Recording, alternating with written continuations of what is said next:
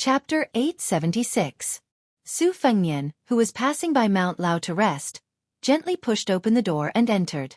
A servant girl helped to close the door, and then she quietly retreated. Su Fengnian sat by the window. The afterglow of the sun shone through the window screen. Unlike the splendor of Mount Lao, this woman's boudoir was very simple and elegant. Other than the 4 treasures of the study, there were not too many miscellaneous items on the table. There was a linglong, carved from an old bamboo root. Large bamboo balls encased small bamboo balls.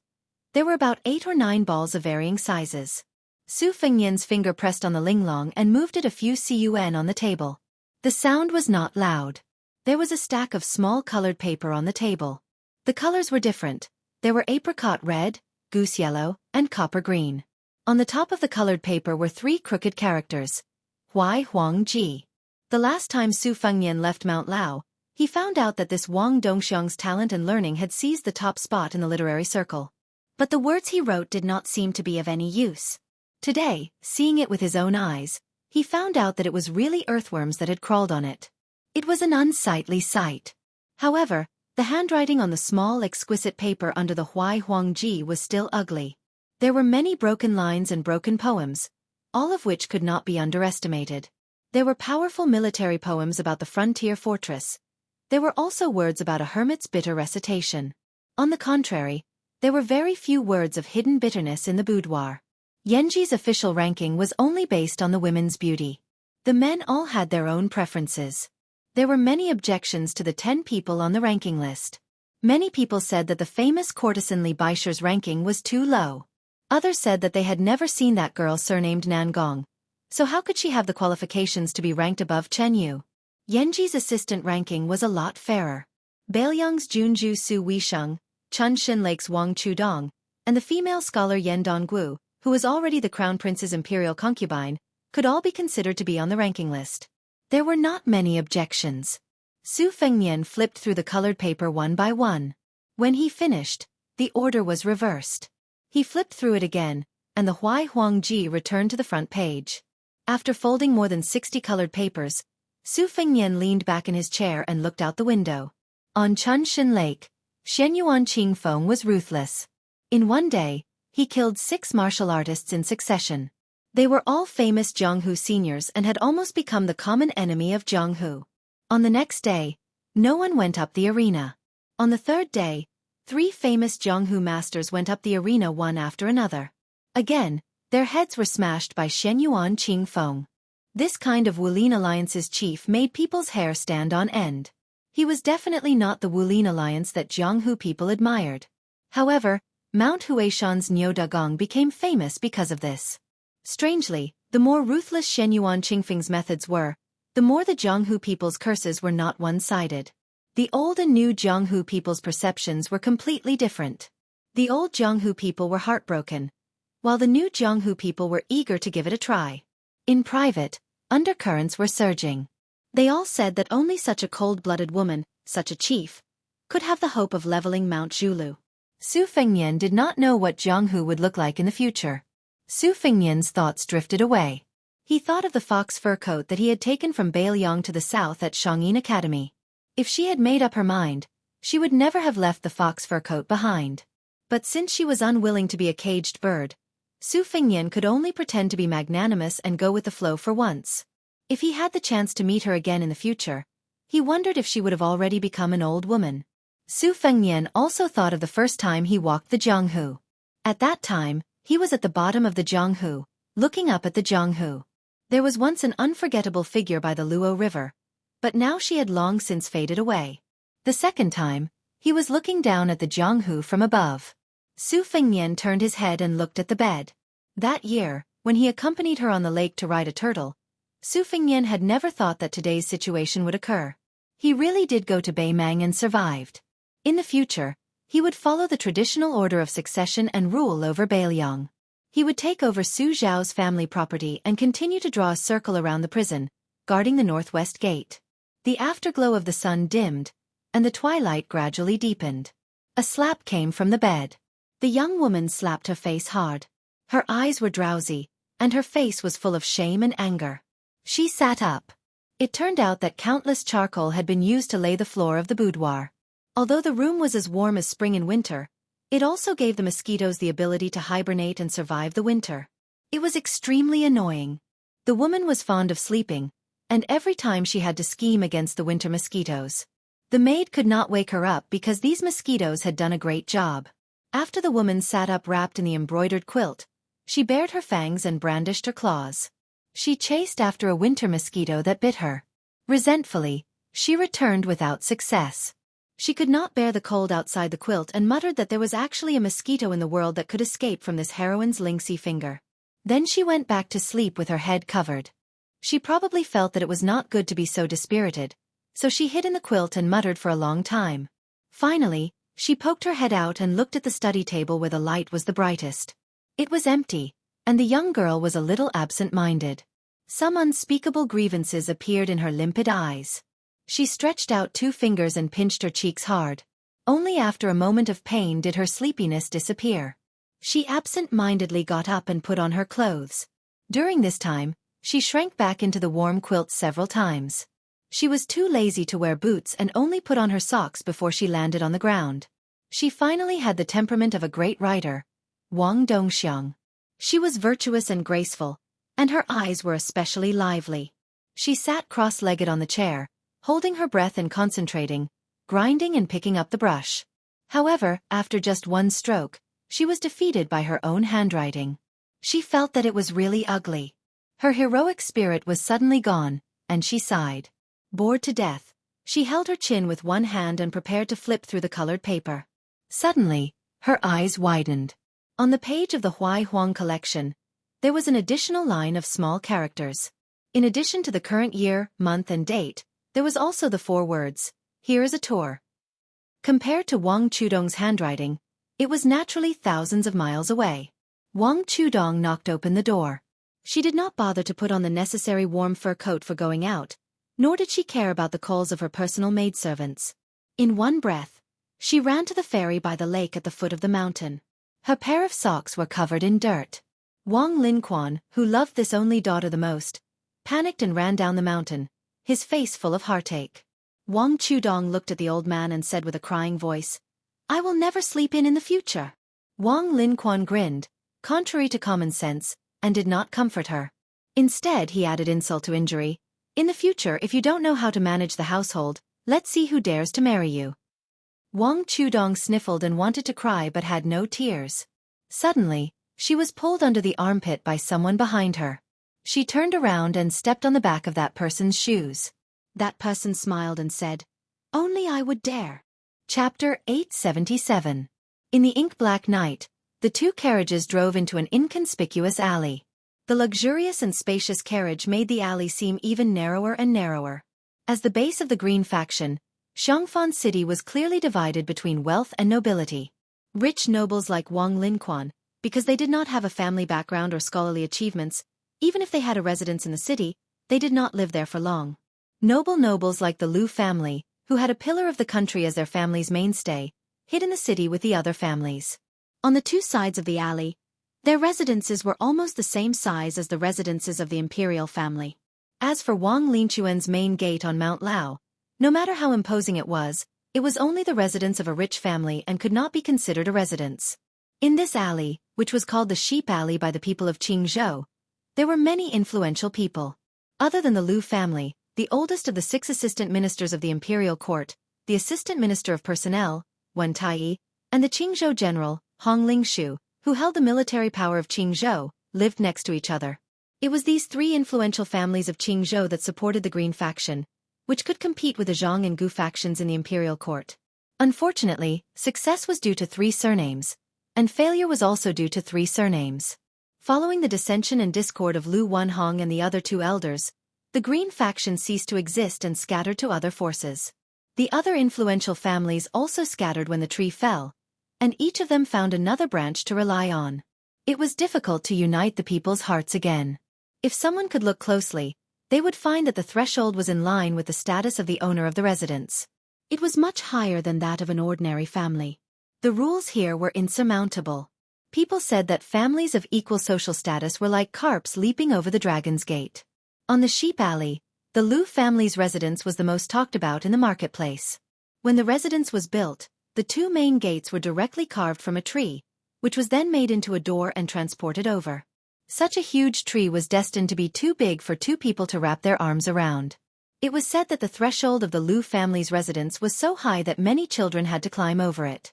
Commoners usually had to take a detour around the sheep house lane. There was no way for them to get close to this alley, so they didn't have the ability to go to the Lu family's front door to investigate. A kind old man with snow-white eyebrows stood at the foot of the steps of the mansion's entrance.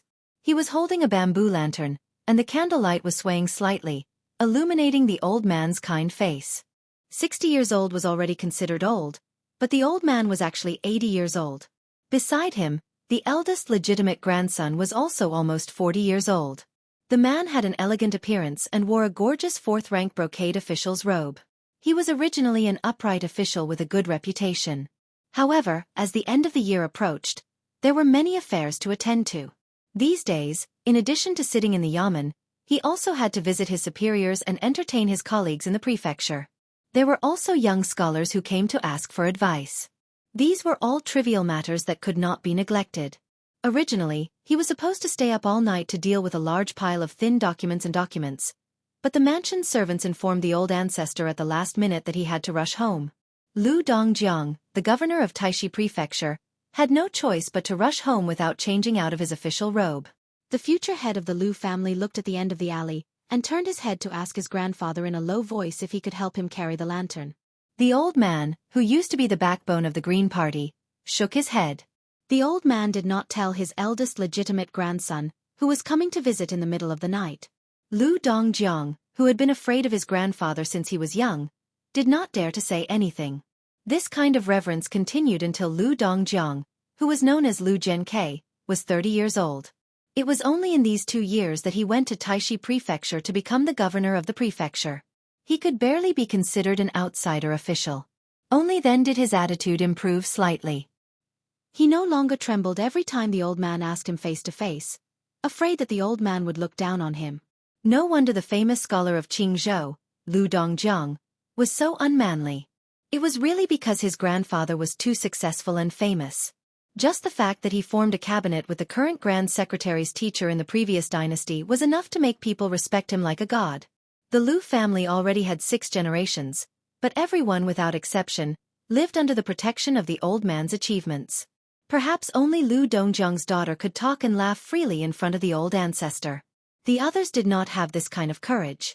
After retiring and returning to his hometown, the old man, who still had the title of Pillar of the State, glanced at the mansion across the alley. It was the old man Wen Tai's mansion. Thinking about it carefully, one was in the imperial court while the other was in the wilderness. They had not seen each other for about 4 to 5 years. It was good that they did not meet each other. At least they could maintain a cordial relationship on the surface, unlike Hong Lingshu, who had to lower her head and raise her head constantly. Instead, they went further and further apart, implicating the descendants of the two families who had a good relationship with each other. Not long ago, they even had a big fight. It was to the extent that the matter reached the young vassal king's side. That young man also knew how to conduct himself. He did not hesitate to use his status as a vassal king to put on a posture of bearing a bramble and asking for punishment. You, the lord of Jianghu, who was watching the fire from the other side of the river, should be punished 50 times. What crime did you commit? To be able to stay in the capital at the age of 70, often working day and night to seek peace for the emperor, he did not feel tired. At this moment, the old man truly felt a little tired. Turning his head to look at the door knocker on the door, Lu Feiqi laughed at himself. He had worked cautiously and conscientiously all his life. So many times, he had made fearful choices in exchange for this green tin knocker, which was not inferior to that of a duke or marquis. Chapter 878. Lu Dongjiang saw that his grandfather was in a rare state of decline and became increasingly uneasy. In the past few years of governing Taishi County, he didn't dare to slack off. His interactions with people were flawless. Currently, the imperial court was bold and decisive, and the imperial examinations were being promoted. Many of the scholars who had been his teacher and student had passed the imperial examinations. While Lu Dongjiang was searching his heart, the old man suddenly raised the lantern in his hand and softly said, "There is a saying that, the more you work, the more vulgar it becomes." It means that once the work is too complicated and loses its original flavor, going too far is as bad as falling short. Being a person is also a principle. No one loathes a smooth and slick person, but no one can sincerely become close friends with such a person, much less share trials and tribulations with them. If you want to get along well with someone, you have to know one or two embarrassing things about that person. Only then will you feel comfortable and at ease. In Taishi County, it's not that you didn't do well, it's that you did too well. You already outshone the trees in the forest. Our Lu family's eldest granddaughter-in-law isn't a bad person. Although she comes from a small family, after coming here, she was able to manage the household with integrity. She doesn't like you to be a womanizer, which is human nature. If you are willing to treat her with respect, that is a good thing. But because of this, you refuse to engage in social engagements, which is incompatible with the entire officialdom. Do you really think that with that little bit of reputation on the surface and one or two myriad people umbrellas when you leave office, you will be able to step on others and be promoted? You may believe that you are a good official and have a clear conscience, but your father left early. Your several uncles are also disappointing. Grandfather has helped them for most of my life, but they still haven't been able to stand up. Don't talk about putting in effort. Just not being a burden is already not easy. Since you will be the head of the family in the future, it will be inevitable that you will have to act like the screen wall behind the E-sect, acting independently and blocking all filth for this family. You can't take things for granted like today. The old man, who rarely spoke at length with his descendants, paused for a moment, his expression bleak.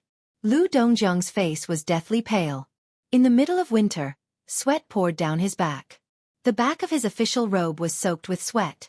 Before seeing the carriage, one could smell the hooves of the horses. Lu Feiqi sighed softly and said, "Officials protect each other." These words don't sound nice, but it shows the true meaning of being an official. Now, the three families of the Green Party are like fire and water. Not only are they pursuing their own futures, but they also look down on each other. How can they go far? In this game of chess in Qingzhou, Grandpa is already powerless to reverse the situation. He has already obtained all the benefits that he should have obtained. It is very difficult to snatch anything from Wen Taiyi and Hong Lingshu's pockets. If Grandpa can't do it, you guys can't snatch food from the tiger's mouth either. But Grandpa can still do one thing before he dies, and that is to take you to another chessboard and sit down.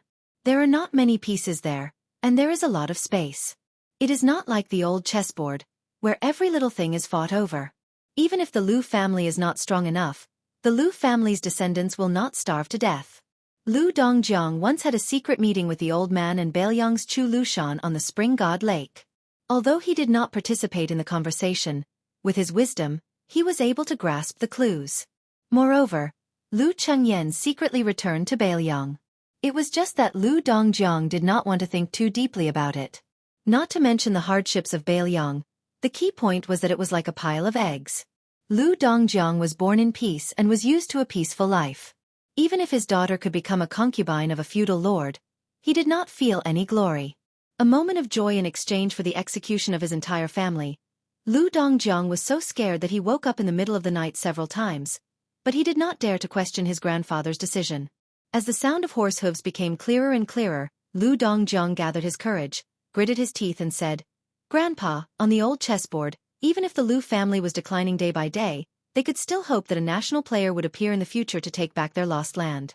But on that chessboard that may collapse someday, no matter who the Lu family's chess player is, they will only end up losing the game.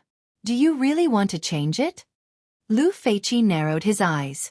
Lu Dongjiang was sweating profusely, but he did not dare to wipe it away. After he said what was on his mind, his imposing manner was greatly reduced. He lowered his head and said, "It is my fault." The old man, who had never thought that he would smile in front of his eldest grandson, would laugh heartily for the first time.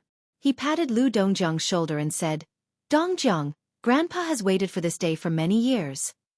Lu Dongjiang suddenly raised his head, his face full of disbelief. Lu Feiqi looked at the dim alley of sheep houses at the end and said with gratification, "Blindly worshipping the past is not good. It is the same as writing poems and being a person. If you don't even have the courage to say no to Grandpa in this lifetime, Grandpa will be very disappointed when he closes his eyes. The reason Grandpa favors Yen is because she is smarter and more tactful than all of you. She knows when to nod and when to shake her head. Grandpa has been in the 3 ministries in the capital all his life and has been kneeled to by so many people. Many of them are now ministers of the 6 ministries. How many words of flattery have Grandpa heard? If he goes to the capital, even Bai Yan will treat him with respect. How can one Tai Yi and Hong Ling Shu compare to your grandpa? Not to mention that one of them has to wag his tail and beg Zhang Julu for pity. When a person eats too much bird's nest and shark's fin, inadvertently eating a home-cooked dish will only increase their appetite. But then again, at Grandpa's age, it is inevitable that his eyesight is blurred. If you ask who is standing 50 steps away, Grandpa will definitely not be able to answer. But when looking at the current situation, Grandpa should be more far-sighted than you. Besides, my gambling skills and luck have always been good. This is my last bet. The heavens will give me some face. The depression that had accumulated in Lu Dongjiang's heart for many years disappeared, and he was in high spirits. The old man smiled and said, "A fine bird chooses a good tree. I'm afraid that the tree is not reliable and changes its allegiance. I'm afraid that the building will collapse. But the atmosphere in Bailiang doesn't look like it is about to decline. It is clearly a situation where the family is becoming more and more prosperous. In the past, the branches were strong and the branches were weak, so it was not easy to climb up to them. But now, the main branch is gradually growing stronger." When Grandpa was on his way back to his hometown, he discussed the world situation with a person surnamed Huang. He said that as long as the family could withstand 2 consecutive trips to the capital, it was worth it for outsiders to bet all their assets. Grandpa deeply agreed with this, which led to tonight's meeting and the subsequent departure of the Lu family from their hometown. The descendants of the Lu family are both good and bad. In the future, there will definitely be people who will rush to Bailiang to take root and become arrogant because of Yan Er's status. As the head of the family, you don't need to restrict them too much. Choose a few members of the Lu family who can't take on important responsibilities and abandon them as pawns. Take the initiative to help the new Prince Liang punish the chickens to warn the monkeys. Bailiang will most likely remember this old favor. If you want the bonsai in the garden to look good, you have to cut it. You have to make a choice. There is no such thing as a good thing in the world that you can't let go of. Lu Dongjiang was both frightened and enlightened. He said, "I will definitely remember this in my heart." The old man, who had been holding the lantern all this time, narrowed his eyes and did his best to look at the carriage that was gradually approaching. His original gentle tone became a little more hurried. Grandpa really hopes that in the future, when there is a political crisis, the Lu family will have an old man like Grandpa who can dispel the fog and give advice to the descendants. This is Grandpa's greatest wish. Lu Dongjiang's expression suddenly changed dramatically. He said sadly, "Grandpa, you're not coming with us to Bailiang?" The old man sighed and finally slowly handed the lantern in his hand to his grandson. He smiled and said, "The Lu family has a new master, but someone has to give the old master an explanation. What is started must be finished. This is also a kind of sacrifice. Besides, it's the Qingming festival, and the tomb is empty. It's not right." Lu Dongjiang took the lantern, which was actually light, but it was as heavy as 10,000 caddies. After the old man handed the lantern over, he seemed to be both disappointed and relieved. He didn't turn his head. He just pointed at the eaves of the mansion behind him and said in a low voice, "Remember one thing. When you are under someone else's eaves, it is your duty to lower your head and do things. But don't forget to raise your head and do things. Because this is a duty that we can't abandon from the moment we were born." The old man quietly straightened his back and looked at the king of Bailiang, who was walking down from the carriage. Back then, the young general refused to admit defeat after he had used up all his capital. In order to make a comeback, he begged a group of high-ranking cabinet elders for soldiers and horses. He stood in the torrential rain from dawn to dusk. And he, Lu Feiqi, was one of the cabinet elders back then. The old man, who no longer had a lantern in his hand, slowly closed his eyes with a smile on his face. Lu Dongjiang turned pale with fright. He hurried forward to support the old ancestor of the Lu family, who was falling backward. He immediately burst into tears. The lantern in his hand fell heavily to the ground. The man died and the lantern went out. Chapter 879. Nearly 15,000 words. If you break it up, it'll be 5 chapters. But I won't play this kind of pointless trick, so I still owe 5 chapters this month. I'll pay it back slowly. P.S. This chapter can be considered a major turning point between Jianghu and the imperial court. Su Fengnian didn't expect that as soon as he got off the carriage, he would be met with such a sudden grievous news. Fortunately, the eldest grandson of the Lu family, who was his future father-in-law, wasn't a pedantic, inflexible scholar. He quickly carried the ancestor on his back and led them secretly into the mansion through a side door. The Lu family's threshold was indeed much higher than that of an ordinary official's residence. The ground inside the mansion was also much higher than the alley outside. Bypassing the specially bestowed colored glazed screen wall, they didn't take the main road. Instead, they headed west and chose one of the 6 side roads. High and noble families had rules and regulations. Not only were the eaves of the side roads a few inches lower, the courtyard gates and the ground were also a full 3 feet lower than the main road. Usually, it was the servants who walked on these side roads. So many of the eldest sons and grandsons of the powerful families, from young to old, would never walk on this side road in their entire lives. Because of the meeting with Bailiang Su Xiao and his party tonight, the odd job workers were forbidden to go out after nightfall. They were even exempted from the duty of guarding the courtyard at night. However, there were many side rooms in the mansion and officials' aides who might not scrupulously abide by the rules. Xianxia City also had an unusually large number of brothels.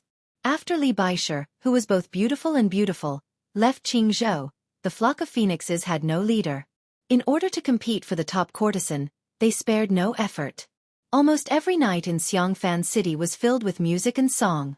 Fortunately, the Lu and Wen clans, which faced each other, were close to the end of the alley between the sheep houses.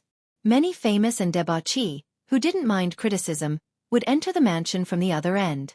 Old Assistant Minister Wen Tai, who held the power to promote and demote all the officials in the world, had returned home many years ago to visit his relatives and pay respects to the graves. He had cursed the foul atmosphere, and only then did the sheep house alleyway become peaceful for a period of time. When Assistant Minister Wen returned to the capital, his ignorant and incompetent great-grandson, who had not yet reached the age of 20, was the first to return home with 2 courtesans from the brothel.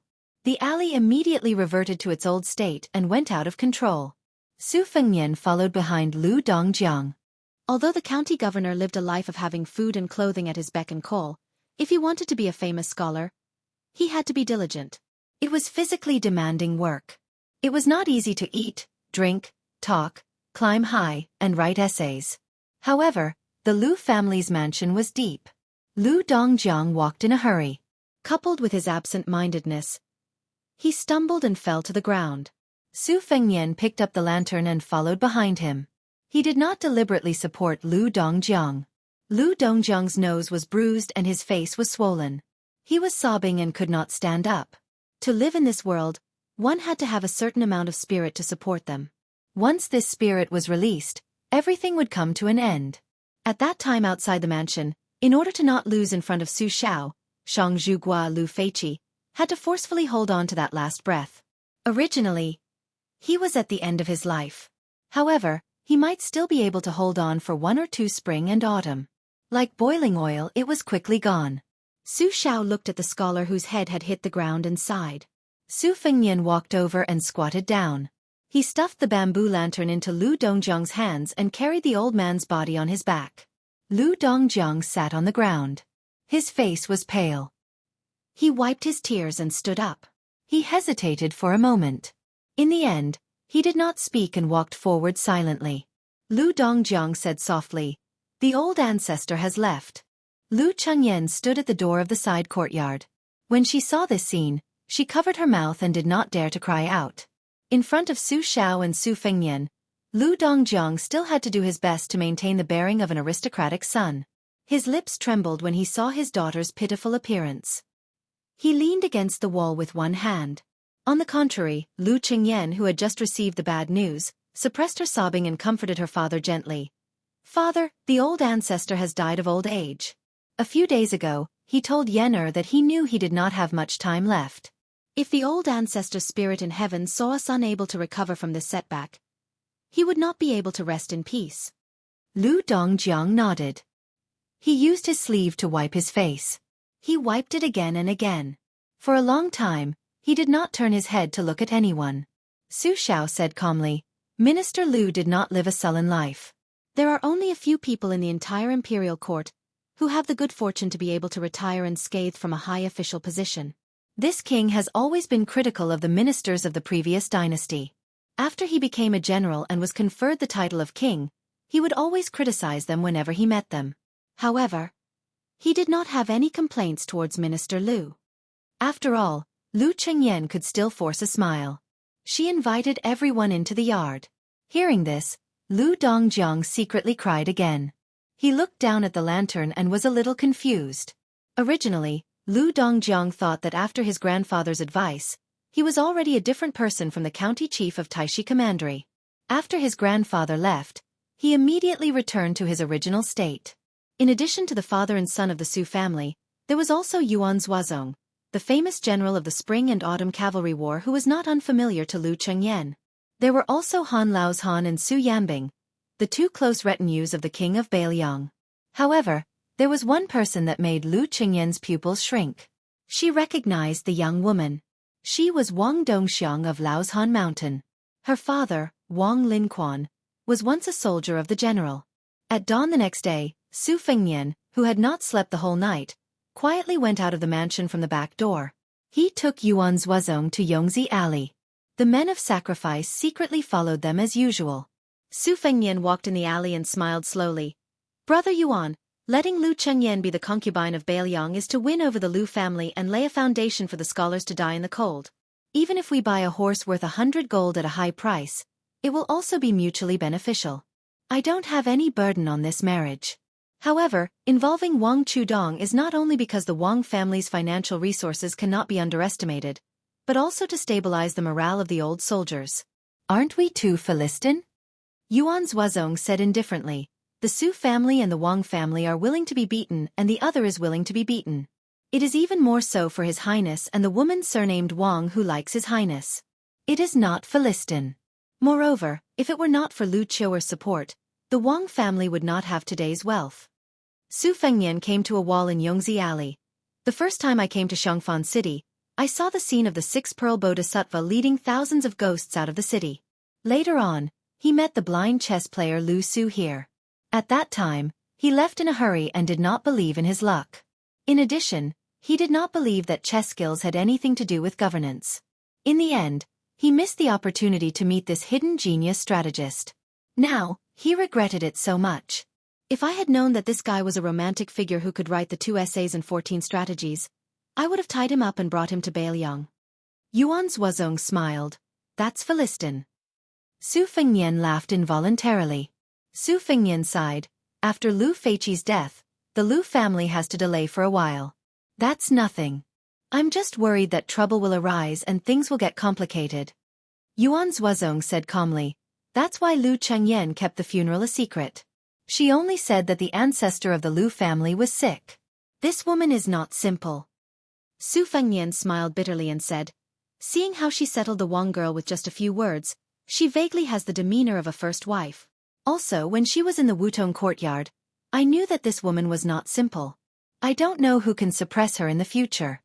Yuan Zuozong nodded seriously. The princess candidate should be decided as soon as possible.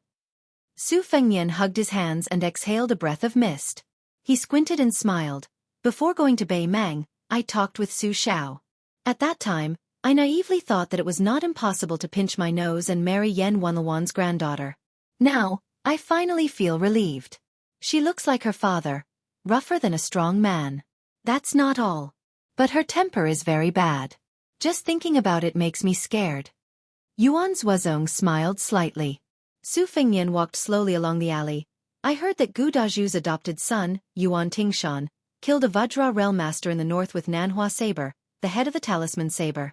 Tuoba Chun, son of Bei Mang, also killed a Xian finger realm master in Vajra realm. Every dog has its day. If you meet them now, you will be chased by them for 10 blocks. Yuan Zuozong said, Your Highness, Gu Zhentang became the Minister of War because of his saber skills. But because of his saber skills, he can't go further in the court. He is too arrogant. As a general, he is almost invincible in war. But as an official, he is barely satisfactory. The problem is that Gu Zhentang knows that he is not as good as his adoptive father, but he can't change his character. If he does, it will damage his cultivation. Su Fengnian turned his head and smiled. Brother Yuan, are you reminding me that I can't have the best of both worlds? If I want to be a good king of Bailiang, I shouldn't be obsessed with martial arts. Yuan Zhuozong nodded solemnly. Su Fengnian was silent. When they were about to turn out of Yongzi Alley, he suddenly said, Brother Yuan, you probably know my temperament. Sometimes I can't change my mind. If I go the wrong way, no one will be willing to blame me. You must remind me. If you can't persuade me, you must hit me to wake me up. Yuan Zhuozong still said meticulously, It's difficult. Your Highness will be the king of Bailiang in the future. Even if I dare to offend you, I'm afraid that your Highness will not let me kill the enemy. It's really a helpless thing. Brother Yuan, can you not be so serious when you tell a joke in the future? It's difficult. Brother Yuan, I'm helpless right now. When the two walked out of the alley, their sight suddenly became clear. There were many hawkers selling food along the street. They would not get up early if there was no profit.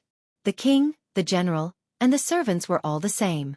Su Fengnian looked at the gradually bustling street and said softly, In fact, Lu Dongjiang and Lu Qingyan also know that if it weren't for the lieutenant who was humble under the eyes of the cabinet, Su Xiao, the king of Bailiang, whose power is far above the Lu family, the old ancestor of the Lu family had already used up his remaining energy and spirit, he wouldn't have died so hastily. If it's the Su family who forced Lu Feiqi to death, it's not wrong to put the blame on us. I'm afraid that Lu Chengyan can endure this resentment, but Lu Dongjiang may not be able to. It's difficult for an upright official to solve a family dispute. If there is a time when he puts righteousness before family, he will be in a difficult position. Chapter 880. Yuan Zhuozong said with a smile, It's not a big deal for Chu Lushan to be the villain in the future. The Lu family will definitely not be convinced. Why not let Yuan Zhuozong be the villain? Then they will be convinced. Su Fengnian shook his head. Su Fengnian rubbed his cheeks. Huang Longshi, Sun Ping, my master, Yuan Benqi, Nailan Yusi, Zhang Julu, and Lu Feiqi who passed away yesterday have all added color to the scholars in the world. Brother Yuan, you probably don't count.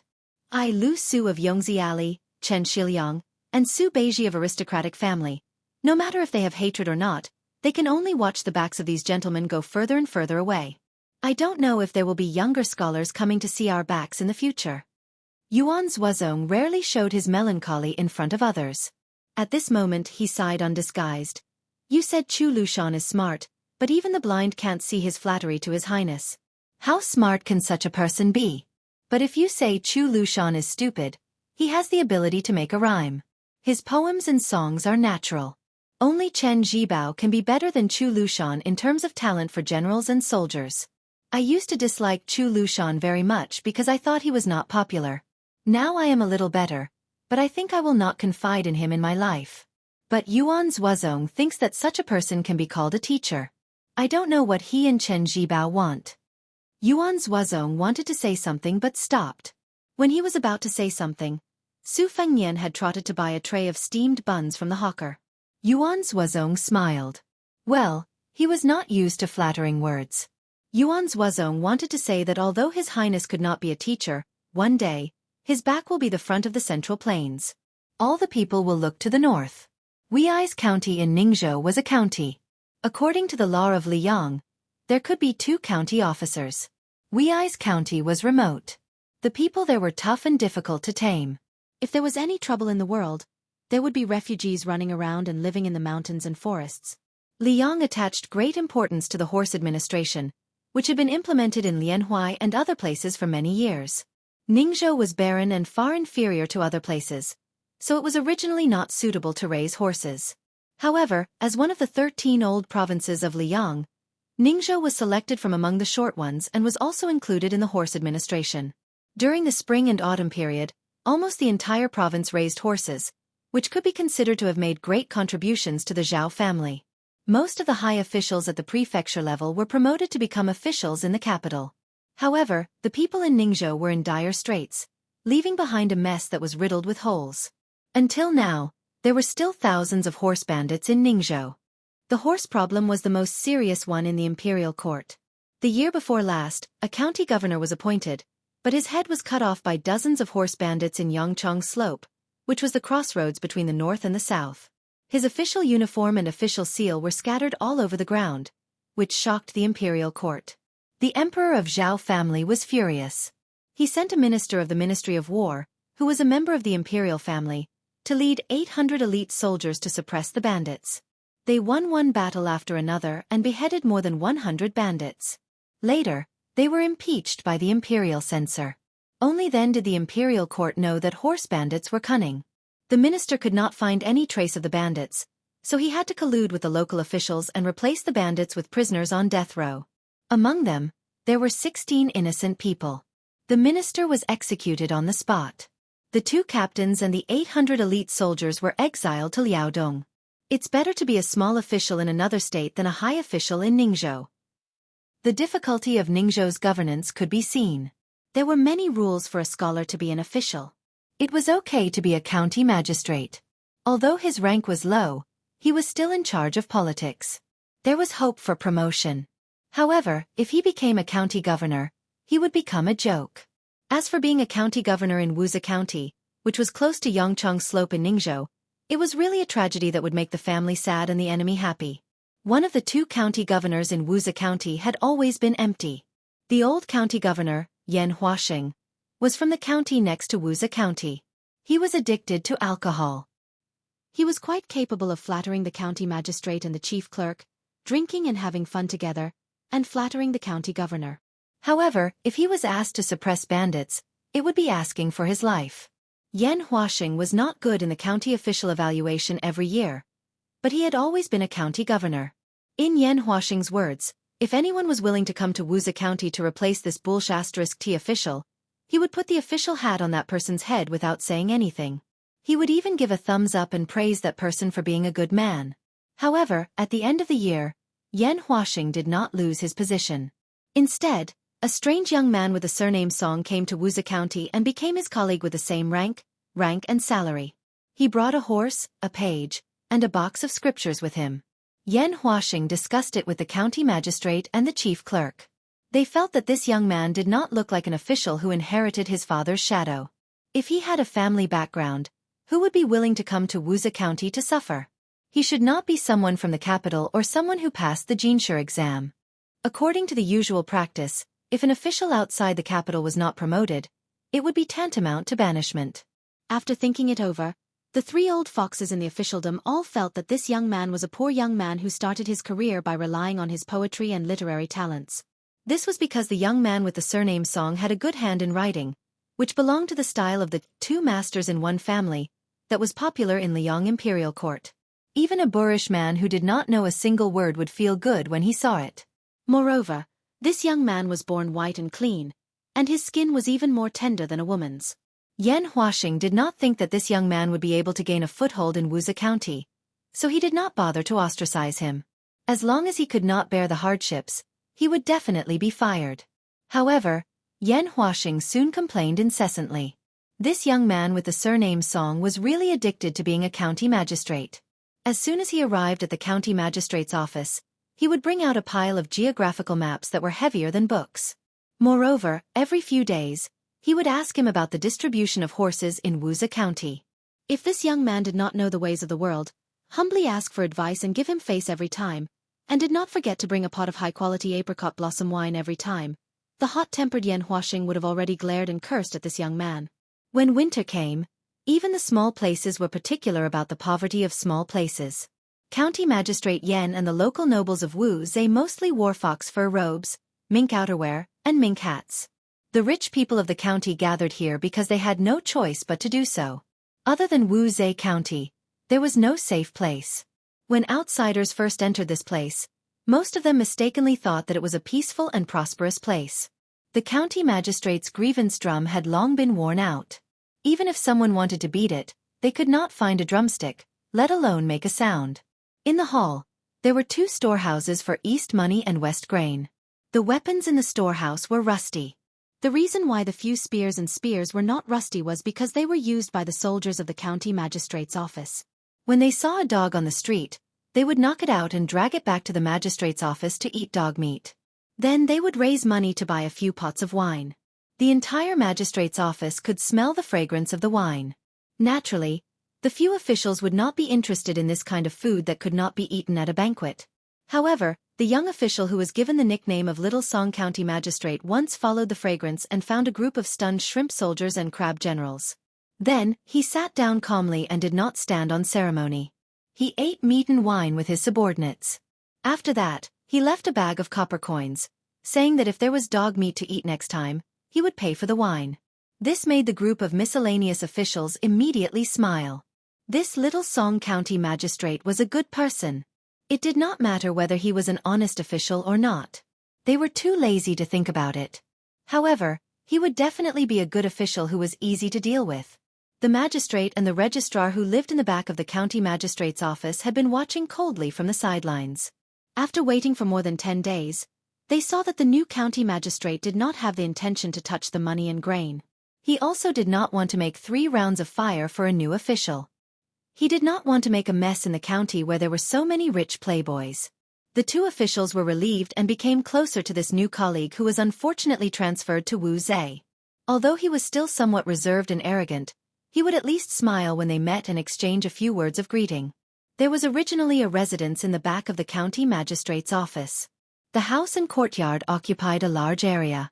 However, it had long been occupied by the brother-in-law of the county magistrate and refused to move.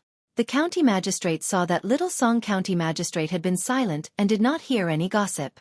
It should be known that although a sparrow was small, it had all the essentials. There were so many small ears and gossips in the county magistrate's office that it could not hide any secrets.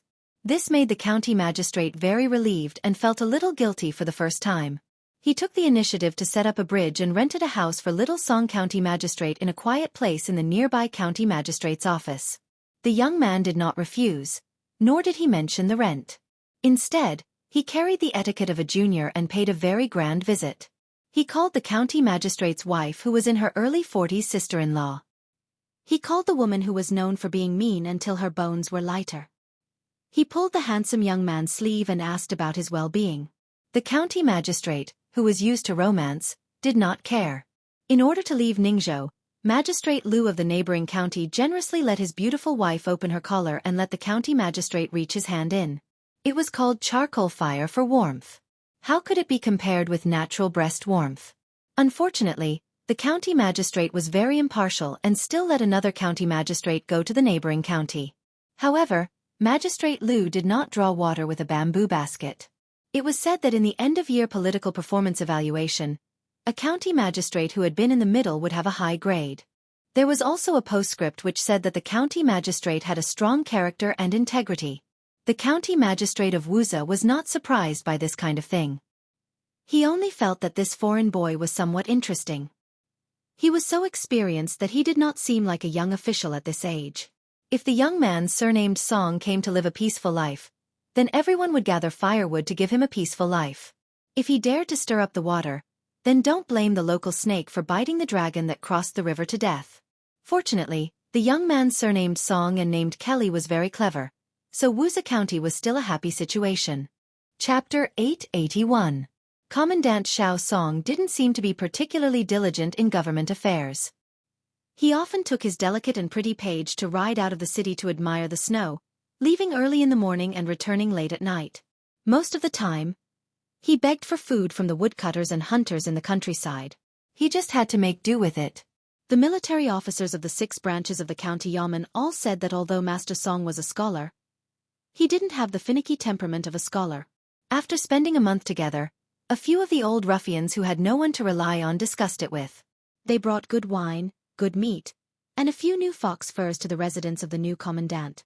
Within a few days, these ruffians began to take a dozen or so of their trusted brothers to openly take up the job of guarding the largest brothel in the city. The ruffians, who had been taken over by a turtle dove, flew into a rage out of humiliation. Even the women in Wuxia County were valiant. Everyone had connections with the 7 or 8 ants in the mountains and forests, so there was no saying that the people didn't fight with the officials. The 2 sides fought on the street. If this kind of dispute was handled in the past, the county yamen would let the officials settle the matter and then each of them would find their parents' backers to sit down and drink wine, eat meat, give gifts, and talk about friendship. Whoever's backer had more weight would win. However, it was true that Commandant Xiao Song was easy to talk to, and he was quite protective of his own people. He waved his hand and ordered the brothers of the torture chamber to hold spears and put on armor to support the barracks. Although these guys looked no different from bandits without their official skins, their helmets were crooked and their spears were rusty. When Commandant Xiao Song ordered them around, he didn't have the habit of moving his mouth or running his legs off like a military officer. Without another word, he took out the salary that he had just received and gave it to the torture chamber. As a result, the ruffians, who didn't have the advantage in numbers, were beaten until they cried for their parents. There were countless onlookers on the noisy street, and they all felt that the scene was new. Although many people felt that the new commandant was jackals of the same lair as the old officials and they sneered in their hearts. After all, the whole city knew about Commandant Xiao Song's reputation. Later, a local ruffian who was a disciple of a big gang in Ningzhou came out in person. He wrapped a knife in cotton cloth and swaggered through the streets. The underlings encouraged him and threatened that their big brother would go to the house to ask for an explanation. However, after this hero, who was nicknamed Desperate Lu Lang in Wuxia County, entered the house, 2 hours later, he came back drunk and smelled of alcohol. He held a bamboo skewer in his mouth and sliced meat. When others asked him about it, he just smiled and did not say anything. 3 days later, everyone suddenly realized that the officials and bandits were in the same nest. Lu Lang was recruited into the torture chamber by the county commandant and became a small leader. He did not take away anyone's position. Instead, it was the county commandant who added another position. As a result, not only did the people of Wuxia County know about the young official surnamed Song's family, but they also knew that this guy's table manners were very ugly. Unexpectedly, County Commandant Song overstepped his authority. The county commandant and the old county commandant did not say anything. Only the close relatives of the two families knew that the county commandant, who liked to be elegant, had a new calligraphy and painting hanging in his house. Master Yan's son, who was an ordinary scholar and was the county commandant next door, somehow wrote a response essay for the county commandant. This was a rare scene of newlyweds in the officialdom. Wuxia County Commandant Song had no choice but to start paying attention to this young county commandant Song. As it was nearing the end of the year, there was an endless stream of rich people who went to the house to send gifts. Song did not refuse any of them. Just the gifts he received were enough to make him a fortune. However, everyone knew that these gifts were not for nothing. Favors should be returned. In the future, they would have to return them one by one. If they did not return the favor, they would be breaking the rules. Even if it was a light punishment, they still did not know the rules. Although Wuxia County Commandant was a small county, there were many trivial matters. Song Kelly was a secondary 9th-rank county commandant and an official who specialized in dealing with troublesome matters. He would be in for a lot of trouble in the future. However, the situation was quickly broken. It was so fast that it could be said that it was like a sudden clap of thunder.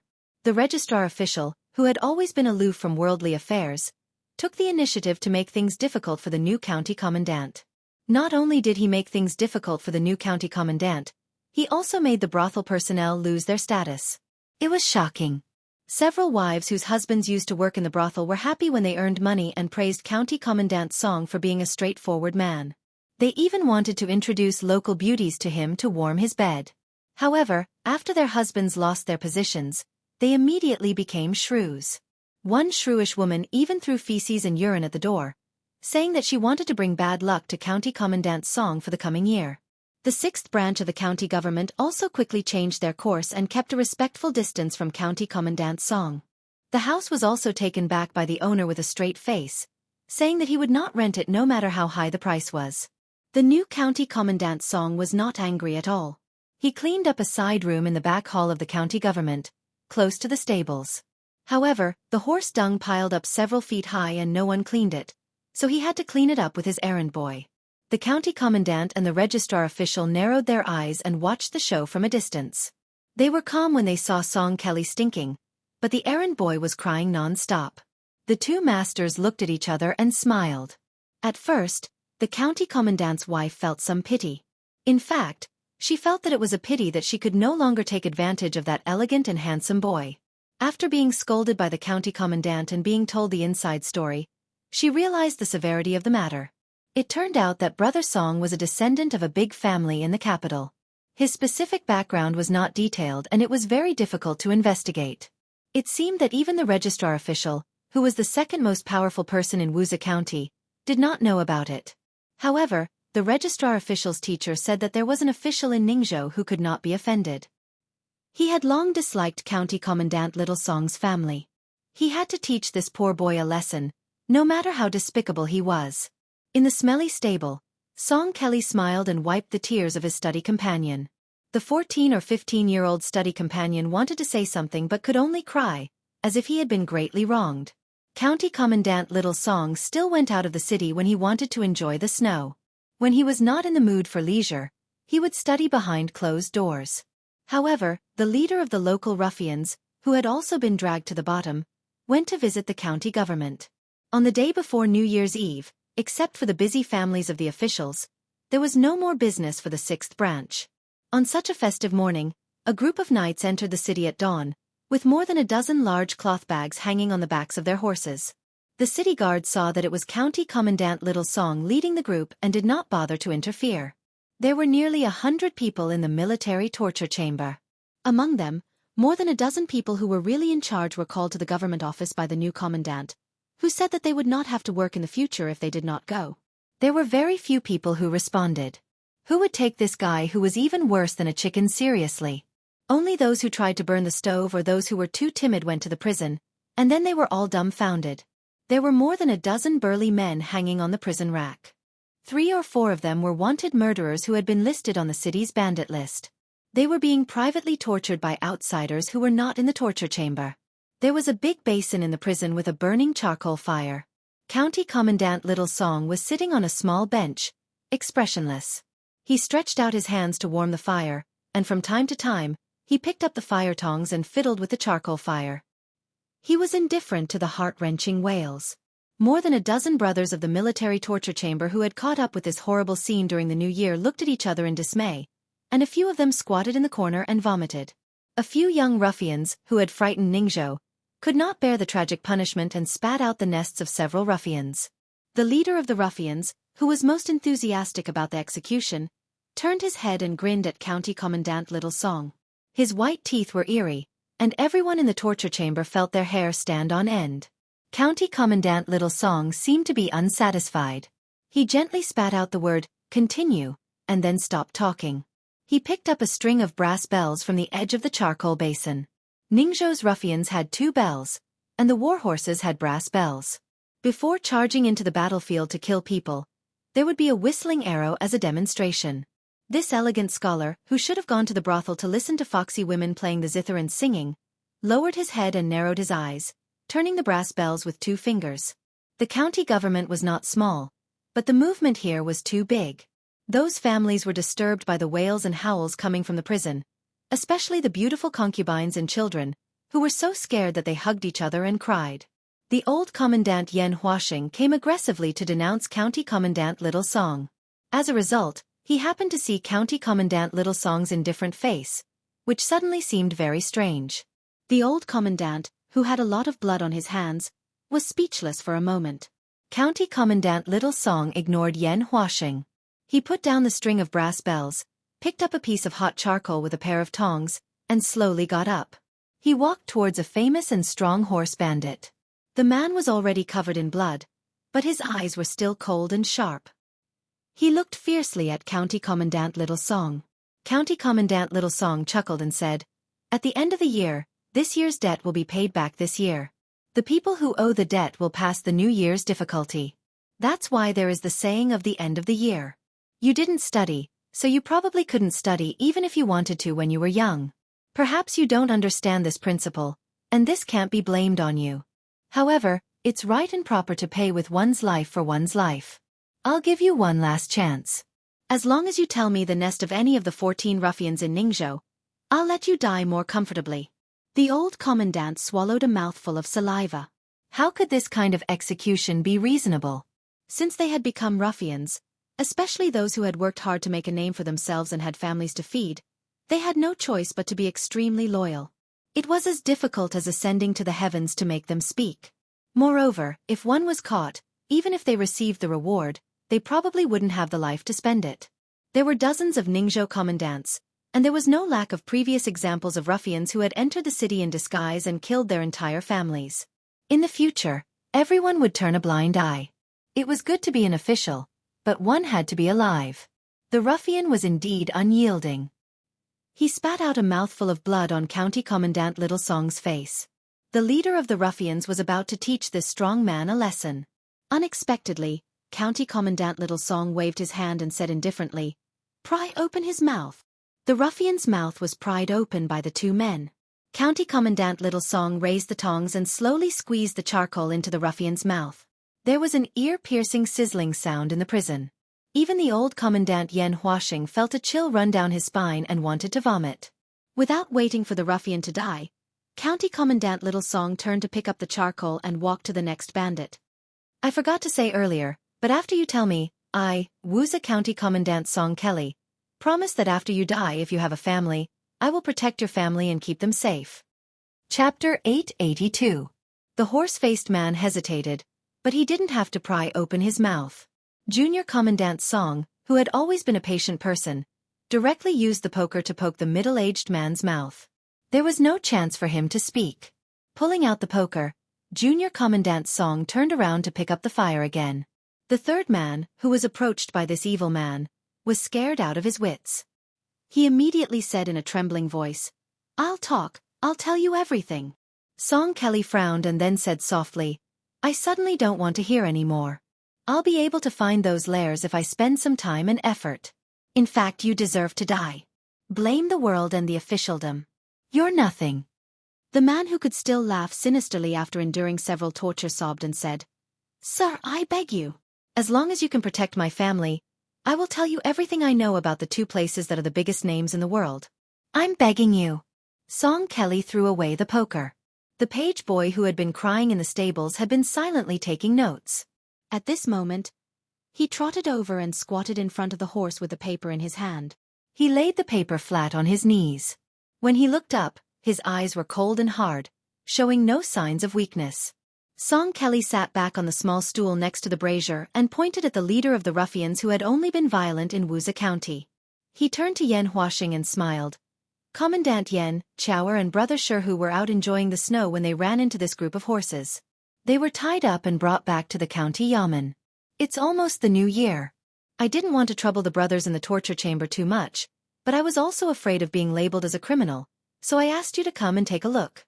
But tomorrow, the bodies of these bandits will be hung on the city wall, so I'll have to trouble the torture chamber.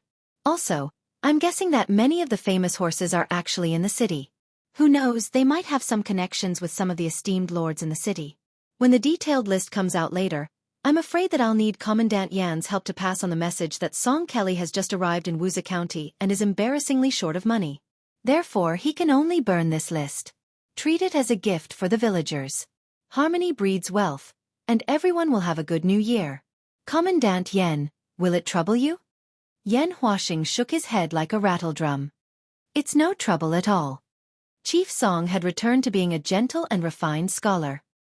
He said with a pleasant expression, "I've also informed Chief Yan that Song Kelly will not be spending the new year at the county yamen. He has already asked Brother Sherhu to rent a small house on Taoran Street." Xianxia, who originally thought that he was about to stir up trouble again, felt his heart tighten. However, when he heard that it was such a small matter, he felt relieved. He immediately squeezed out a smile and said, "It's fine, it's fine. I'll pay Commandant Song a visit later. If the New Year's Eve dinner isn't ready, I have a chef that I know. His culinary skills aren't bad, and he's ranked among the top in Wuxia County. I'll have him cook for Commandant Song tomorrow." With the horse gang's good start, the prison finally quieted down. The errand boy wrote quickly and finished recording. Without waiting for his master to say anything, he took out a piece of paper and wrote a relatively simple list. After he finished writing, he blew on the ink gently and handed it to the old commandant, who had a complicated expression on his face. Commandant Xiao Song slowly stood up. Everyone in the torture chamber took a few steps back in fright. Chief Song said softly, "Today's matter can be considered a confidential matter between the county yamen and the torture chamber. Brothers, just take it seriously." The group of people nodded vigorously. Only then did Chief Song look at Xianxia. "See Chief Yan off." Xianxia hurriedly said, "No need." However, Song Kelly still saw him off to the gate of the prison. When he turned back, there were only a few trusted brothers who had exchanged their lives with Brother Sherhu, as well as a handsome young errand boy who impressed Brother Sherhu. Brother Sherhu looked at him inquiringly. Song Kelly nodded.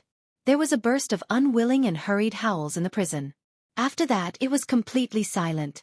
Standing in the stinking room full of corpses, Song Kelly asked, "Can you really find 40 or so clean bandits in Jianghu?" Brother Sherhu rubbed his hands and chuckled. "Don't worry, Chief Song. Although I don't have many connections in Ningzhou, they are very reliable. Those people were originally outlaws with similar moral integrity. Back then, I accidentally saved their leader, so they owe me. Besides, I don't want them to work for free. As long as they are paid well, they will even try to kill their way into the government office, let alone killing horse gang in the mountains for rewards. Other places would never dare to do this, but Ningzhou is different. Officials are not bosses, but bandits are." Song Kelly nodded and smiled. "Don't worry. In the future, whether there is 1 or 2 commandants in Wuxia County, there will be a seat for you." Brother Sherhu shook his head and smiled. "Getting an official position and showing off is another matter. The main thing is to work for you, Chief Song. In one word, it is delightful. Not long ago, a wandering fortune-teller told me that the great benefactor in my life would be surnamed Song. Damn it, he didn't lie to me. At that time, I was not willing to give him a reward. Now I feel very guilty." Song Kelly did not comment. "Tomorrow is New Year's Eve. Brother Sher, do you want to stay up late with me?" Brother Sherhu said casually, "That would be great." After Brother Sherhu and the others left, only Song Kelly and the young attendant were left in the prison. Song Kelly looked at a corpse and said to himself, "There are many troublesome things that have to be dealt with at the root. It is difficult to do, but someone has to do it. If it is done well, the worst-case scenario is that no one in Ningzhou will be willing to be a horse gang in the future. You have to die. Someone has to do it, and someone has to die." The attendant asked softly, "Young master, with your skills, why would you need to use the grassy stone tiger to deal with these dozen or so bandits? Even if you go to a horse gang's nest, you can kill your way in and out a few times." Song Kelly smiled gently. "Rules are the most important. If you don't follow the rules in everything and try to take shortcuts, you will provoke opponents who are even more unruly than you. There is an old saying that it is difficult to not get your shoes wet if you walk by the river. This is the reason. If you do things in the martial world, your shoes will get wet sooner or later. A rank 3 expert was killed by a rank 2 master, a master was killed by a rank 1, a Vajra was killed by a Xian finger, and a Xian finger was killed by a heavenly elephant. Everything has its weakness. No one can escape. Since I am an official, it is like watching the martial world on a boat. The difficult part is that I can't rely on luck. The difficult part is that I can't get off the boat and walk by the river. For example, the Chief Minister Liang Luan is targeting me because he is an official. He didn't break any rules, so I, Song Kelly, will accept it. If I can't, it means that my cultivation is not good enough. I can only endure it. If I can accept it, it means that I have a firm foothold in Wuxia County. I can slowly work my way up. Killing bandits is the duty of a captain. Because I didn't break any rules, my path to promotion will not be narrowed." The errand boy pouted and sighed. "Young master, but you are only at the 9th level of secondary class now. How many years will it take for you to become an important official of the 3rd level of secondary class like your master?" Song Kelly knocked on the young man's head. His eyes were warm as he scolded, "I just told you the word accumulation, and you already forgot?" The young man nodded and smiled. The young man suddenly said softly, "That Sherhu is so stupid." He didn't see that the fortune-teller was young master in disguise. Song Kelly, who had already started a series of meticulous plans in Wuxia County, laughed it off. Song Kelly asked the young man to sit on a small stool while he squatted casually and reached out to warm himself. He murmured, "It seems that someone in the capital knows that I am here and has started to do something. It is strange that no one has helped the Song family in their hour of need. However, the Song family is already in such dire straits. Why would someone still care about a mere captain?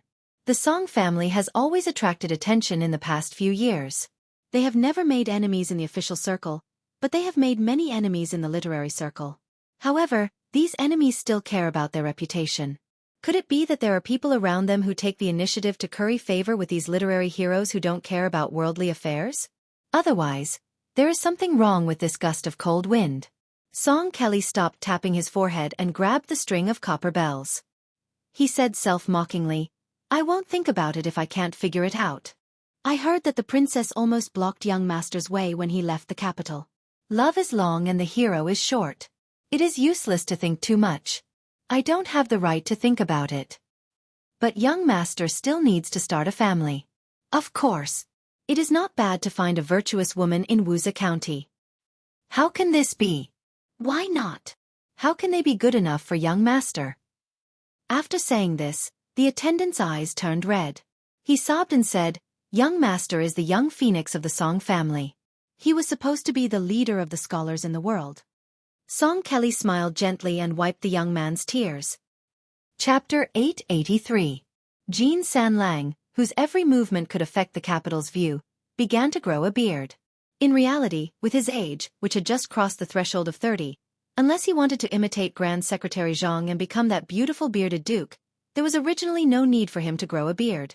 However, after he became the Imperial College's Right Chancellor and was able to work together with the current great scholar of Confucianism, Yao Baifeng, Jean Lanting felt that there was a need to grow a beard to show his ambition. Madame Su, whose wife relied on her husband's noble orders, had to help her husband trim his beard almost every day, striving for perfection. Jean Lanting rose up from the small counties and counties within Bailiang's jurisdiction.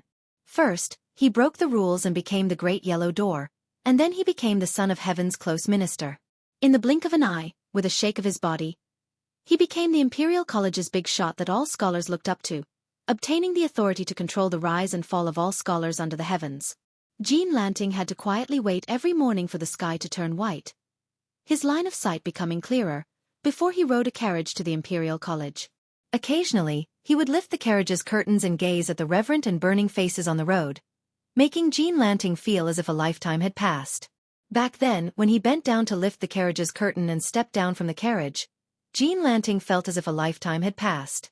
Back then, when he met people, he would give them handmade proclamations, but almost no one was willing to accept them. Now, countless people wanted them, yet Jean Lanting didn't want to give them the slightest bit. However, Jean Lanting didn't become complacent. After living in the capital for more than 2 years, he had seen many farces of sudden wealth and sudden loss of power. For example, the Song family's 3 outstanding talents, 2 senior and junior teachers died of anger and 1 resigned from his position. The Song family's young phoenix, who used to need Jean Lanting's milk to curry favor with, completely faded out of the court's view. The more Jean Lanting knew about the treacherous situation in the imperial court, the more he cherished the few nobles he had when he was dormant and bowing his head. The former left Chancellor Huan Wen, who was a pillar of the nation, was rarely willing to accept the proclamations he sent. Now, he had become the Grand Secretary of the Wan Ting Court, replacing the leader of the remnant party, Sun Shiji, and was honorably promoted to the left servant Shi of the province. There was one more person Jean Lanting had never revealed on the surface. Even when he was beside Madame Su, the woman who shared the same bed as him, he didn't mention a word of this person. Jean Lanting clearly remembered that morning's court session, when he was rolling his eyes and ridiculing him along the way. It was only that senior who also came from the Yellow Door who patted him on the shoulder and said something extremely heartwarming. A gentleman would die for his bosom friend. As for the King of Bailiang's recommendation letter, Jean Lanting avoided talking about it. In private, he regarded it as his reverse scale. If anyone was tactless enough to mention this matter to him, regardless of whether you were the son of a minister or a descendant of a general, Jean Lanting would immediately leave in a huff of anger on the spot, breaking off all relations and never laughing with Xianxia again. Moreover, Jean Lanting had never felt that lame Su had any merit in recommending him. The world's orthodoxy was in the house of Zhao. Even if you, whose surname is Su, were bestowed the title of king with a different surname, even if the throne was hereditary, how many generations of glory, splendor, wealth and rank could you last? Casually flipping through the history books, even if those aristocratic families had the iron scroll of death for those who are not guilty of treason in their homes, weren't they still casually found by the emperor to be guilty of treason and implicated 9 generations of their families? Saying goodbye to the old year and moving to a new residence, a double blessing came at the same time. The Right Chancellor's residence was changed to a new one that was bestowed by the emperor. It used to be the residence of a Li Yang imperial family member. 200 years ago in Great An City, it was extremely glorious. Because it had lost its hereditary title and was given the title of general, Living in this first-class residence was somewhat suspicious. However, since they were members of the imperial family who hadn't committed any major crimes, it wasn't easy to get them to move out. Fortunately, when they heard that Jean San Lang of the Imperial College was moving in, their face shone brightly. They also privately received a large sum of silver from the Imperial Palace, so they conveniently moved out. The current emperor was thrifty, so the dishes made in the imperial kitchen were just decorations. Later on, it was the empress who suggested that there be a meal list. Every day, the meal list would point out that a certain item was to be bestowed to a certain person. For example, the head of the internal court, the princes and princesses, the powerful officials in the court, and the generals in the capital were all expected to be bestowed. Today, a grand eunuch personally carried a rosewood meal box wrapped in yellow satin to keep warm and came to the new residence of Jean San Lang. Jean Lanting didn't leave anything behind and finally begged the grand eunuch to let him keep the pair of ebony chopsticks that wasn't considered a valuable item. A grand eunuch was secretly stuffed into the grand eunuch's sleeve. The skin was golden and dazzling, and the meat was as fine as fat. What was most rare was that there was a scene of a yellow jade coexisting at the top. Without needing to look at it closely, just by casually playing with it, one would know that it wasn't an ordinary item. The grand eunuch leaving a pair of chopsticks behind wasn't something that overstepped his boundaries. However, if the news of Jean San Lang gifting an item that he liked spread out, not only would it not attract the stain of corruption, but it would also greatly improve his reputation. How could the grand eunuch not smile from ear to ear? She felt more comfortable looking at this right chancellor, who was nearing 30 and had the potential to enter the ranks of cabinet elders. Giving away a piece of ancestral jade pendant and leaving behind a pair of ebony chopsticks that were only worth a few taels of silver, Madame Sue's heart hurt. In the past, in the county, she relied on the power of her paternal family and had to pull on the ears and scold people. Now, she did not dare to do so. After growing a beard, Jean Lanting looked slightly older. Madame Sue carefully asked, "San Lang, why not go visit the Grand Secretary at the end of the year? San Lang is close to Tantanon, and this left servant Shi Daran and the Grand Secretary came from the same sect. They have been close friends for most of their lives. If San Lang goes to visit, no one will say anything." Jean Lanting said impatiently, "Women, what are you talking about?" Madame Sue smiled angrily. She gathered her courage and did not dare to talk back in the end. In the past, when father and mother saw this husband of a little Sher family, they did not have good expressions. Now that the family had moved to Great Peace City, which was right under the Son of Heaven's feet, they could only bow and bend their knees. Madame Sue also tried to curry favor on the bed, but San Lang's arrogance grew. Madame Sue always felt that the way he looked at her was no different from how he looked at a servant or a servant girl.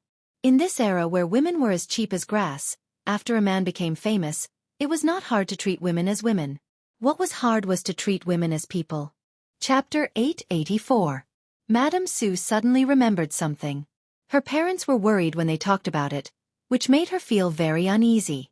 She had just gotten her hands on the riches and honor, but she didn't want to lose it just like that.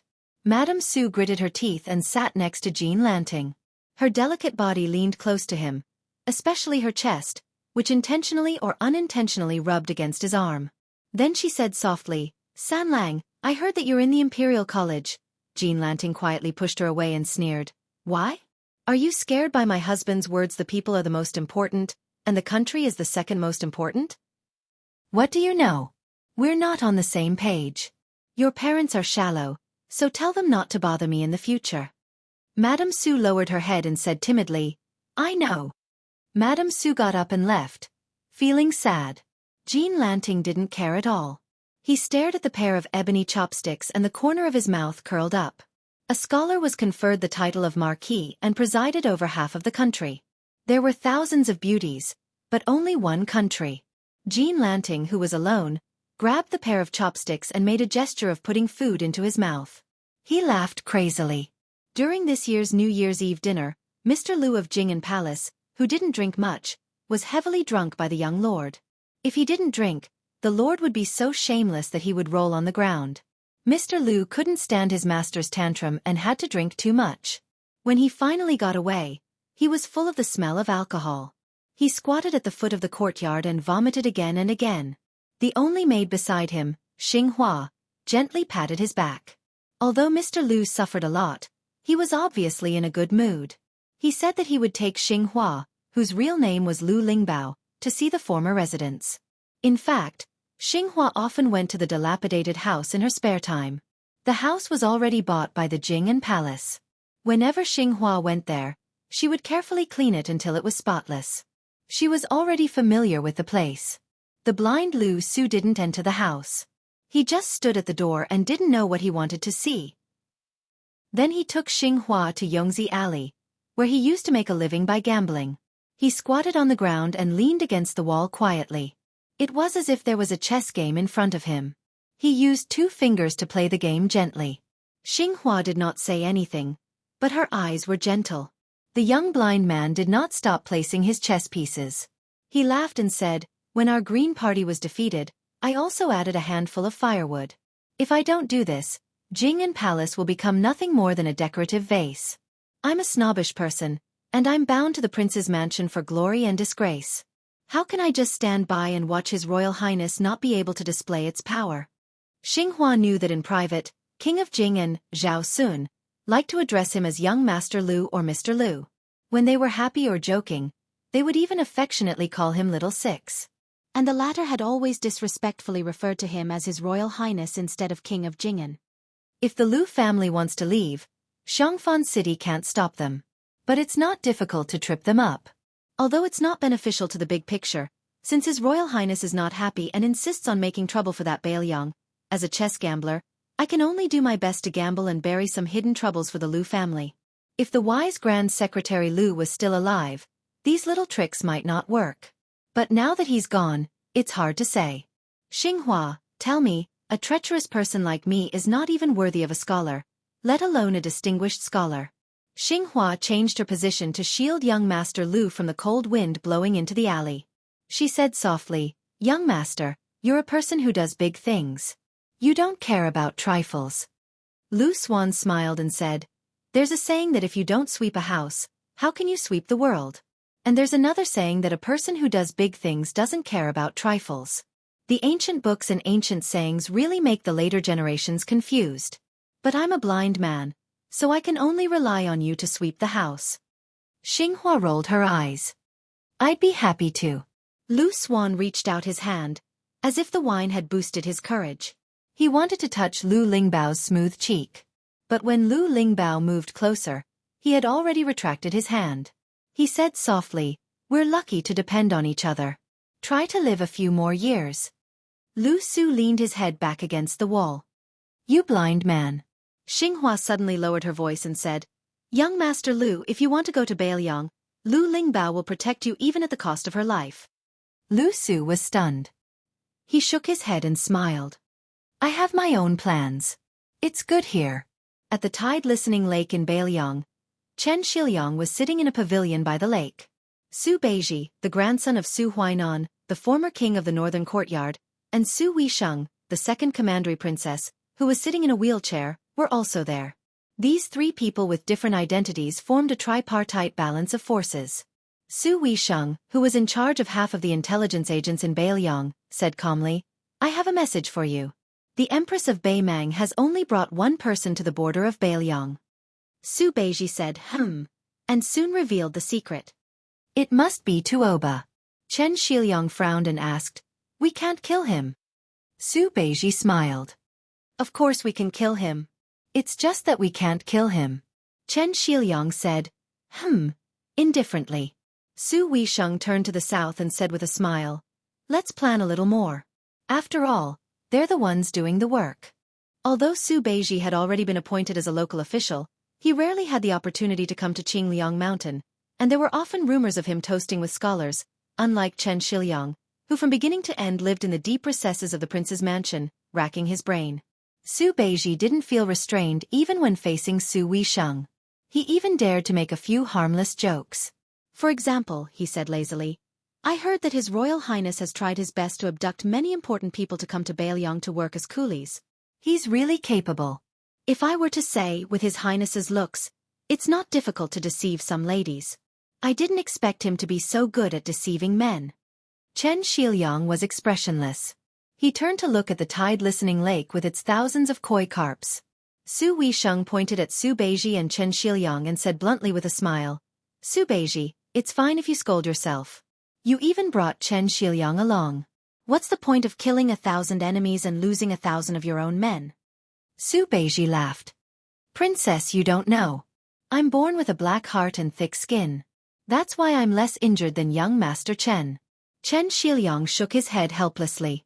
It was impossible to be friends with this guy, but even if he was an opponent, he still couldn't bring himself to hate him. Su Weisheng muttered to himself, New year, new cool, new atmosphere. Chapter 885. The next chapter will be published very late in the morning, so don't wait for the update. The gates of northern Liangdao and Liangling prefectures were opened wide. Almost at the same time, the gates of the cities were loosened.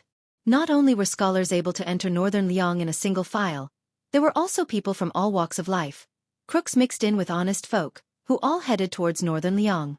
A troop of cavalrymen quietly entered Lingzhou from the Midsong Mountain Road, which was adjacent to the Kuei Gate and the Sword Pavilion. There were only 5 or 6 people in the troop, and they were all men.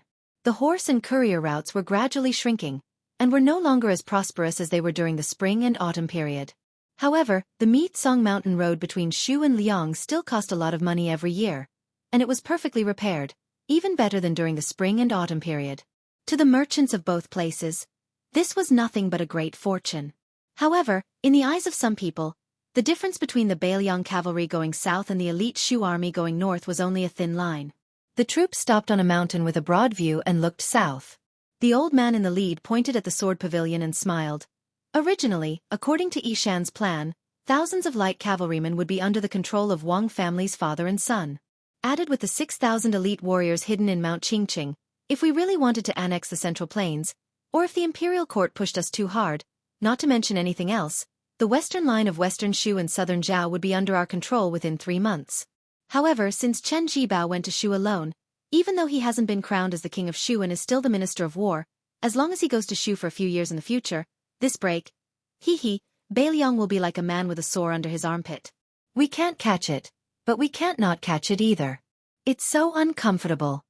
Other than the hunchbacked old man, there was also Crown Prince Su Fengnian, Northern Liang's new cavalry commander Yuan Zuozong, and Han Laozhan and Su Yanbing, who were about to become Lingzhou's deputy general. They stopped side by side and looked towards western Shu. Su Xiao rode his horse to the peak of the mountain road in the Midsong Ridge.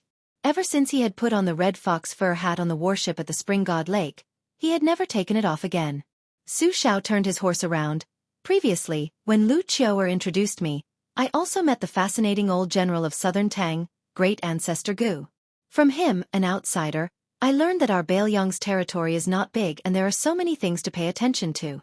According to great ancestor Gu, the roads of Beiliang can be divided into 3 regions and 14 terrains.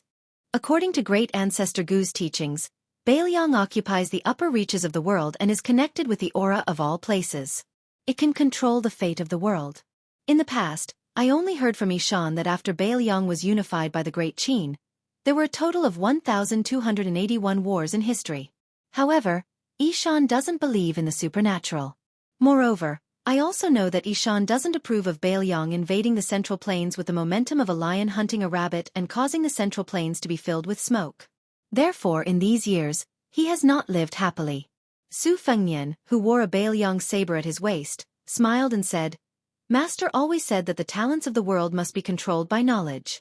Only then can one's heroic spirit be restrained and one can take advantage of the situation to achieve great things. This is a genuine effort. Not to mention your notoriety in the Spring and Autumn War. Just the background of our Su family alone is enough to make it useless even if that old faker Huang Sonjia comes up with some auspicious omens. The scholars and the people's hearts will not lean towards the Su family. Nowadays, scholars, especially those who have failed to achieve their goals, are flocking to Beiliang. This is also because Beiliang has raised the banner of guarding the northwest for the Central Plains, giving them a way out. Otherwise, who would be willing to become an official in Beiliang? Su Xiao raised his hand and used the horsewhip to push up his leather hat. He chuckled and said, Who asked father to be born a few hundred years earlier?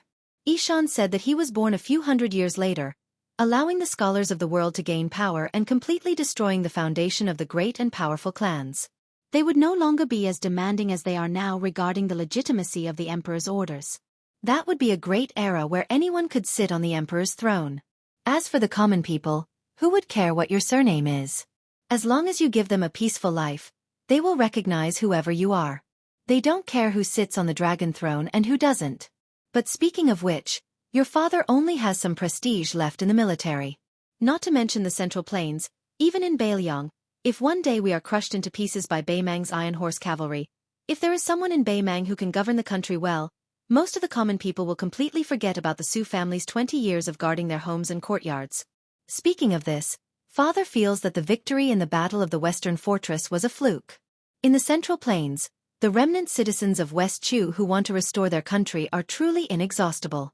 They advance dauntlessly, wave after wave, as if they don't know how the word death is written. In the future, it will be very difficult to rally the people's hearts. Our Beiliang, not to mention West Chu, even compared to Western Shu, is still far behind. This is all father's fault. He made do with conquering the world immediately, but after he dismounted, he became careless. In the end, governing the world is the ability of scholars. They are the best at it. Father didn't think so in the past, but now I have no choice but to accept it.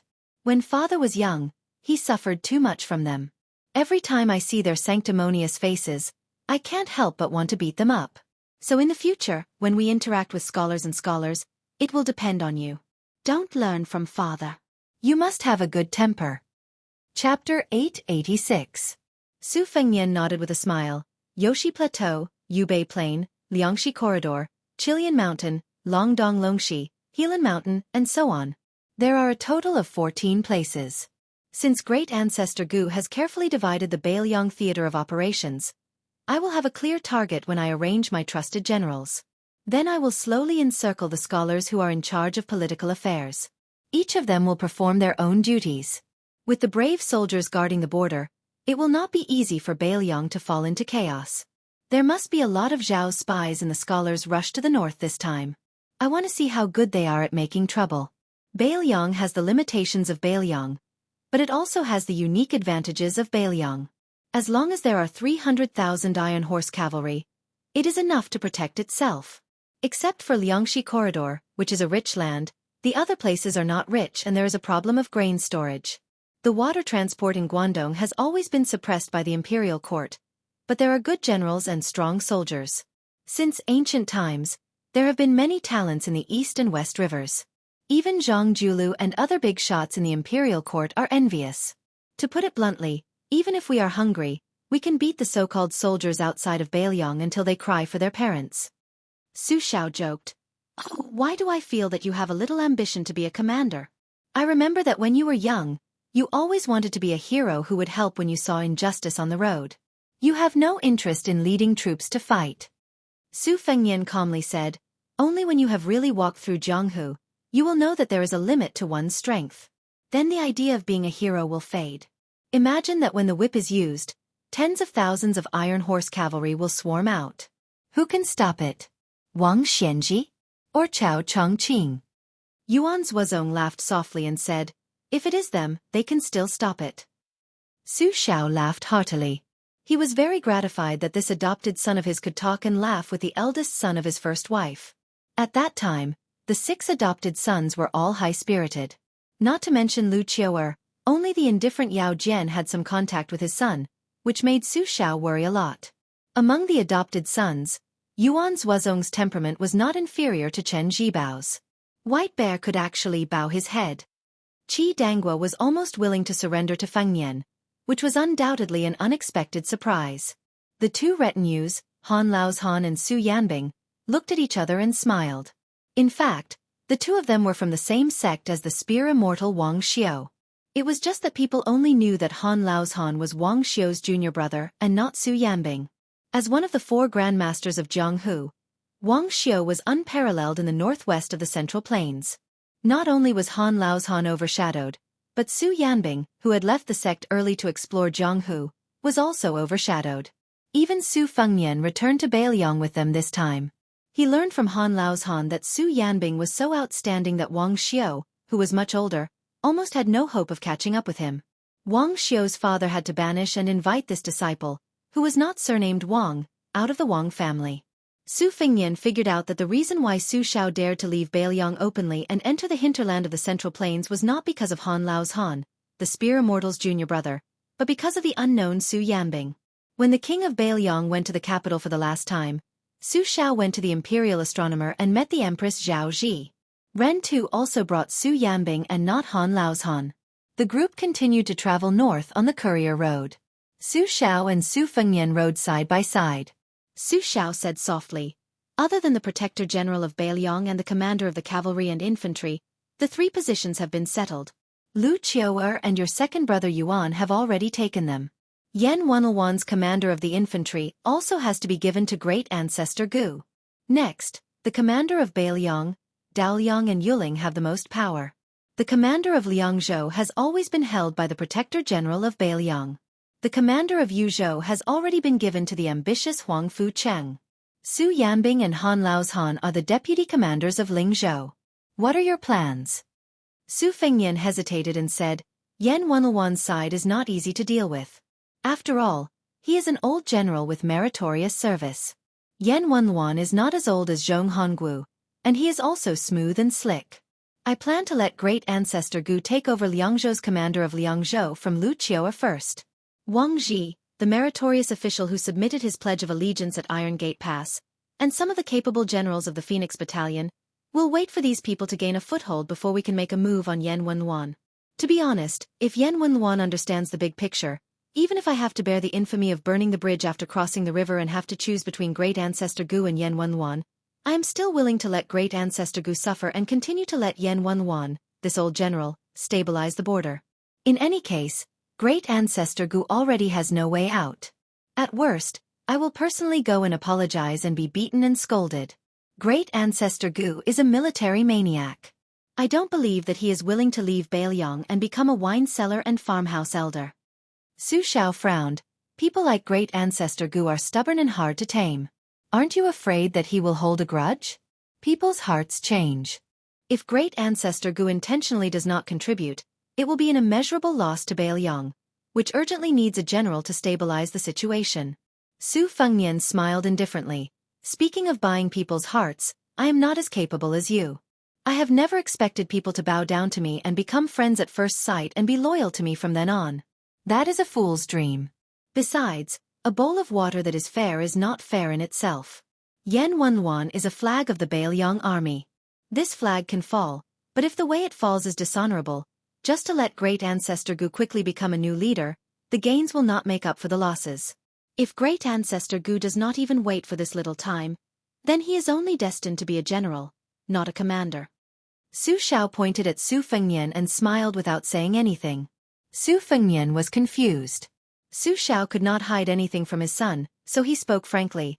"The last time I drank and chatted with great ancestor Gu, the 2 of us did not sleep for the whole night. In the end, great ancestor Gu told me that after he arrived at Beiliang, he himself did not want to rise to the top in one step and cause unnecessary turmoil for the new master Beiliang. But he must get one of the generals of the 3 provinces, at least the general of Lingzhou, and best the general of Liangzhou. As long as you agree to this, he will serve you with his life." "Oh, great ancestor Gu is such a courageous and fearless person, but now he has learned to weigh the pros and cons, and coincides with you. You 2, big and small foxes. Have you been colluding since long ago?" Su Fengnian laughed and said, "Great ancestor Gu is so considerate, it would not be right if I did not give him an infantry commander position in the future." Su Xiao sighed and said, "Father is completely convinced of my old age." Su Fengnian said with a smile, "I am just a little clever, not good enough to be on the stage. I am far inferior to you." Su Xiao shook his head and narrowed his eyes as if he was drunk. He said, "Don't comfort me. As a father, it is never a sad thing to admit that I am old because of my son. There is nothing happier than this in the world." Su Fengnian said helplessly, "At noon, we drank and ate meat at the inn at the foot of the mountain, but I did not see you admit that you are old. You are already so old, and you still want to drink with me? How many times did you secretly go to the toilet? Twice or thrice?" The old man looked embarrassed. The old man then said with a smile, "When we go back to the border and meet that old woman who is protected by Tuoba, I will rely on you to keep up appearances." Su Fengnian said calmly, "Okay." Chapter 887. Ever since the miser Li Gongda became the administrator, his ability to make peace was top-notch. He tried to persuade everyone to make peace and not break up. Thus, Lingzhou became more and more harmonious. Other than the Zhong family, whose roots were in Longqing County, which was a little unhappy, the rest of the families were still doing well. Moreover, old General Zhong's eldest son, Zhong Qingxin, was still the governor of Longqing County. The new noble of northern Liang, Su Beiji, was just a small soldier who was promoted 3 ranks. His position was not that high, but he continued to work for Sir Zhong.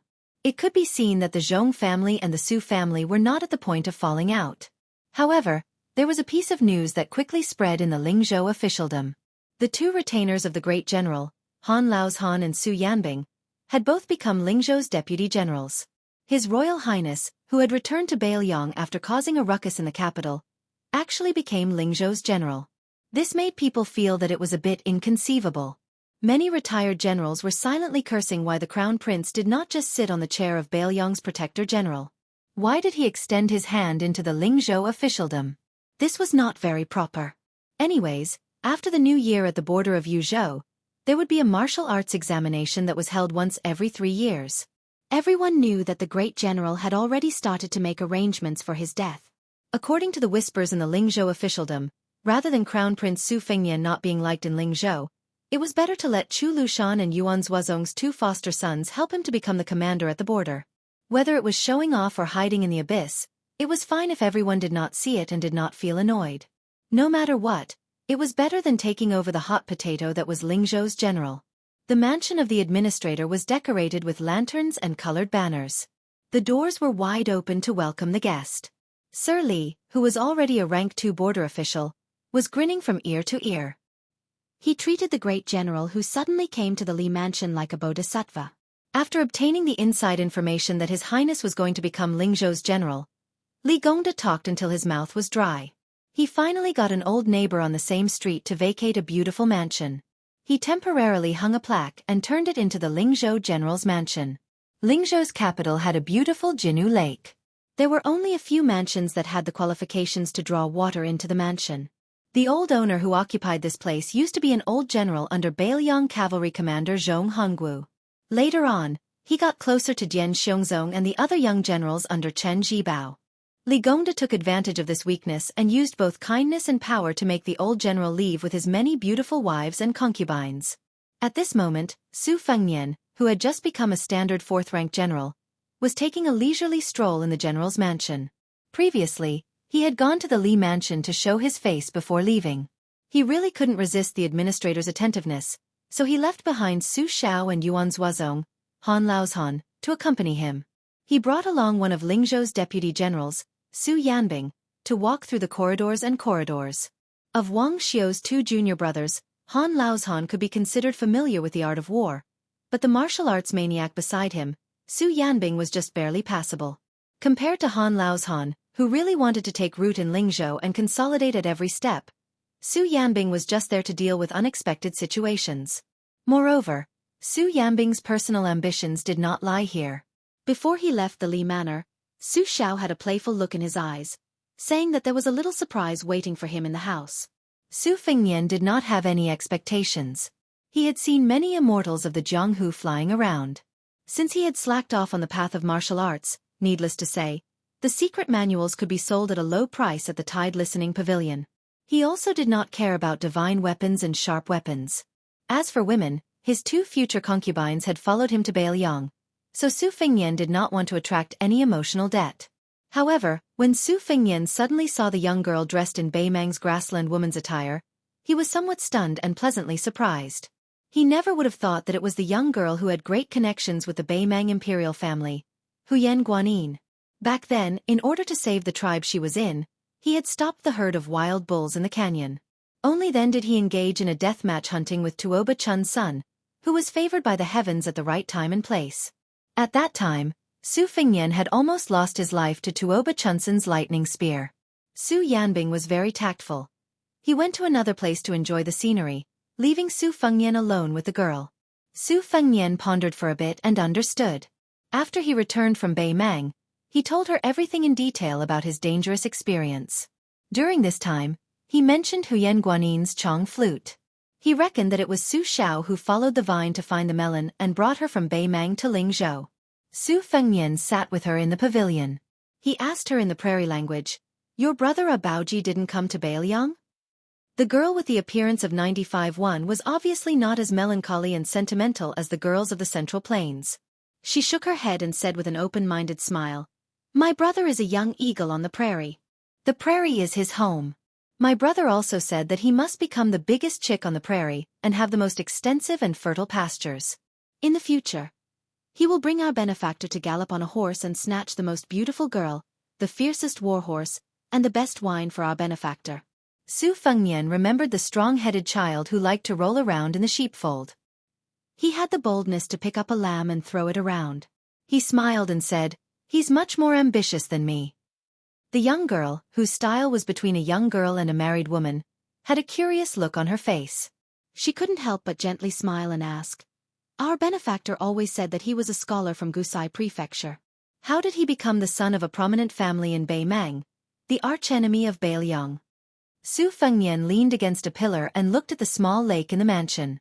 He sighed and said, "It's probably the so-called unpredictable affairs of the world." Huyen Guanin said softly, "There was an old man who was more dignified than the biggest chick on the prairie.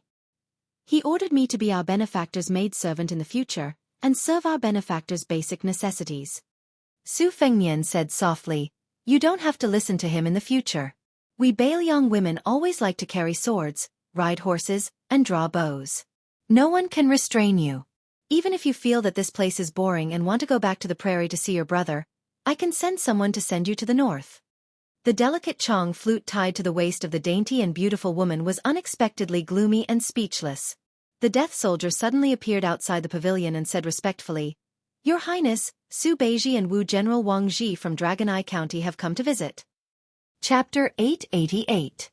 For now, the Lingzhou general's mansion was nothing more than an empty shell. It was not an exaggeration to say that it had a golden exterior but a rotten interior, because this Lingzhou general's mansion was nothing more than an empty shell. Su Fengnian smiled, nodded and said, "From now on, they don't need to report when they come here." There were smart servants in the mansion who led the way for them. Su Fengnian walked out of the pavilion to greet them. Wang Ji's father Wang Shirzhu was not only a former subordinate of Beiliang, but also a general of Swords Gate. He was a secret chess piece that Li Yishan had placed in Kuei Gate for many years. This father and son pair eventually played a significant role in the Battle of Iron Gate. Wang Ji was indeed a valiant general who lived up to expectations. Even when facing Han Diaoxi, he dared to fight to the death. In order to stop the man-cat, he lost 1,000 of his 3,000 elite cavalrymen. After joining Beiliang, only half of his 2,000 personal guards were left. Last time, his performance in Longqing County was also very eye-catching. Therefore, Su Fengnian had a very good impression of him.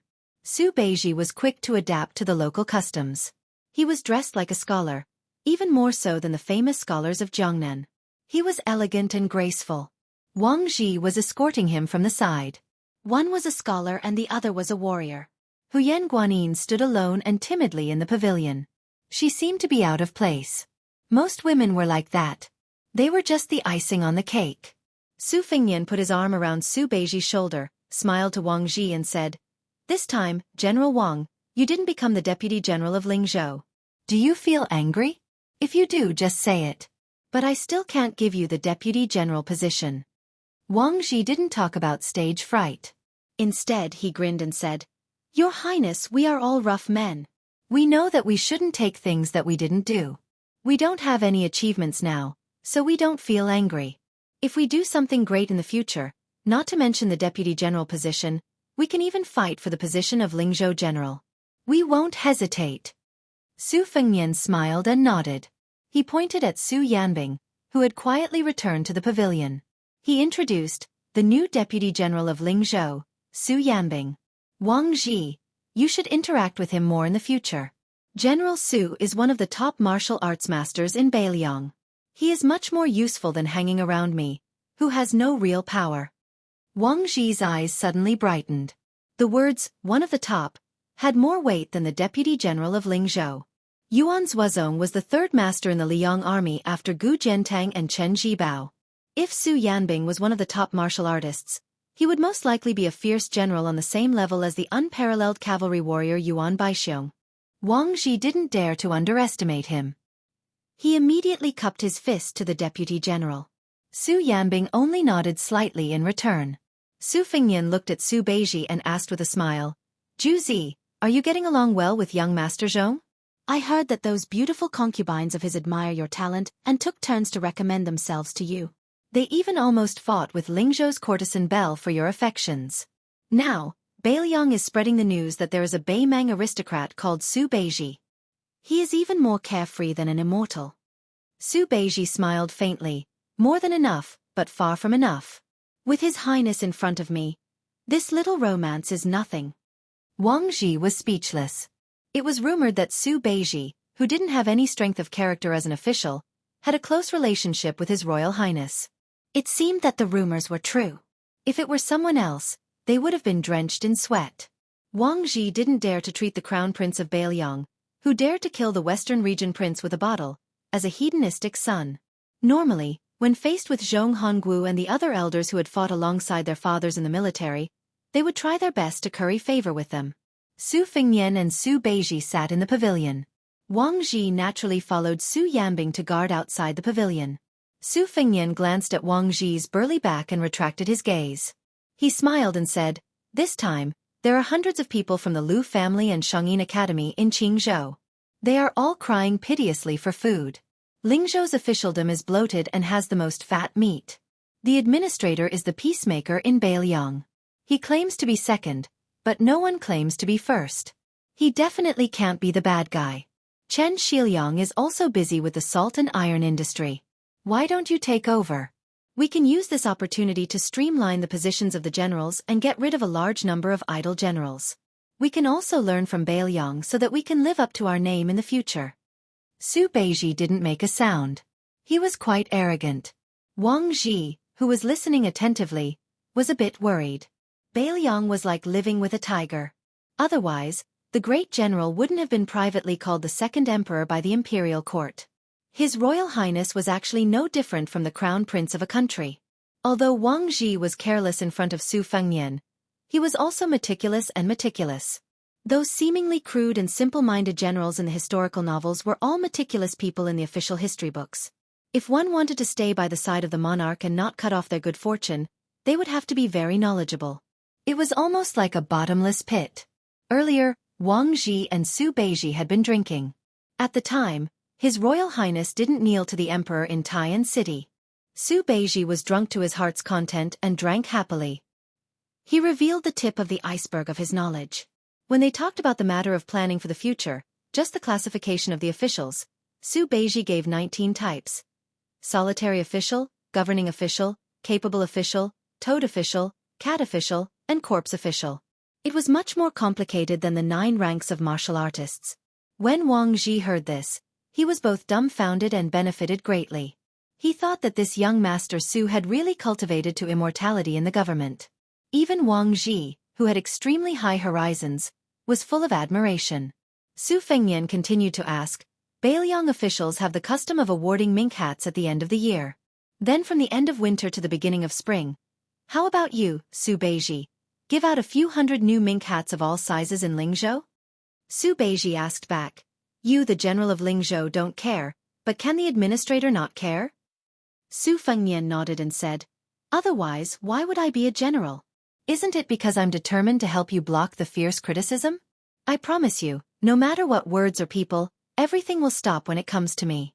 You don't have to look or listen."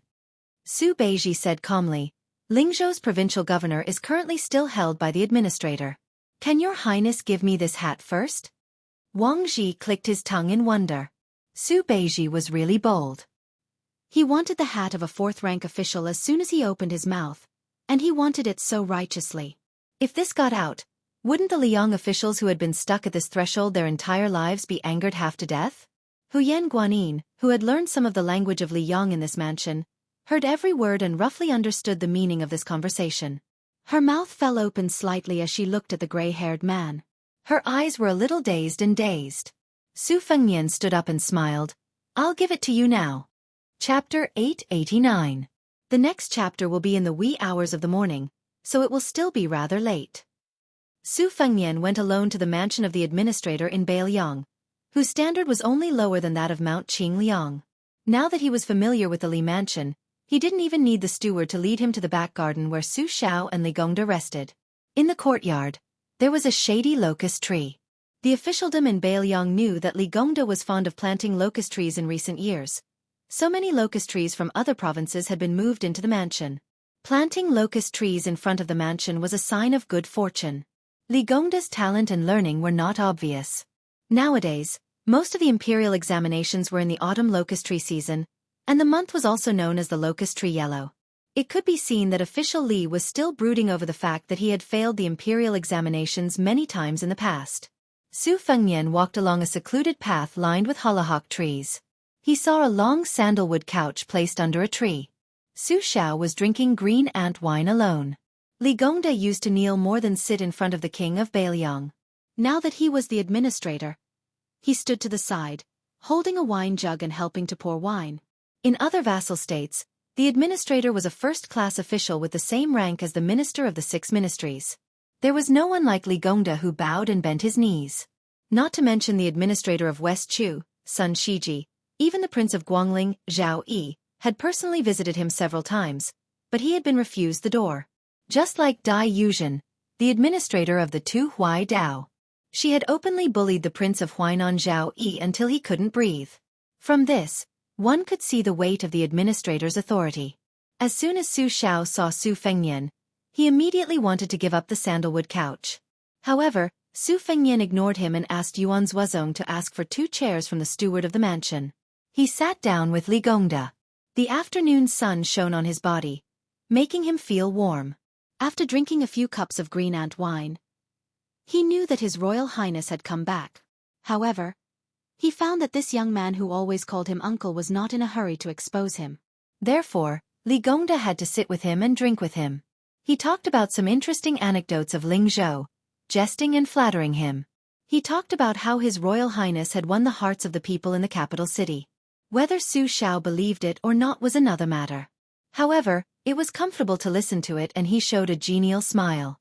Su Fengnian smiled and looked at it with mixed feelings. At that time, Yan Qiji and Yan Dongwu's father, Yan Jeshi, was the provincial governor of Lingzhou. His official position was about the same as Li Gongda, the provincial governor of Fengzhou who had not been incorporated into Yuzhou at that time. Now, Yan Jeshi had betrayed Beiliang and went to Tian City to be a relative of the royal family. Perhaps, he would become the father-in-law of the emperor in the future. Li Gongda was not bad either. He did not become an official in the capital city but became an extreme local official. Actually, Su Fengnian was closer to Uncle Yan at that time. Uncle Li had a bad reputation. However, although both the Yan and Li families had passed the Dragon Gate, the women of the 2 families still hated this dissolute son. The female scholar, Yan Dongwu, had become the crown princess. Li Fuzhen, on the other hand, was obsessed and became a scholar from a poor family. Who said that the pavilion closest to the water would enjoy the moonlight first? Su Fengnian had been friends with Li Hanlin and Yan Qi for so many years, but he did not get any good treatment from their sister. It was not that Su Fengnian had any improper thoughts towards them. It was just that back then, he was frivolous and liked to tease the young ladies of noble families. Yan Dongwu would even argue with him. Su Fengnian was even more ruthless. His harsh words and cold words were lacking, and his eyes were cold all year round. Su Fengnian lazily leaned against the back of the chair and could not help but laugh. Uncle Li was rather open-minded towards the poor scholar who did not match his family background. Not only did he not break them apart, he even secretly paved the way and raised his status. From a poor family to an aristocratic family, and then from a minor official to a high-class official, the 2 matters of status and class were all settled magnanimously. He just did not know if Uncle Li would take the opportunity to make a move again this time when the Lingzhou officialdom was turned upside down. Su Fengnian did not have the intention to make things difficult for the poor scholar. Although he had seen the scholar's face and shrewdness outside Toma Temple, and that fellow had been schemed against by Su Beiji and felt that Su Fengnian had entrusted Li Hanlin to the wrong person, but since Li Hanlin's sister was enjoying it, Su Fengnian could not be bothered to point fingers. If that poor scholar really had the ability to become an official, Su Fengnian would not mind giving him a slightly bigger mink hat. To the Beiliang, Whether or not he was an honest official was not important, whether or not he was a capable official was the key. Furthermore, that scholar might become the second Bailiang. Who dared to say that Li Fuzhen must have made a mistake? If a woman was foolish, perhaps she would have foolish fortune. When Su Fengnian saw that he had drunk to his heart's content, he looked at Li Gongda in a half-drunk state and said with a smile, "Uncle Li, do you know that there is a young man called Su Beiji in Longqing County?" Although Su Beiji's official position is not high, only a secretary, subordinate to Longqing Junzhu, Uncle Li knows that even Longqing County's Governor Zhong Qingxin is extremely respectful towards Su Beiji. Because this person is extremely knowledgeable, what is even more difficult is that he can learn and use it for himself.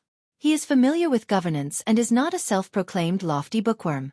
Many times, Zhong Qingxin did not hesitate to part with his love and did his best to recommend this person to Uncle Li. If your highness did not mention it, Uncle Li would have already decided that after the beginning of spring next year, Su Beiji would be promoted to the position of Lingzhou's Minister of Education, to serve as a province's Minister of Education, so that he can make the best use of his talent. The corners of Su Fengnian's mouth curled up, and he nodded. He turned to look at the old man who had been smiling and did not interrupt. "Su Xiao, which official position is higher between the Counselor of Learning and Classics?" Su Xiao insisted on being a hands-off boss. He raised his cup and pointed at Li Gongda. "Don't ask the blind. Father is also a layman. You have to ask your Uncle Li," Li Gongda quickly said with a smile. "Their ranks are similar. However, the Classics is in charge of a prefectural's governance, so the salary is slightly higher than the Counselor of Learning." Li Gongda slapped his forehead, and the sound was very crisp. This slap was definitely not light, and he had a look of realization. Look at Uncle Li's memory. Lingzhou's Classics, Yang Qianli, is not young anymore. Not long ago, he was complaining to Uncle Li that his physical strength was not good, and he had the idea of retiring and returning to his hometown. Coincidentally, Uncle Li feels that Su Beiji should not be a Counselor of Learning. Being a Classics is very good. Lingzhou's governance can only be managed by Su Beiji so that Uncle Li can be at ease. Su Fengnian poured a full cup of wine for Li Gongda and himself. After drinking it in one gulp, he said with hazy drunk eyes, "Uncle Li, you don't know. When Su Beiji was tricked by me to come to Bailiang, I promised him that he would become a high-ranking official. However, as for how high is considered a high-ranking official, I don't know anything about it. What Counselor of Learning? I estimate that he would only be around 6th or 7th rank. Isn't that the same as being a county magistrate in a lower prefecture? Even if Su Beiji does not mind being a low-ranking official, since nephew had boasted, I am afraid that I will break my promise. Furthermore, I shamelessly begged Su Xiao to be Lingzhou's general to show off. If Su Beiji becomes a Classics administrator, we will see each other all the time, and I will be embarrassed to drink wine with him. Uncle Li, don't you think so?" Chapter 890. Liang officials, according to the law, below grade 3, were not only split into main and secondary grades, but also into upper and lower grades. For example, although they were both grade 4, there were actually 4 grades. Capital officials and local officials, main officials, secondary officials, and lower officials. There were many mysteries hidden within. To become an official, entering the lower grade was the first Dragon Gate. Regardless of whether one was a lower grade 9 official or not, the difference between the grades was like a chasm. The next grade 4 was the second Dragon Gate that was even harder to cross. Currently, most of the so-called nobles and ministers were above grade 4. To climb to this position, one had to rely on one's family background, luck, and ability. For example, the Song family's old and young masters, the father and son, had dominated the literary world for over 20 years. Among them, the young master was only a lower grade 3 Imperial College's right chancellor. Thus, even though Li Gongda was gentle and humble in front of Su Xiao, a sneeze from him in Lingzhou was enough to make those county governors tremble in fear. At this moment, Li Gongda still did not have the aura of a main grade 2 official. He nodded his head like a chicken pecking rice. Yes, that makes sense. Your Highness is a man of your words. So how can you go back on your words? If you want to blame someone, blame Uncle Li for not thinking it through. Currently, there are still Lingzhou Huangnam County's county governor and Fengyu County's county governor, both of which are suitable for Su Beiji. Fengyu County is the biggest county in Bailiang. It has a special rank and is comparable to a county governor. It is also not far from our Lingzhou city. Su Fengnian suddenly yawned and put down his wine cup. He stood up and said with a lazy expression, Huangnam County's county governor Song Yan is in his prime and has a good reputation. As for the county governor, although Fengyu County is the biggest county in Beiliang, it doesn't sound good. Forget it, it will be the new year in a few days. So Uncle Li doesn't need to worry about this. I'm just a general in Lingzhou. If I keep talking about Lingzhou's government affairs, I'm afraid that the next time I visit, Uncle Li won't let me eat and drink. Li Gongda slapped his thigh heavily.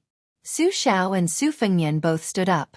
He did not dare to sit there arrogantly, so he quickly stood up and said softly, Your Highness, since Su Beiji was Longqing County Governor Chao, why don't you let him be the Lingzhou County Governor? Su Fengnian smiled. Let's talk about it later. As an important advisor to the head of a province, when the provincial governor was patrolling the territory, he could bring his own horse and carriage to accompany him. That was why he was called Bi Wei. And it could be said that he lived up to his name. As long as the county governor did not make a big mistake, half of the officials would be able to successfully become the county governor. Liang had 30 provinces under the Taoism. As the county governor's candidate, county governor was also an important official with a lot of power. No one would look down on them. Su Beiji jumped from a county governor to a county governor, which was equivalent to easily crossing the second dragon gate in the officialdom. Even the entire Beiliang Taoism would have to raise their eyebrows. But what made Li Gongda uneasy was that His Royal Highness was still in low spirits. He looked absent-minded and easy to talk to, but this made Li Gongda, who had always been in control of the situation, feel uncertain. Su Xiao did not let Li Gongda see him off. The governor knew the essence of flattery, so he did not disturb the peace of father and son leaving the manor together. After Su Xiao went around the screen wall, he smiled. Is it your appetite or Su Beiji's appetite that is big? Is he eyeing the position of county governor that Li Gongda is unwilling to let go? Normally, Li Gongda would not be so reluctant, but now that there were less than 1,000 scholars pouring into Beiliang, most of them would stay in Lingzhou. There were many things that the governor could not say, but there were many things that were more convenient for the county governor to do. This is called a county official is not as good as the one in charge. Even if Li Gongda had not realized what was going on, with his eyesight, he would be able to quickly guess what you want. Father, let me say something more. Snakes have their ways, rats have their ways. In terms of military affairs in Beiliang, even if you make a fuss about a Huaihua general who has taken off his armor and returned to the fields, it is not a big deal. You can also be a Lingzhou general, but the circle of civil officials is big and small. They are all interconnected and even more intertwined. Just relying on fists cannot solve all the troublesome matters. This is also the root of why father has never liked to pay attention to local politics. Officialdom is Jianghu. Everyone has no choice. Officialdom is also not Jianghu. You can't just use force to convince people. Su Fengnian laughed softly. I know the severity of the matter. Actually, the governor of Huangnam County, Song Yan, is Li Gongda's favorite student. This official position is very sincere. If Su Beiji goes to Huangnan, even if Li Gongda's student does not support him, they will not cause trouble. However, Lingzhou is a joke. I know better than anyone that the governor is waiting for Hanlin to return home in glory. This position is simply tailor-made for my son. It is reasonable for him to become the county governor of Lingzhou in the future. If it were anyone else, even if it is Su Beiji who I think highly of, they are destined to not be successful. However, to be honest, whether Hanlin goes from joining the army to Lingzhou's deputy general and then to a general, or whether he goes down the path of a county magistrate instead of a county governor, I am happy to see it happen. No matter how unreasonable I am, how can I not have some selfishness towards Hanlin? Uncle Li, you are still a little petty. Su Xiao walked forward with a hunched back and smiled. The size of the situation is not fixed. After being promoted, one's field of vision will be broadened, which may be of help. However, it is still not as good as some people's natural situation. Li Gongda became the governor not because he is very capable, but because he is suitable for this position. Speaking of which, if Li Gongda was not petty, he would not be able to reach this step today. Speaking of this, father had to talk about his experience again. Many people might not be doing well at the moment, but you still have to be more patient. Not to mention others, just like father, he didn't have this kind of breadth of mind from the start. Before he joined the army, he was still fighting with the street thugs every day. After he became a lieutenant, He never thought that one day he would be on the same level as those high and mighty court elders. When he begged them for soldiers, horses, money, and provisions, he still didn't have much face left. The only thing he didn't do was kneel down. The hardships I faced, even when I left Liaodong with those old brothers, father has never said anything about it. Su Fengnian nodded. Su Xiao laughed without warning and said happily, "Just now, I saw you and Li Gongda arguing over there, drinking and scheming against each other. Just thinking about it makes me happy." Su Fengnian rolled his eyes and sighed. He said self-mockingly, "In the end, I still did not get the position of Lingzhou provincial governor. I was still worried about how to meet Su Beiji. Just now, I made a solemn vow and said bold words to this fellow. In the end, in the middle of winter, I turned around and poured a basin of cold water on my head." Su Xiao laughed even more happily. "Why don't father go to Su Beiji's place to support you?" Su Fengnian shook his head. "Forget it. You go back to Liangzhou first. I will definitely rush back to eat New Year's Eve dinner. After the New Year and before the military exam at the border, I will obediently be the Lingzhou general who scares people. When Lingzhou is over, I will return to Qingliang Mountain. It should not take long." Su Xiao nodded and walked out of the Li residence. Su Xiao said with a playful smile, "Because of you, Li Fuzhen, that girl, is hiding behind the projector wall. She doesn't even greet me when she sees me. Won't you turn around to take a look?" Su Fengnian did not turn around. He sent Su Xiao to the carriage outside the residence and glared at him. Yuan Zuozong was riding a horse to protect him. Su Fengnian looked up and said, "Second brother Yuan, don't let Su Xiao drink too much. If he really wants to, let him drink 1 cup at most." It was rare for Yuan Zuozong to have the leisure to joke with a straight face. Wakenmei smiled and looked at the carriage. "Father, who should I listen to?" The old man in the carriage laughed. "You will listen to him in the future." Chapter 891. As soon as Su Xiao left, the surplus generals and captains of Lingzhou gradually gathered outside a mansion and handed over their letters to the general's gatekeeper. Most of the letters were made of expensive materials and were written in gold.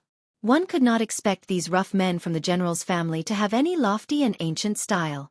On this street, the governor's mansion had the highest threshold. Logically speaking, it should have the most visitors, but the Lingzhou general's new mansion was full of people, which made people gasp in amazement. Inside the mansion, Su Fengnian was chatting with Su Beiji. Unexpectedly, when Su Beiji heard that he could not get an official position on Li Gongda's side, not only did he not find it strange, he even said that this was reasonable. Su Fengnian could not tell whether this fellow was praising him for being slippery or mocking him for being a fox relying on the tiger's might to get things done. However, since Su Beiji was not in a rush to become an official of the provincial governor, Su Fengnian took advantage of the situation and waited for the news happily. The housekeeper of the mansion, Jianghu, was an old member of the prince's mansion that had been transferred from Mount Qingliang to Lingzhou. He was middle-aged and had a dignified appearance.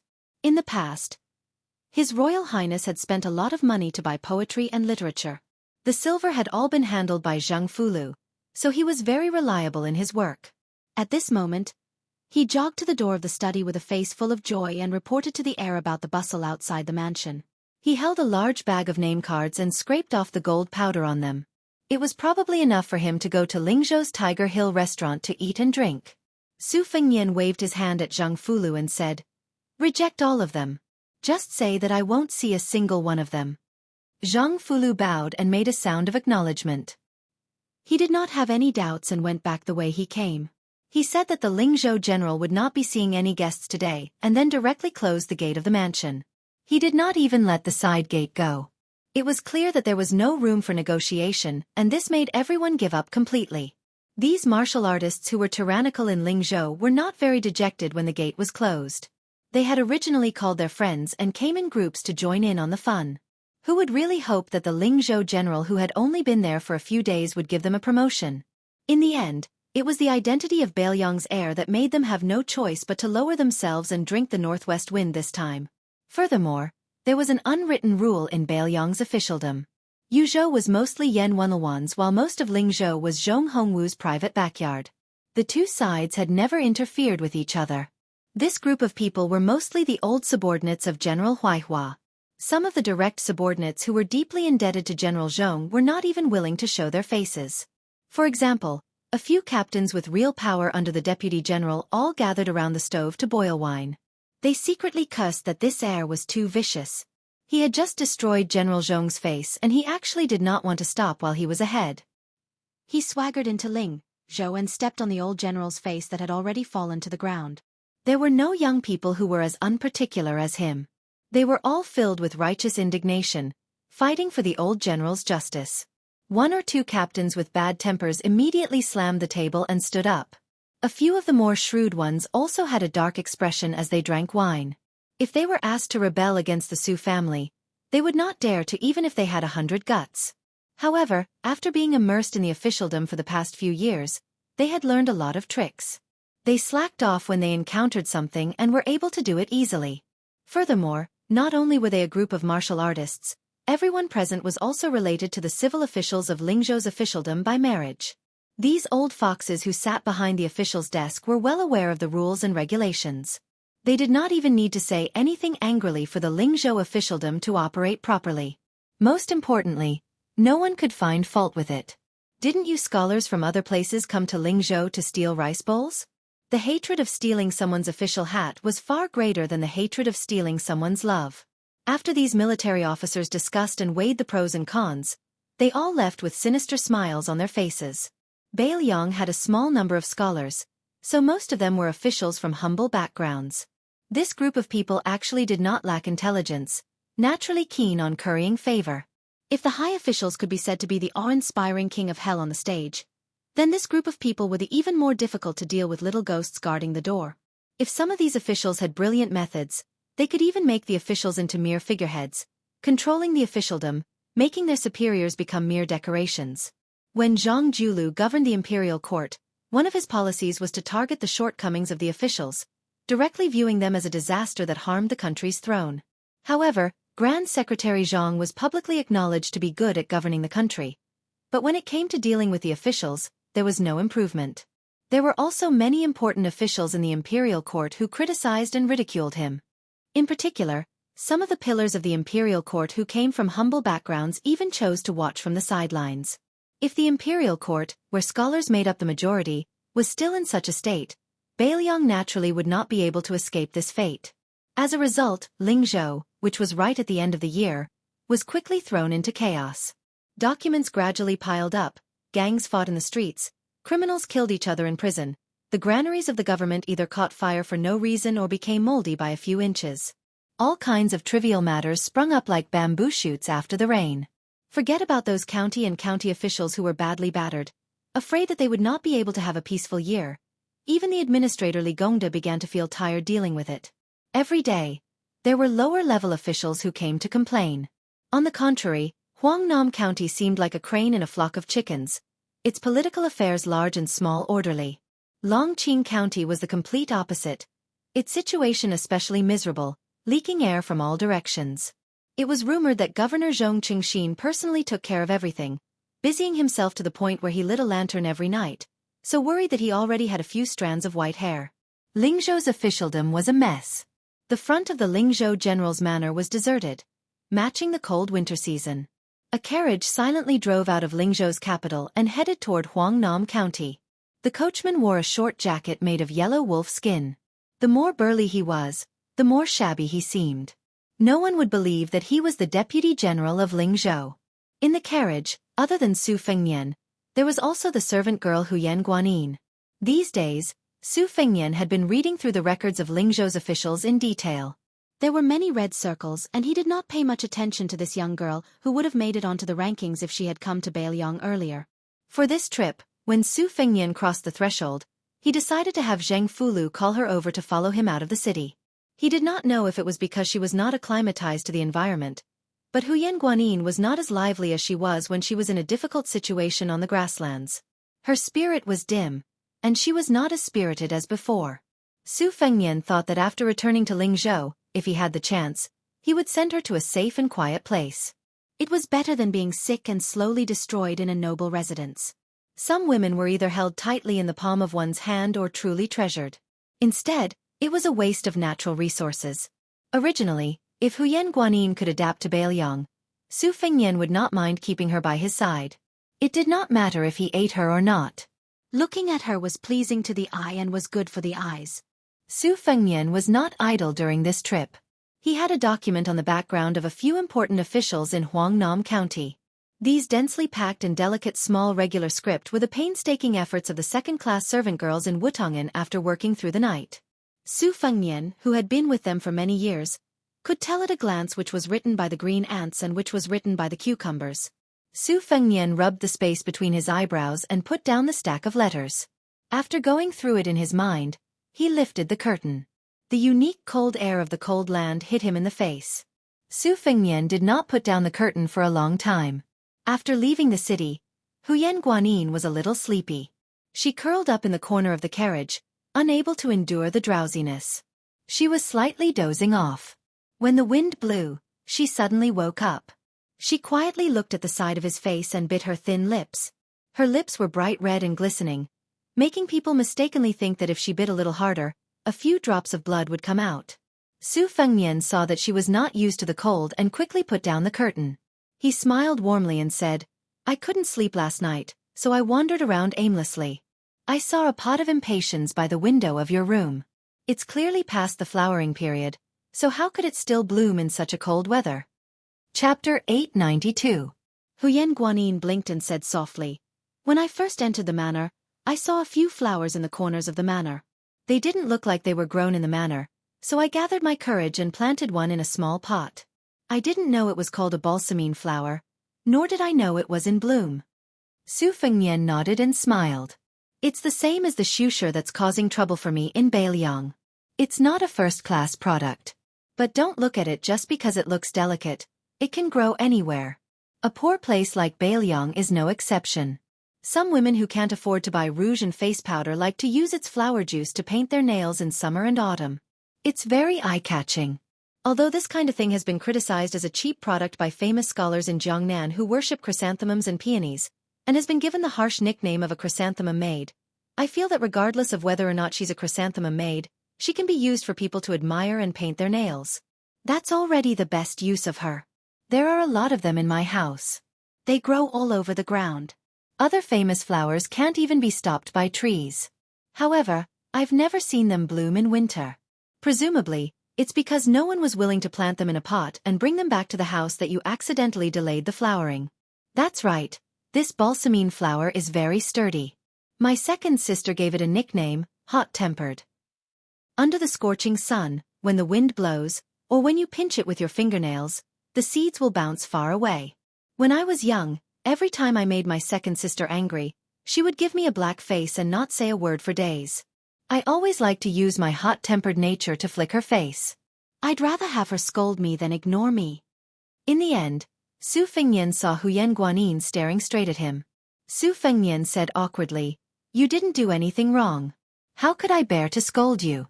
Besides, I have a lot of things on hand right now and am very frustrated. It's not that I don't want to pay attention to you. I do know how to write the 4 characters anger and introspection, and my handwriting is not much worse than that of a famous calligrapher. It's a pity that I haven't been good at it, and I often take my anger out on others. You haven't seen the scene of me getting angry with my father. When I was young and ignorant, as long as something didn't go my way, I would vent my anger on him. I could even take a broom and chase him for thousands of miles. But now that I think about it, even though I was childish, I didn't feel too guilty. Who asked him to be my father, the person closest to me? Right. Besides, at that time his legs were very nimble and he ran very fast. Everyone else respectfully called him the king of Beiliang and the great general, but I called him the runaway general." Huyen Guanyin looked at him and grinned. That smile was as innocent as a child's. Huyen Guanyin lowered her eyes, not meeting his gaze. Su Fengnian saw her cowering timidly and mocked himself. Did he look like a criminal with the word pervert engraved on his forehead? He remembered that her entire tribe on the grasslands treated him like an immortal. How could he reveal his true color so quickly? Su Fengnian collected his thoughts and lowered his head to continue picking up the letter on his knees. He quickly focused and gave Administrator Li a few days of time. It was probably because of the sudden wind and rain in Lingzhou's officialdom that Uncle Li was busy with government affairs and temporarily had no time to care about Su Beiji's promotion. Even though it was not to his liking, Su Fengnian was still willing to endure it. Back then, The Yan family had chosen a small path to escape Lingzhou. If he had not hinted to Su Xiao, Yan Jieshi might not have been able to leave Beiyang so smoothly. Su Fengnian warned himself not to be so soft-hearted in the future. Huangnam County was where Li Gongda had made his fortune. Even though Li Gongda's reputation as an official was not good, his ability to judge people was not small. It was natural for him to appoint people by favoritism. However, a few of his disciples were considered capable officials in Beiyang's officialdom. If it were not for these people helping Li Gongda gain face, Su Xiao would not have been so generous as to let Li Gongda become the administrator under one person just based on the relationship between the Li and Su families. The governor of Huangnam County, Song Yan, was one of the best. He did not have a prominent teacher and was self-taught. He was skilled in both magic and power. If it were not for the fact that he had many objections towards Su Xiao and could not help Li Gongda's other lackeys, he would not have stopped at being the governor of a county. This time, the reason why Li Gongda was so concerned and anxious was because Huangnam County was not normal. Normally, this would be a bright political achievement. However, with the new Lingzhou general in a quagmire, wouldn't Huangnam County become a dazzling bird out of the forest? His Royal Highness was not moving forward in the quagmire. What was going on with him, Song Yan, who was high up on a branch? Even if he did not make a sound, it would make people feel that he was being noisy. Li Gongda's heart ached for the Lingzhou provincial governor. He just had to act dumb. It was not a crime. He was just afraid that because of Huangnam County, he would be hated by his Royal Highness, who had walked in front of Beiyang for the first time. Su Fengnian let out a breath and narrowed his eyes in deep thought. If nothing unexpected happened, Song Yan must have received one or two well-meaning secret letters from the administrator, telling this disciple to quickly tarnish his reputation. The people under him were too good at conducting themselves. As officials, they did not even care about doing things. What a headache. Now, with Zhong Hongwu as an example, no one would be stupid enough to go head-to-head with him, the Lingzhou general.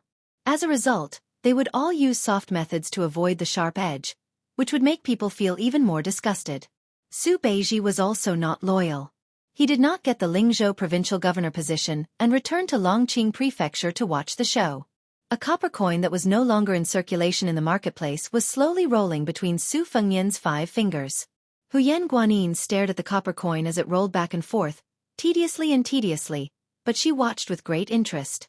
It was to the point that when Su Fengnian raised his head to look at her, she did not notice.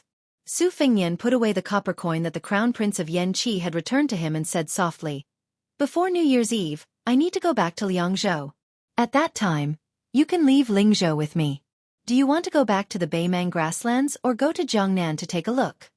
Huyan Guanyin seemed to have realized something and asked, "With you?" Su Fengnian could not help but laugh. "Of course it's you alone. How can I leave?" She blinked her eyes and lowered her head again.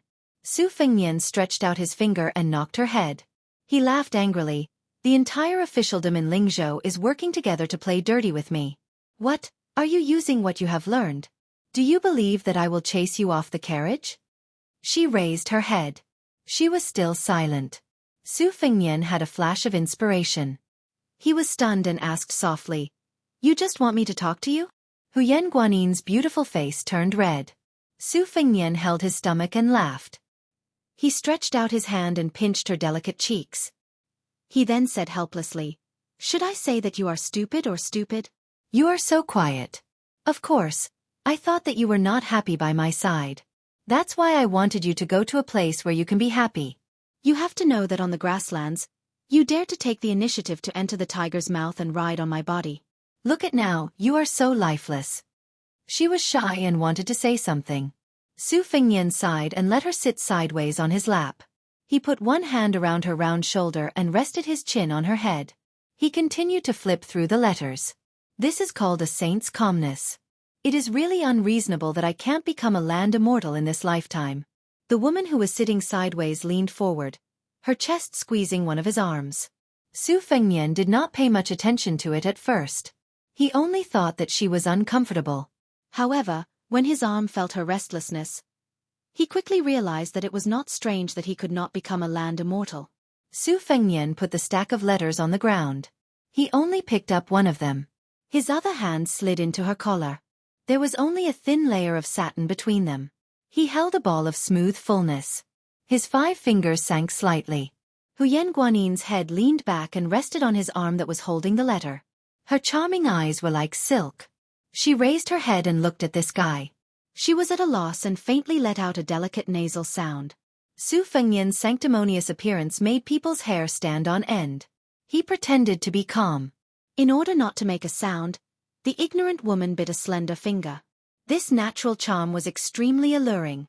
Su Fengnian looked down and asked himself, why don't I stop thinking about becoming a land immortal today? Chapter 893.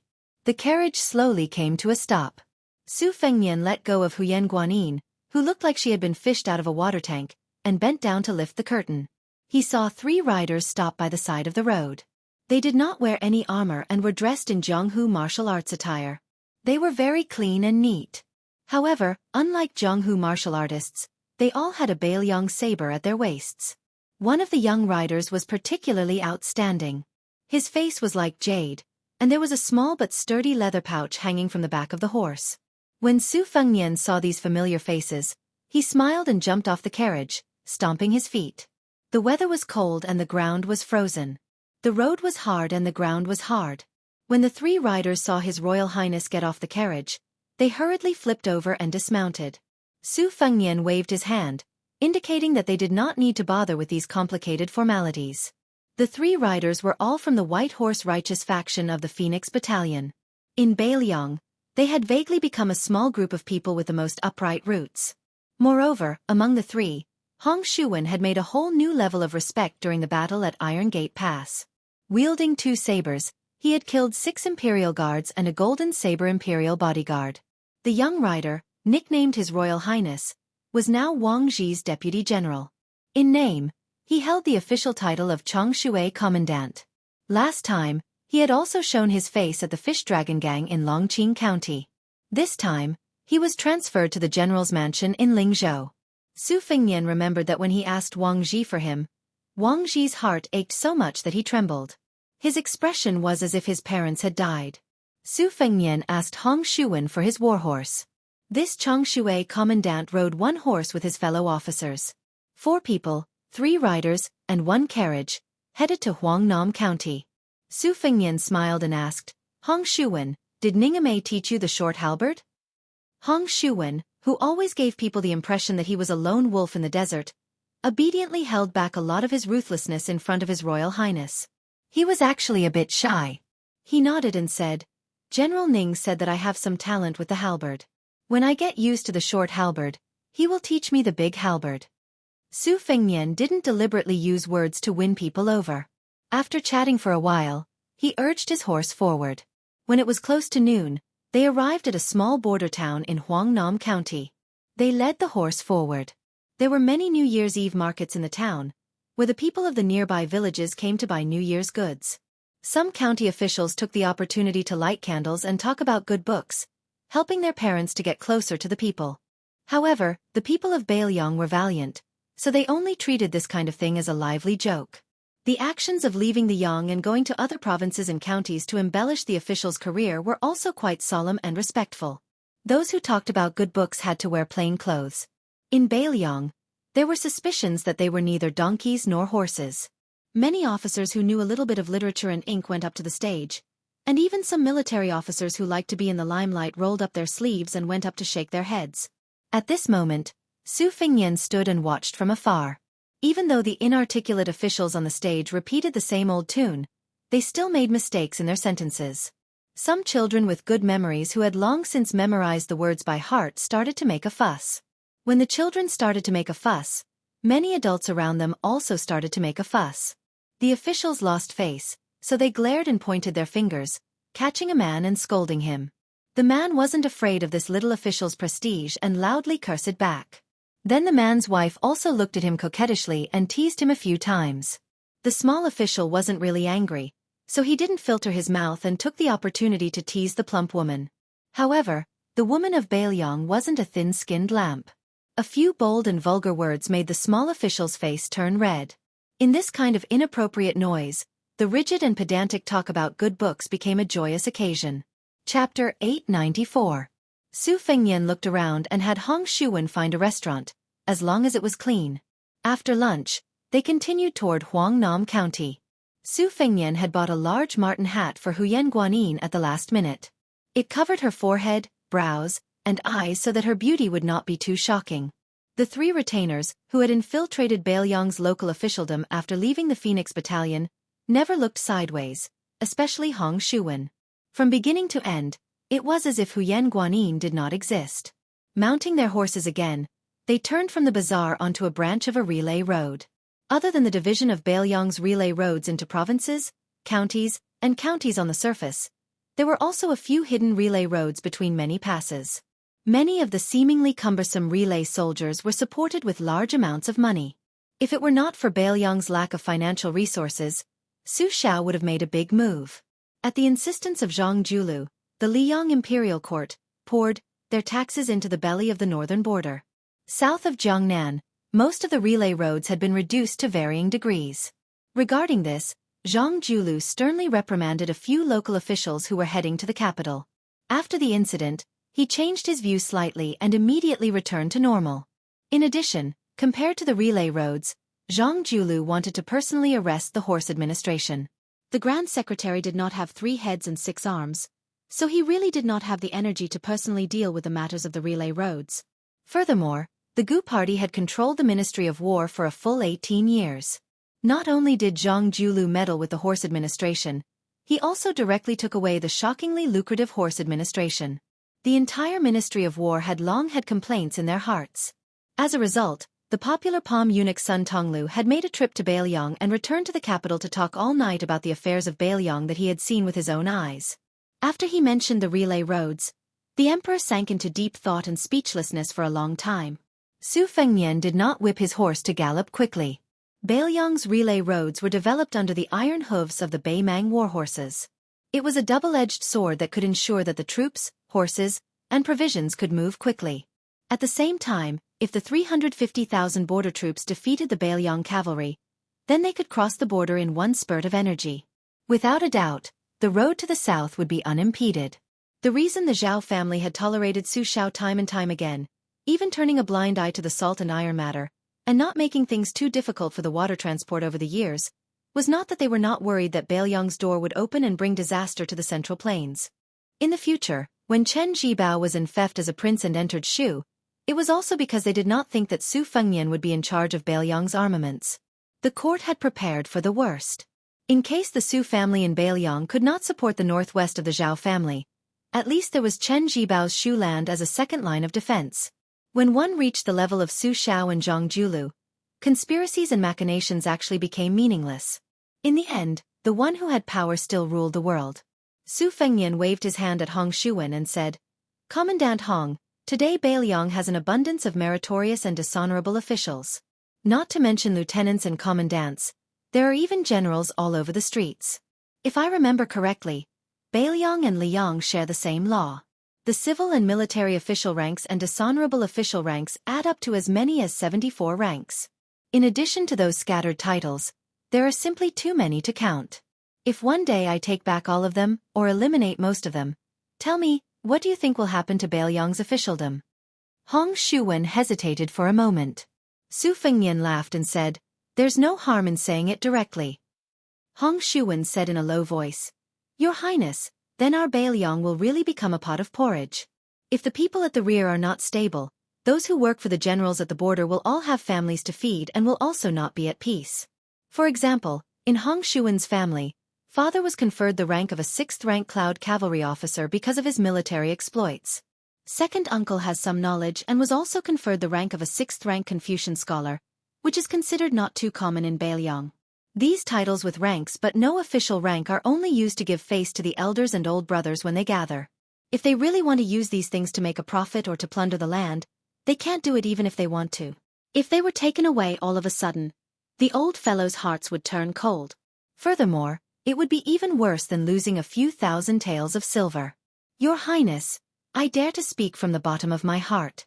This time, I heard from the elders in my family that a few thousand scholars from other places have come. They are all here to steal the old Beiliang's rice bowl.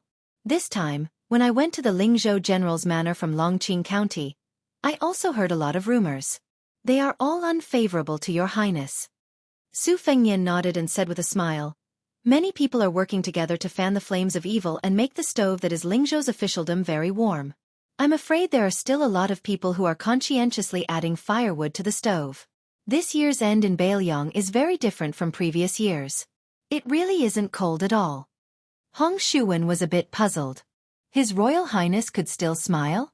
Because Hong Shuwen was His Highness' close official, the local prestige of the Hong family did not join the crowd this time. They closed their doors and refused to receive guests. They did not care about disputes and were already isolated and alienated by many families who were originally on good terms with them. If he wanted Hong Shuwen to go into battle to kill the enemy, he would definitely not hesitate. Hong Shuwen always felt that men should shed their blood on the battlefield. Before he became a general that brought glory to his ancestors, he had already thought about where he would die on the battlefield.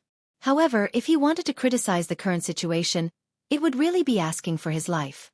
Since His Highness asked about this foul and disgraceful matter, this ruthless Hong who once dared to slap his concubine mother half to death in the family could only say what he wanted to say. Su Fengnian slowly said, "Prescribing the right medicine for the right illness has a difference in urgency. Hong Shuwen, let me tell you something first. I plan to set up 14 rank 5 captains based on the geography of Bailiang. Captains are named after the important passes in the territory. If nothing goes wrong, there will only be 3 in Lingzhou. Wang Ji will go to the Maikong mountain pass that borders western Shu to guard Laziku. As for the other 2, one will be given to Han Lao's Han, who is temporarily the deputy general of Lingzhou. The remaining one will be fought over by the entire Lingzhou. I don't believe that no smart people will take the bait for such a big piece of meat. As long as you become a captain, it means that you can stand out from the large group of captains who only deal with trivial matters. It would not be an exaggeration to call you a feudal lord. As long as someone is willing to lead an internal conflict, the following matters will be much easier to handle. Originally, I wanted to give Han Laoshan's position to you. However, you don't have much military achievements. After all, Han Lao's Han has Su Zhao's banner behind him. He can convince people wherever he goes, but you can't. Therefore, I will put you in the Lingzhou general's manor to accumulate experience. Although I can't use a quick and decisive method to deal with the Lingzhou officialdom, if I don't see blood at all, it won't make sense. When the time comes, I will need you. Bailiang's local captains don't have many chances to kill people, so don't treat it lightly. In the future, when I leave Lingzhou, you will most likely have to help the new provincial governor Su Beiji. I believe you know my relationship with provincial governor Su Beiji. I believe you know about my relationship with provincial governor Su. I'll say the ugly words first. If anything happens to him, you, Hong Shuwen, won't be able to compensate for that head on your shoulder." Hong Shuwen subconsciously wiped his neck and chuckled. "Anyway, I will do whatever your highness says without any objections. However, can I ask your highness for a favor?" Su Fengnian laughed and scolded. "Why are you the same as Wang Ji? If you have something to say it quickly." Hong Shuwen said softly, "Your highness, in the future, if there is a war at the border, you can't forget about Hong Shuwen." Su Fengnian asked, 20 years ago, so many people joined the army because there was no peaceful life anywhere. They were all aiming for glory and wealth. If they took a gamble, they might be able to get an official position. However, it's different now. Why did you, Hong Shuwen, give up being a stable official and insist on risking your life at the border? Is it very impressive to have your head tied to your belt? Or do you think that you can't be a high-ranking official on the ground? As long as Hong Shuwen grinned, he was naturally sinister. Hong Shuwen is different from others. I just can't get used to living a leisurely and happy life. Especially after hanging out with your highness, I feel uncomfortable if I don't kill people for a day. I would go to the brothel to find soft and tender women to have fun with. After I'm satisfied, I would feel sick of it and couldn't help but want to break their necks. I don't think this illness can be cured, so I can only go to the border and kill people." Su Fengnian smiled and didn't comment. In a time of peace, the people slept. When they woke up, their homes were still there and people were still alive. They worked hard every day. If there were 1 or 2 good thoughts, then this was a good world.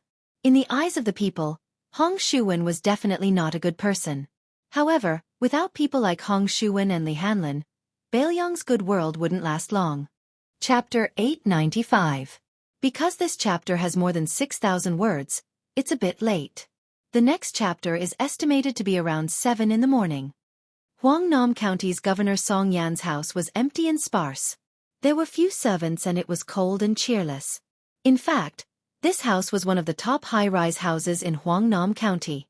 With Song Yan's family's wealth, it was impossible to live in it, let alone buy it. It was difficult to even rent it. However, because it was a haunted house that no one dared to take over, it fell into the hands of Song Yan, who had nothing to do with it. The previous head of the house was an old general who retired from the border and wanted to spend time with his grandchildren. He was the right-hand man of General Yan Wenluan. He was a meritorious general who could drink wine with the king of Bailiang when he was young. It was unknown why, on a snowy night, more than 70 people in the house were killed. Regardless of whether they were women or children, they were all beheaded. It was extremely tragic. Until now, it was still a big unsolved case on the streets of Bailiang. Some said that it was the work of Lulin bandits. Some said that it was the work of political opponents who still worked in the Bailiang Frontier Army. No matter what, the house, which was rumored to be empty every snowy night, was empty for many years. Later, Song Yan, who did not believe in ghosts and gods, became the head of Huangnam County. He did not do any water or land Taoist rites, nor did he set up any altars or rituals. He just moved into the house with his family and lived in peace these years. Although Song Yan admired the power of magic, he had another nickname that was related to Huang Lao, Kagan Taoist. The wife of the prefectural governor passed away early, leaving behind an unbetrothed only daughter called Song Huang Mei. In Huangnam County, she rode a horse and brandished her whip, carrying a saber and a bow. She was extremely valiant and formidable, not losing to the rangers of Bailiang. When Song Yan noticed that his daughter, who had always regarded applying rouge as the worst evil in the world, began to ask him for money, not to buy bows and arrows, but to secretly buy a lot of rouge and face powder. Song Yan had bumped into his daughter several times in the residence, but his daughter did not wipe her face clean. Song Yan was happy to see this, and he never exposed his daughter's clumsy cover-up. The library of the prefectural governor's residence was adjacent to the garden. Song Yan held a book and quietly stood by the window. In the garden, his daughter and 2 maidservants who were as close as sisters were laughing and talking happily. Her voice was particularly crisp. Song Yan, who was almost middle-aged, smiled slightly. His daughter deliberately spoke so loudly.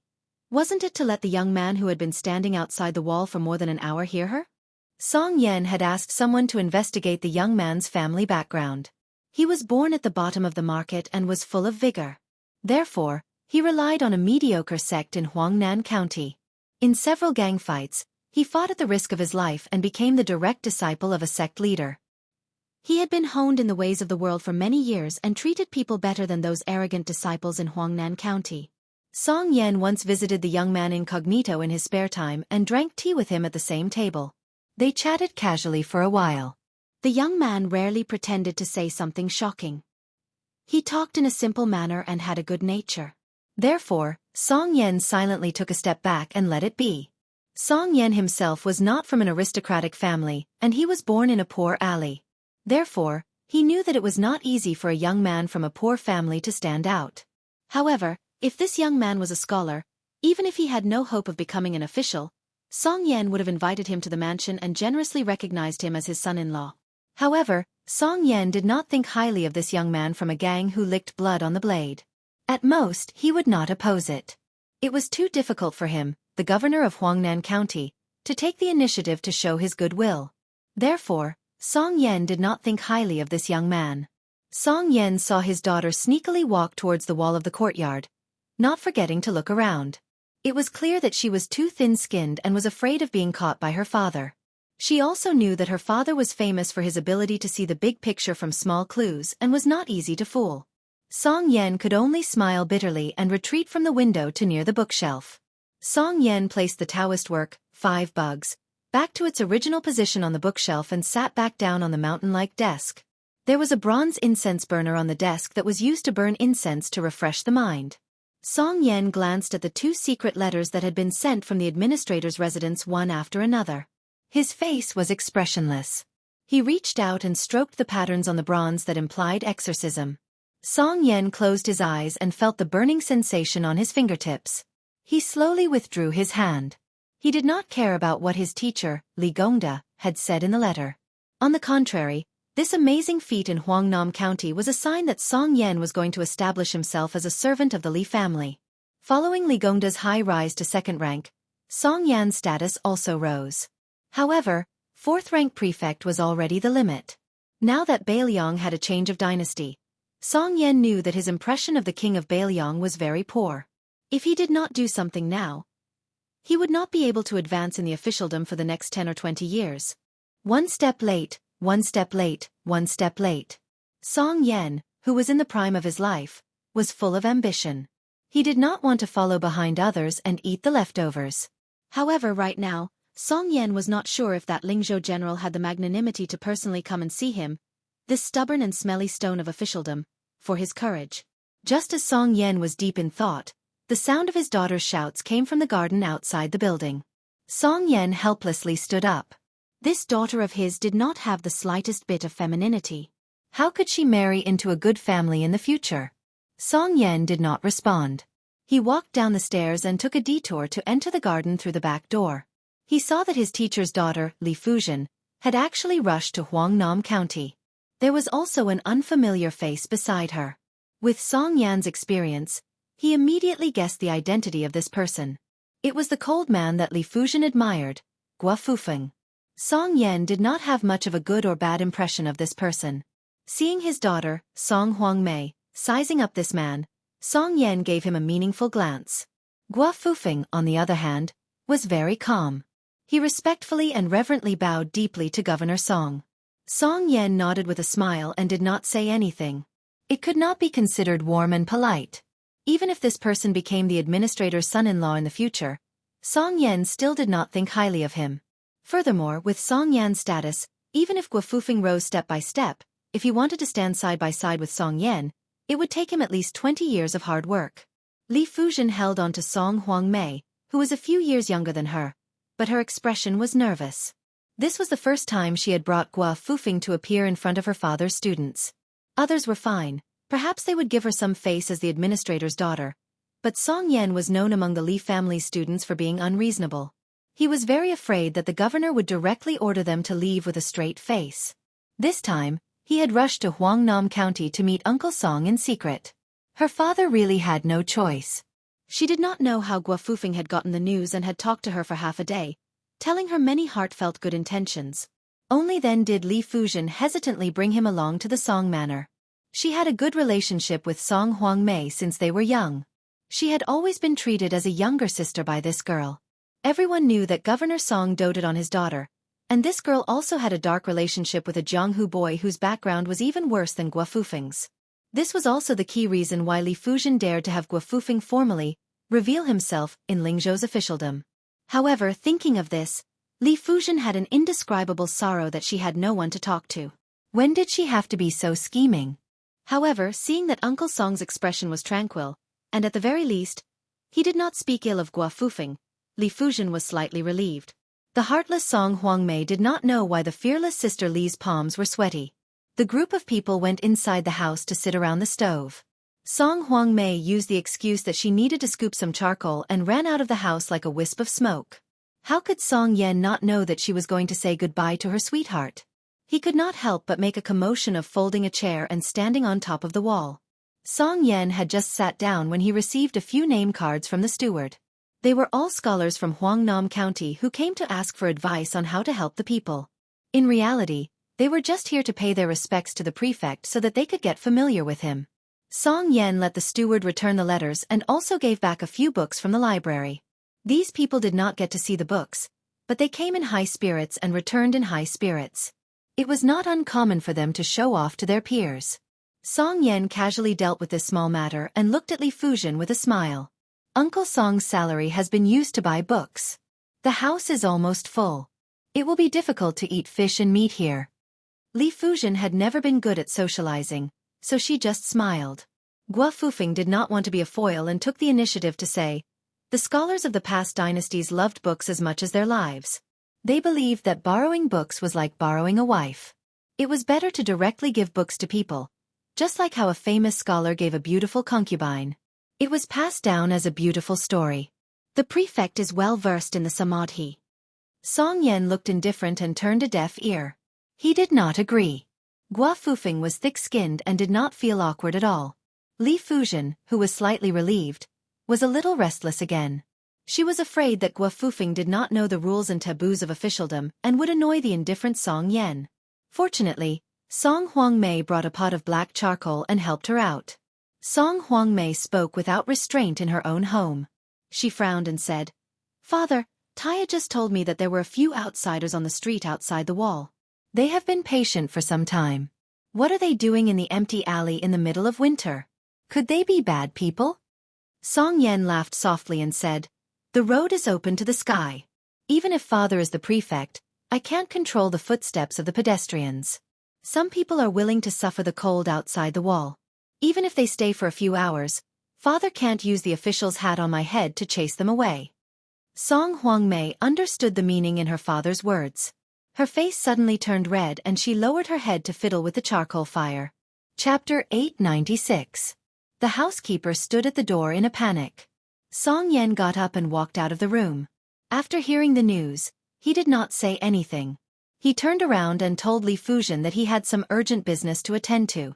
He then asked Song Huangmei to help take care of the guests.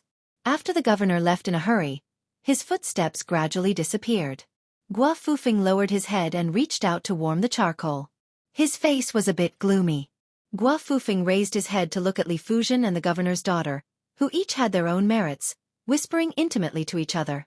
Gua Fufeng's smile quickly turned into a warm one. He was not displeased by the governor's neglect of the governor.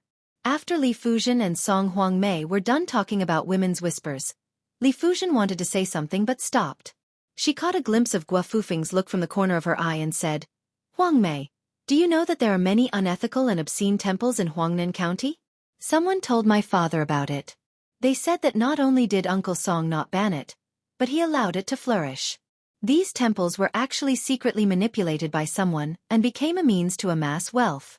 It is a crime against public morals and morals. I came here this time to inform Uncle Song." "I came here to inform Uncle Song." Song Huangmei was shocked. She then narrowed her eyes and smiled. "What do you mean by ruining public morals?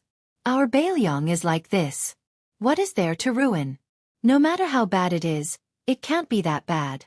I think those bastards who purposely slandered my father must have nothing better to do.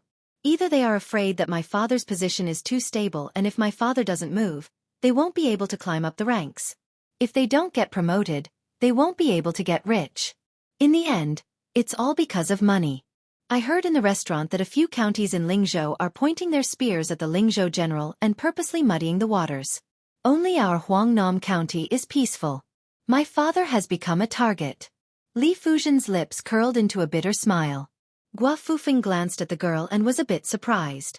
Song Huangmei glanced at the elegant Gua Fufeng from the corner of her eyes and said to Li Fuzhen, "Sister, Brother Han Lin is really something now. He is so successful that he has become the leader of the crossbowmen in the upper reaches of the border. I heard that he has killed hundreds of Beimang barbarians. There are so many heads on the back of his horse that they cannot fit. Is Brother Hanlin coming home for the new year this year? If he comes back, please remember to invite him to my house. I have to tell Brother Hanlin about my endless admiration for him. Men have to be like Brother Hanlin and go to the battlefield to kill the enemy. Otherwise they are not men." Hearing these words, Gua Fufeng sneered in his heart, but his face remained calm. Li Fuzhen carefully glanced at Gua Fufeng, then turned his head and forced a smile. "Let's go out for a walk." Gua Fufeng naturally stayed behind. After the two sisters left, Li Fuzhen reached out and pinched Song Huangmei's ear. "Stupid girl, you dare to lecture your sister? Didn't I clearly write in your letter that you should not give him a dirty face? Look at you." Song Huangmei curled her lips and said, "Anyway, I didn't like that person at first sight. My father said that a scholar shouldn't be too enslaved and jealous. Such a scholar won't have a great future. I think the man surnamed Gua is not lacking in either of these two problems. Sister, listen to me. You refused our Northern Liang Devil incarnate at that time, which was such a great feat to vent your anger. Why are you becoming more and more useless in the end? If I had known it would be like this, it would have been better to follow the lecher surnamed Su and become the concubine of the King of Fan in the future. Our administrator will be grinning from ear to ear. Besides, Brother Hanlin was able to turn over a new leaf.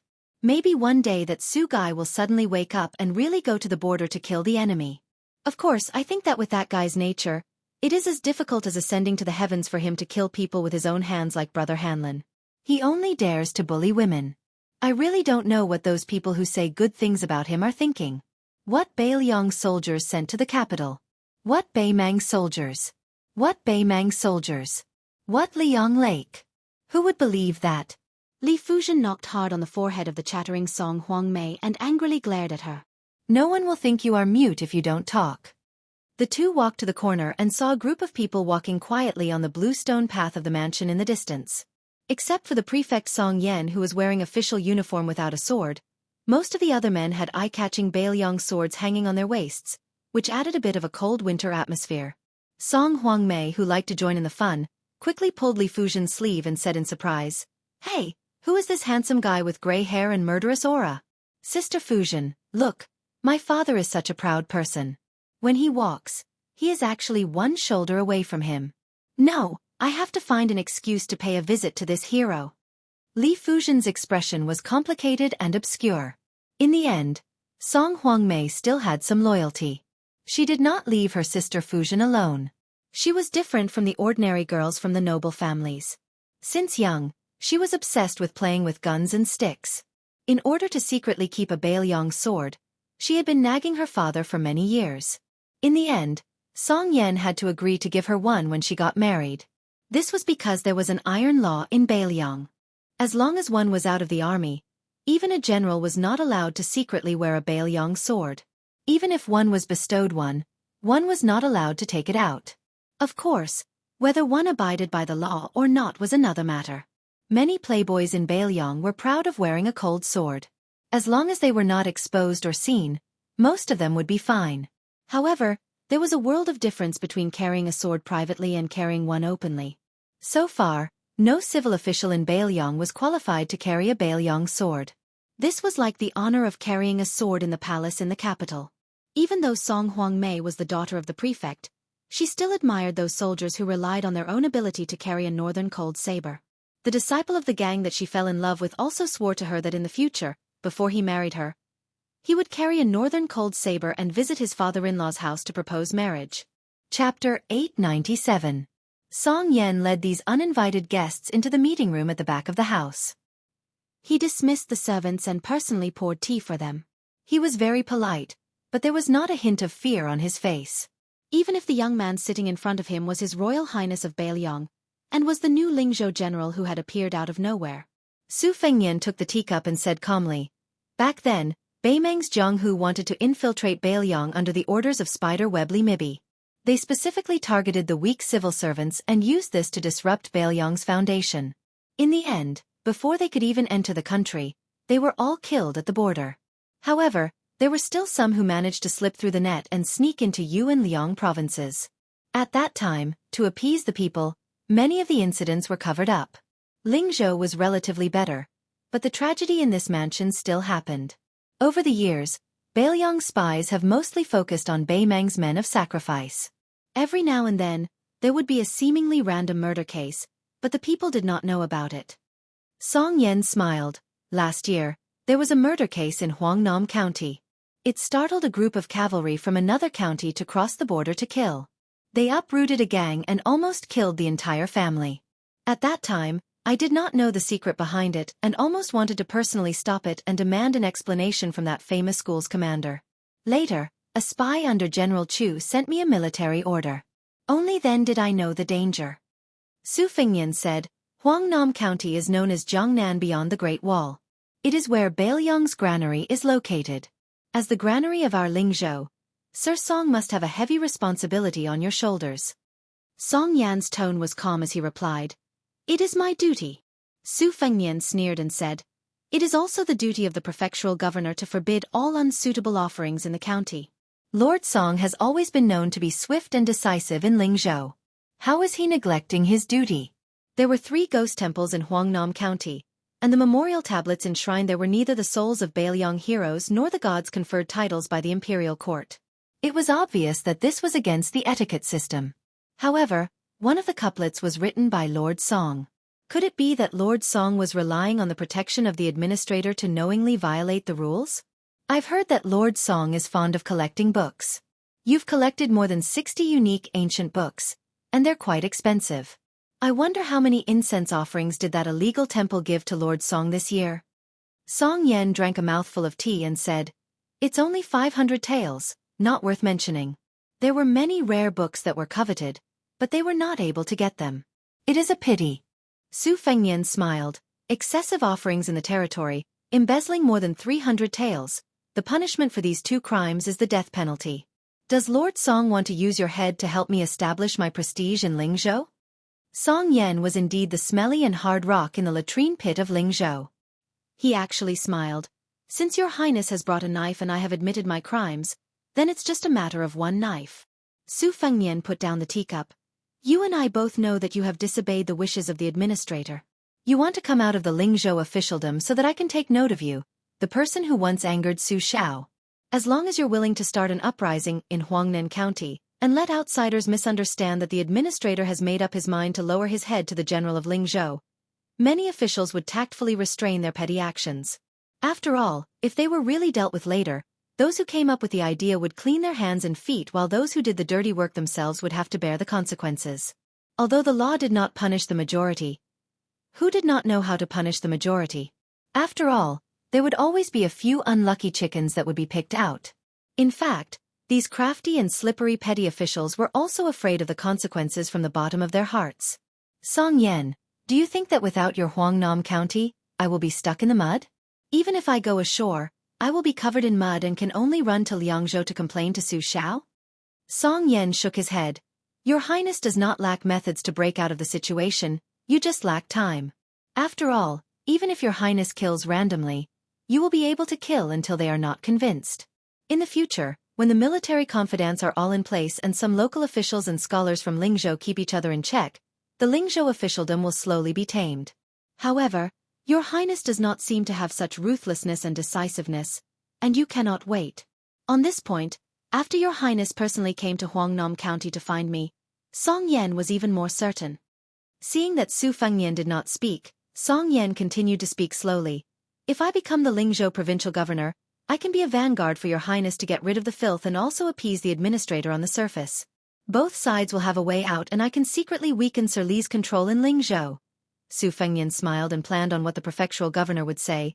Prefectural governor, you overestimate yourself. The provincial governor of Lingzhou can only be Su Beiji. Not you, Song Yen. At most, you can only be the governor of Lingzhou. However, I can tell you something straightforward. When Su Beiji becomes the administrator of Beiliang, you have hopes of becoming the Lingzhou provincial governor. However, that is still too early and you will have to wait. This is because Beiliang will not touch Sir Li, who has done meritorious deeds without any mistakes. The Su and Li families have accumulated 2 generations of incense. Not to mention Sir Li's hard work, just my relationship with Li Hanlin is enough for the administrator to enjoy being an official. Furthermore, it is better to not do something as immoral as killing the donkey after it has outlived its usefulness. Of course, if you, Song Yen, really have the ability, with Su Beiji in front of you, even if you can't become the Lingzhou provincial governor, there are still 2 provincial governor seats for me to consider. There are 30 provinces in Liyang. Let's not talk about Su Beiji, who is an anomaly. Count them, how many of them are under 40? Sir Song, you should be content. Song Yan's expression was uncertain. In the end, Su Fengnian said something that made Song Yen not know whether to laugh or cry.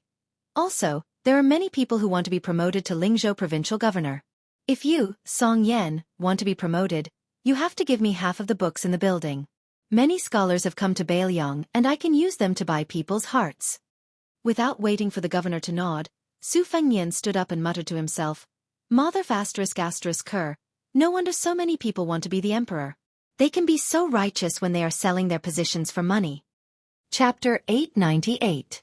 It was probably because the self-proclaimed Lingzhou general was too direct that Song Yen, who had been immersed in officialdom for many years, found it refreshing.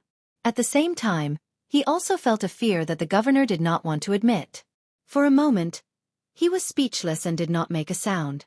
The tea had already turned cold, but Song Yen still sat there and swirled the cup lid. Su Fengnian did not care about this kind of harmless rudeness. There was a secret report that Li Fuzhen had also come to Huangnam County. He did not want to meet her. If that happened, it would be difficult for both sides, so he prepared to leave this manor that was indeed filled with a gloomy aura. Song Yan was not so conceited that he would not move from his chair. He stood up and sent him to the door. Su Fengnian told him that he would stay in the county capital until tomorrow morning. Song Yan nodded his head and stood in place for a long time before walking back to the chair with heavy steps. He gently pressed one hand on the armrest of the iron pear-wood chair. The steward who had been rejected by the honored guest of the manor carefully stood at the door. He could not help but be worried. Everyone knew that the heir of Beiliang was a strange and absurd person. Now that he had placed the title of Lingzhou General on his head, who knew if he was going to openly attack Lingzhou? His master had better not be the first. Song Yan patted the armrest and turned around to say, "Go to Wild Ape House and organize 2,000 books. Then have General Tao send them to the Lingzhou General's manor today." The steward could not help but ask, "Master, how will you divide them?" Song Yan's face was filled with helplessness as if salt had been poured onto his wound. He sighed and said, "Other than the 40 or so rare books that are kept in yellow rosewood boxes, choose the best ones and move them out of Wild Ape House." The steward made a sound of acknowledgement and quickly left. Song Yan rubbed his forehead and said with a bitter smile, "It really is more painful than marrying off a daughter." Su Fengnian brought Su Yambing and Hong Shuwen along the small path of the Song Manor. Huyen Guanyin did not enter the manor and remained in the carriage outside the manor. The reason why Su Fengnian chose Huangnam County's Song Yan was mainly because this prefect was quite knowledgeable, but he did not have the temperament of an old scholar. Back then, Song Yan had purposely criticized Su Zhao's unclear rewards and punishments in public. It was just a ploy in the officialdom to attract Su Zhao's attention. It was not really Song Yan who did not understand the rules of the officialdom. It was a pity that he met Su Zhao, the king of Beiliang, who did not know how to read the customs. Of course, Su Fengnian also began to suspect that Su Zhao had intentionally left this stubborn Lingzhou rock for him to subdue. While Su Fengnian was thinking, he raised his head and saw a tall servant girl from the manor.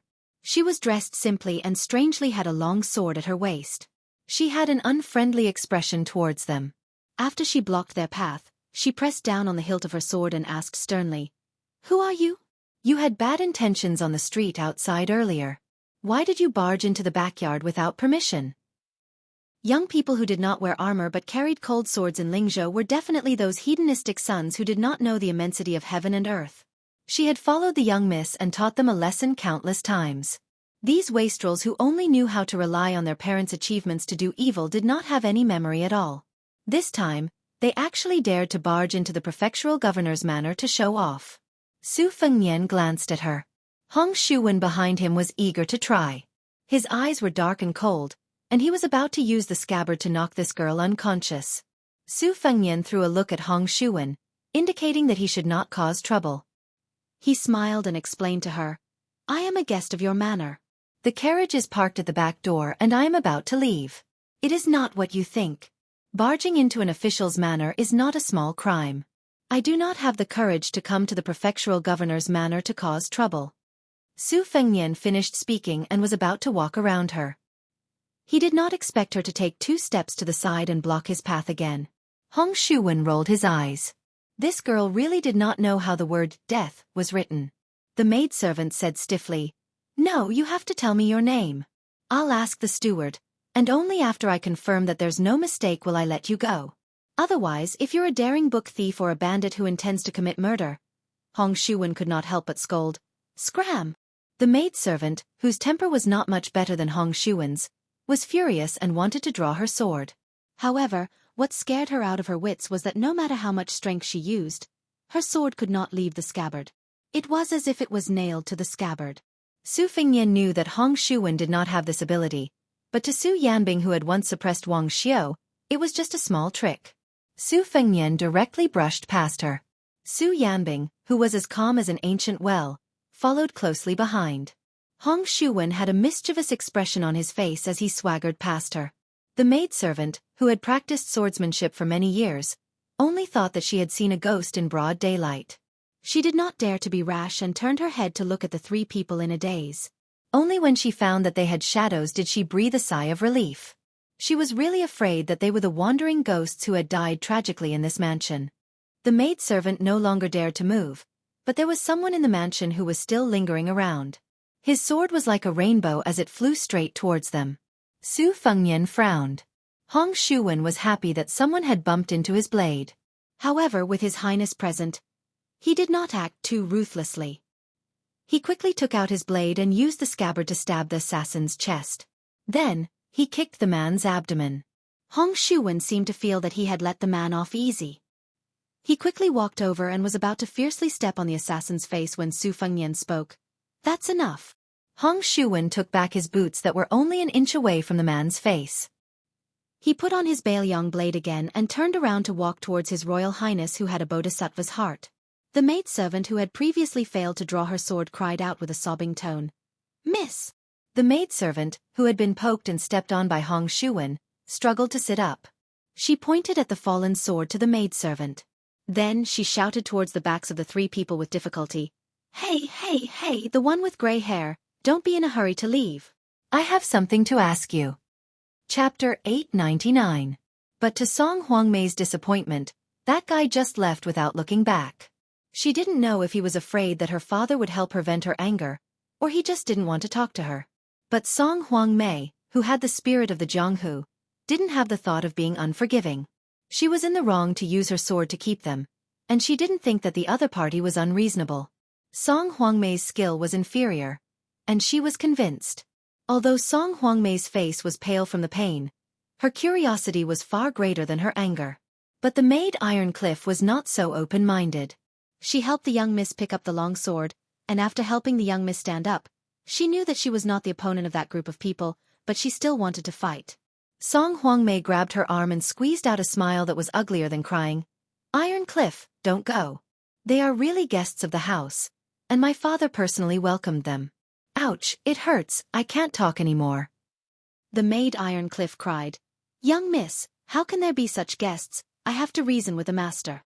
Song Huangmei, on the other hand, sucked in a breath of cold air, and smiled with satisfaction. "Iron Cliff, we finally met a master. Go, help me to Sister Fusion. After I catch my breath, I will ask my father who that guy is." Su Fengnian walked to the front of the carriage and said to Hong Shuwen, "Huangnam County has a few Beimang spies that have been rooted here for many years. Seeing that you have nothing to do, you can go and work with our spies tonight, but we won't record your military merits. Remember, you have to follow their rules. If I know that you killed people, don't think about getting involved in this kind of thing in the future." Hong Shuwen nodded vigorously, his eyes were burning, and he licked the corner of his mouth with a smile that was terrifying. Gua Fufeng sat alone in front of the brazier in the room. He did not feel that he was being looked down upon. He even had the leisure to look at the decorations in the room. If he did not have such shrewdness and broad-mindedness, how could he have made Li Fujian, one of the few wealthy women in Beiliang, fall in love with him? Gua Fufeng was not dissatisfied with his current situation. Gua Fufeng believed that his plan was flawless. If his brother-in-law Li Hanlin continued to be an unruly hedonist, it would be fine. Gua Fufeng had never been a rigid scholar and did not mind helping Li Hanlin do evil. Now that Li Hanlin had joined the border, it was even better. In the future, when Li Hanlin returned to his hometown with glory, he would most likely take the path of a military official. A family also had to walk on two legs.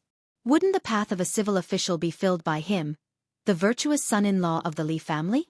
The two of them helped each other. With Li Gongda, who had only been the administrator for less than 2 years, guiding him, the Li family would naturally be prosperous. Gua Fufeng even thought of the scene where he would meet the new Prince Liang in the future. Now, what was a little disdain? Even Li Fujian did not know that two officials highly regarded by the administrator had approached Gua Fufeng in private. They were just short of calling each other brothers. Gua Fufeng narrowed his eyes and looked at the charcoal fire in the brazier. This trip to Huangnam County was a secret. Li Fujian was thin-skinned and inarticulate. He still needed to rely on him to solve his father-in-law's problems. Huangnam County was the place of prosperity for the administrator. If there was a fire in the backyard, it would be a topic of ridicule in the prince's household. Gua Fufeng believed that Song Yan knew the severity of the situation. Previously, he was neither cold nor warm to him. Li Fujian sat down beside him. Gua Fufeng saw that there was no one around and said softly, "I have my own plans on how to persuade Sir Song. Fujian, you don't have to worry. Also, according to what you said, the man that Miss Song likes is a disciple of a second-rate gang in Huangnam County. If there's a chance, the four of us can find an elegant restaurant to have a meal. Although I'm not a member of the Jianghu, I know a lot of Jianghu stories. I'm not afraid to have nothing to say to that person. Li Fuzhen suddenly asked, Fufeng, aren't you tired? Gua Fufeng smiled and asked back. Tired? Li Fuzhen turned her head and did not look at him. Gua Fufeng hesitated for a moment and did not hold her hand. He placed his hands on the brazier and enjoyed the warmth.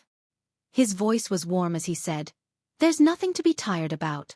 In order for us to have comfortable days in the future, it's natural for me to be tired. One day, I will let Ling Zhou and even Bailiang remember the name Gua Fufeng.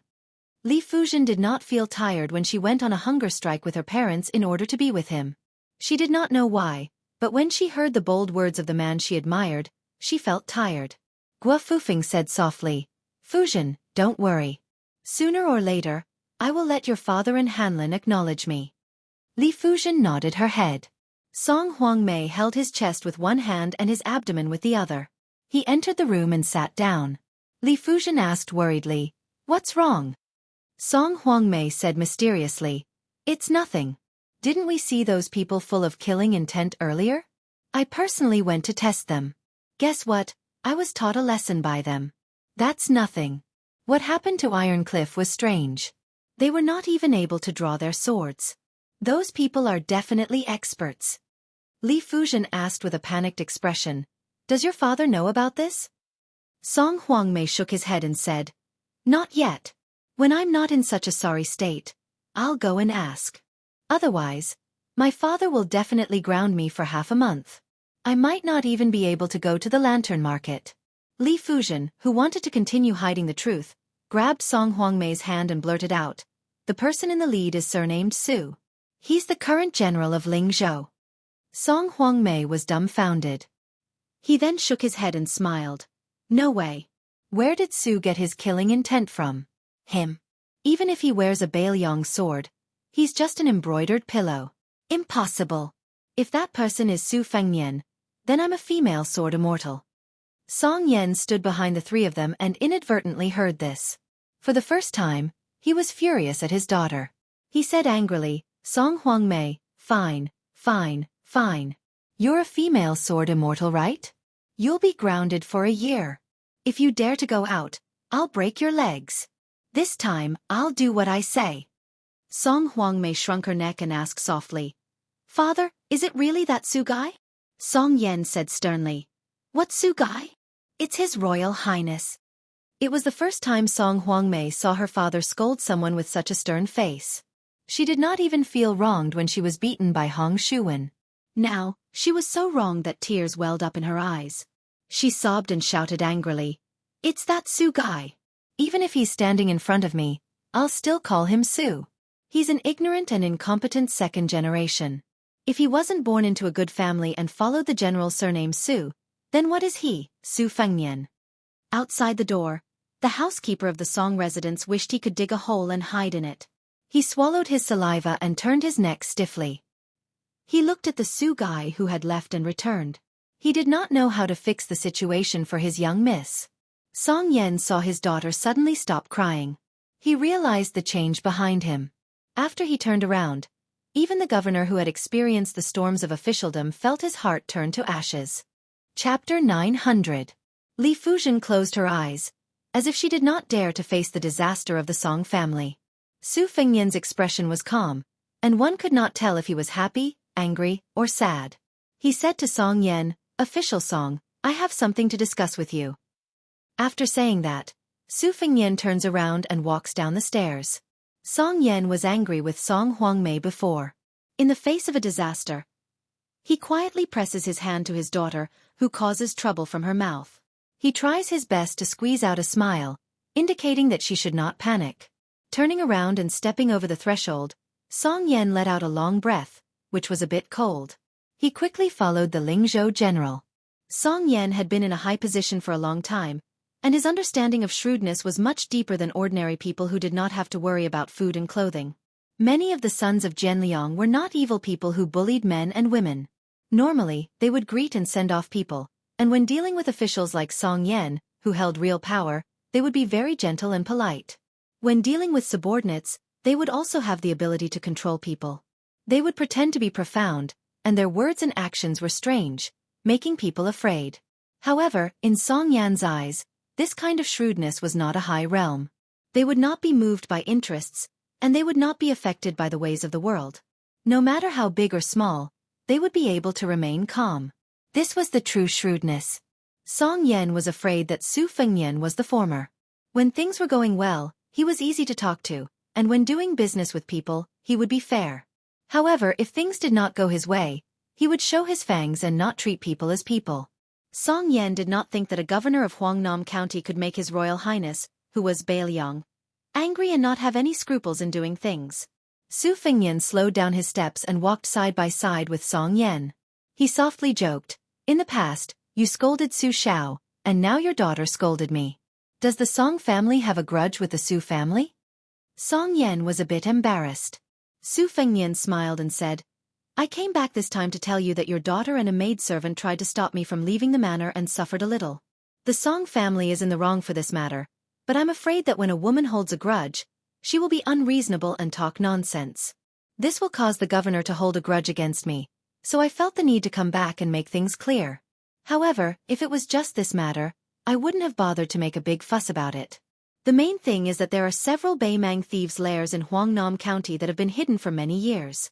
This time, a large number of scholars are going to die, and there are many spies and men of sacrifice in disguise. Even some Beimang spies who were originally rooted in the Central Plains have begun to take the opportunity to infiltrate Beiliang. Tonight, someone will clean up Huangnam County. I will leave tomorrow morning, so I felt that I needed to inform you in advance so that you won't be flustered when the time comes." When I returned to the residence, I saw that the Wild Ape House had started moving books. Song Yan didn't dare to form a grudge with the young man next to him. He didn't care about etiquette and directly asked, "Your Highness, are you really not angry at my daughter's rudeness?" Su Fengnian asked in return, "Scolding people in my own home is better than those people who stab me in the back in Lingzhou. I can still endure the latter and haven't made a move until now. What are you worried about? If you really feel guilty, then give me another 500 books from the Wild Ape House's collection." Song Yan sighed and said, "It was me who measured the heart of a gentleman with the yardstick of a villain." Su Fengnian said self-deprecatingly, "What kind of gentleman am I? You guys, once bitten, twice shy. Based on my bad reputation in Beiliang." Song Yan suddenly turned his head and saw the administrator's daughter hurriedly running over. She stopped and looked at them without any intention of leaving. Su Fengnian hesitated for a moment and said softly, "Sir Song, I want to say a few words to Miss Li. Go to the back door and wait for a moment." Song Yan nodded and left with quick steps. Li Fuzhen didn't take another step forward. With a cold expression she asked, "What do you want to do to the Song family?" Su Fengnian didn't beat around the bush with her. "You actually want to ask me what I plan to do to Song Huangmei, right?" "Don't worry, Li Fuzhen interrupted Su Fengnian's words and said with a cold smile, "Do you really believe that I can be at ease?"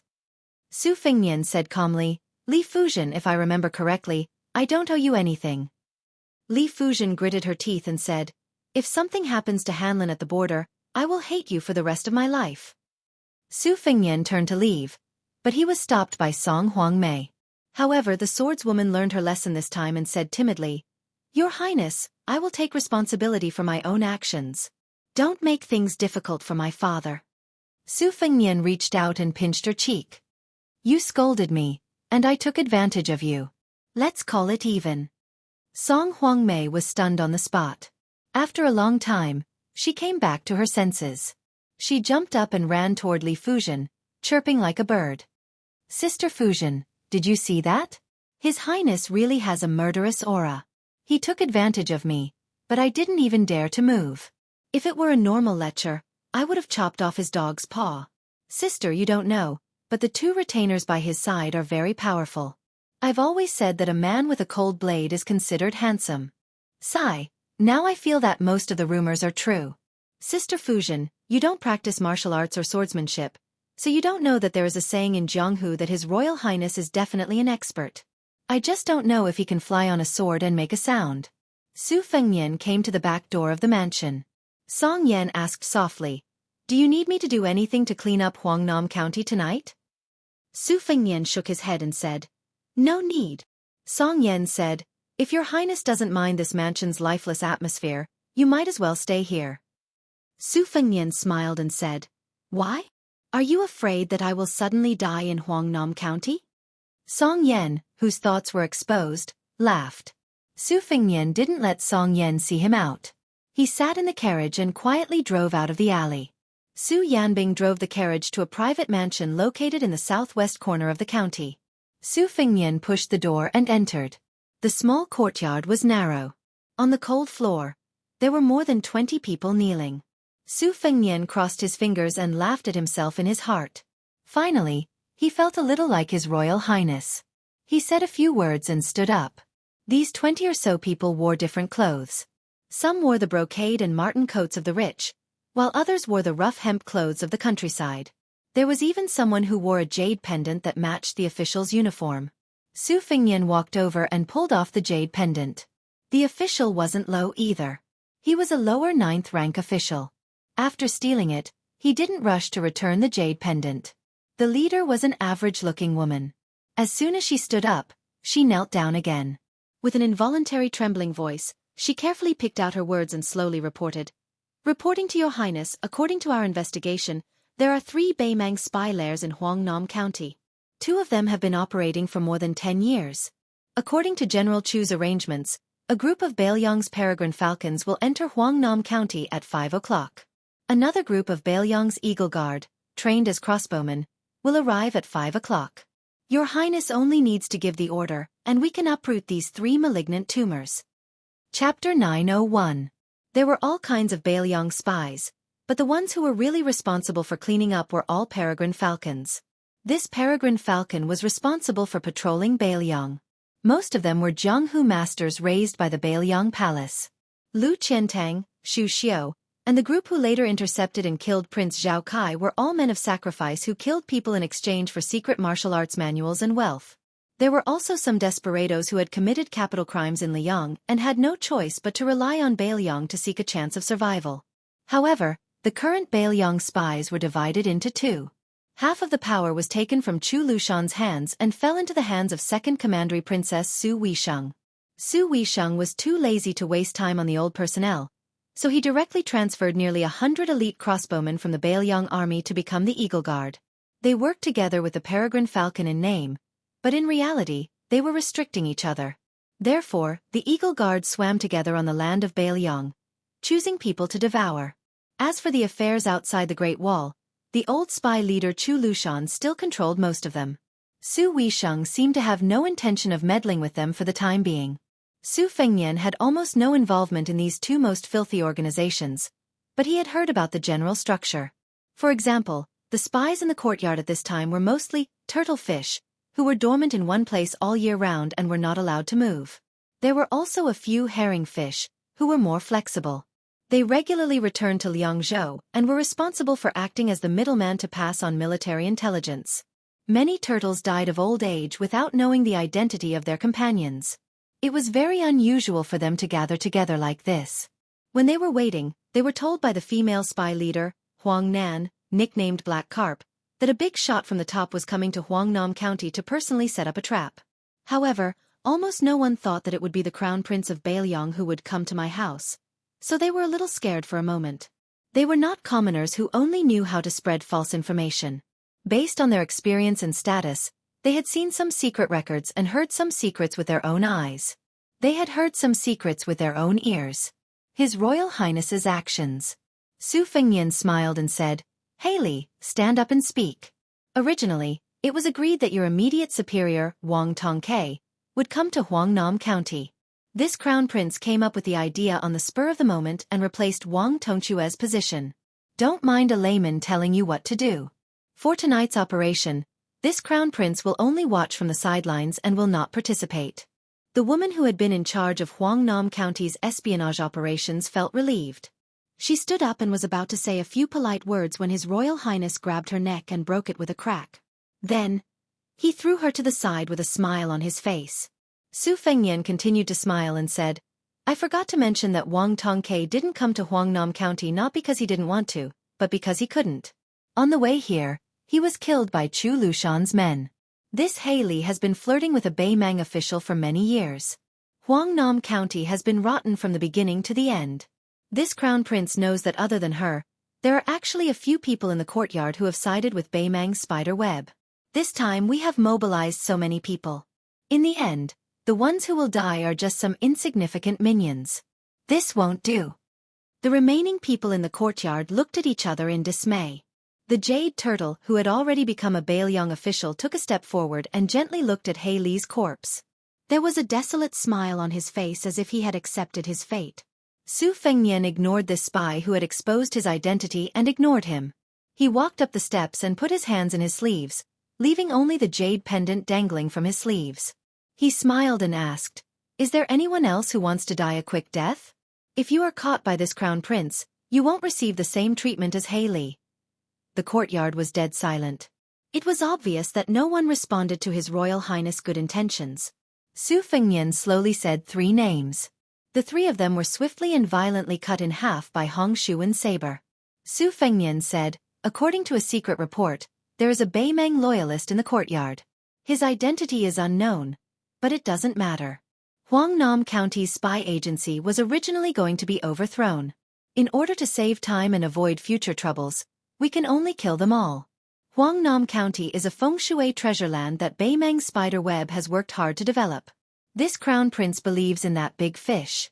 His life is more valuable than all the Beiliang spies in the courtyard combined. Beiliang won't lose out on this deal." A fat rich merchant was surprisingly agile. He stepped lightly on his toes and was about to jump over the courtyard wall when Hong Shuwen stabbed him in the back with a halberd. His body hung heavily on the wall. Hong Shuwen walked over and grabbed his legs and pulled him back into the courtyard. With his death, the turtles and reeds who were still standing in the courtyard breathed a sigh of relief. If this guy had refused to give himself away and insisted on implicating the rest of the spies, they could only stretch their necks and wait to be slaughtered. Otherwise, they wouldn't have dared to go against the cold-blooded Beiliang crown prince. As turtles and reeds, most of them had families, old and young. If they died here today, they would be sacrificing their lives for the Beiliang. If they wanted to hate someone, they could only hate those Beimang spies for being too cunning. However, after they died, their families, old and young, would still be able to live without worry. Just when everyone thought the dust had settled, Su Fengnian followed Su Yanbing's finger and stared at a middle-aged man with an old-fashioned face. "This fatty is willing to die for you in order to protect you. It can be seen that your identity is not ordinary. Otherwise, if I were him, even if I were to die, I would drag the rest down with me. You're Han Shang, right? In the past, you've accomplished several great things at the border of Yuzhou. You can be considered to have made great contributions to the Beiliang. These years, you've been at odds with Haley and have been ostracized by him for many years. Originally, you were the most innocent spy in the courtyard. However, do you know when you gave yourself away?" Han Shang smiled gloomily and looked at Su Yanbing. "I've long heard that there are hidden talents in the king's mansion.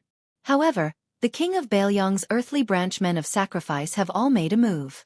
Only a guy called Su Yanbing has been doing nothing all this time. No one can figure out his depth." The Beimang side speculated that this person's realm was higher than Spear Immortal Wang Xiu's junior brother, Han Laozhan. Now, it seems that this is indeed the case. I've clearly suppressed my heartbeat and thought that there were no flaws. I didn't expect that I would still be seen through. Unfortunately, I can't spread this news. My mistake was that I didn't expect His Royal Highness to come in person and Su Yanbing to accompany him. It wasn't that Han Shang didn't want to put up a last-ditch struggle. However, he knew that his efforts were futile when he was targeted by Su Yanbing. Han Shang's vision went black. He didn't even see how Su Yanbing attacked before he fainted. Su Fengnian threw the jade pendant back to the official and smiled. "Wang Tongke, Huangnam County has made up for your mistakes." Wang Tongke took the jade pendant and wore it on his waist. Only after he tore off his mask did the people in the courtyard realize that this person was Wang Tongke, the #1 spy in Huangnam County for more than 10 years. A man whose wife and children had never seen his true face for more than 10 years. He followed His Royal Highness into the room and asked softly, "Your Highness, why don't you let me continue to hide in the dark? Although Huangnam County will be much cleaner after tonight, it's hard to guarantee that there won't be any accumulation of filth in the future. Su Fengnian said, "You don't have to stay in Huangnam County anymore. Say goodbye to your wife and children and then go to Yuzhou." Wang Tongke nodded and didn't have any objections. Su Fengnian suddenly said, "I know that you've nurtured a disciple with a very clean background. Chu Lushan thinks highly of him. Take him to Yuzhou and work hard for a few more years to train that young man.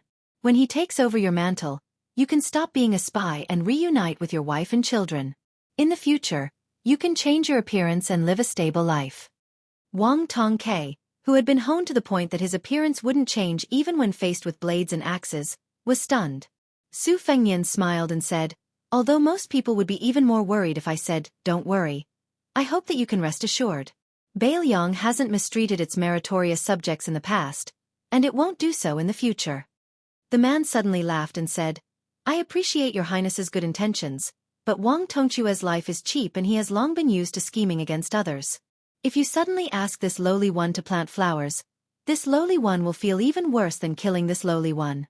Besides, our line of work isn't like mounting a horse to fight and killing enemies. It's useless once you're old. The older you get, the more proficient you'll be."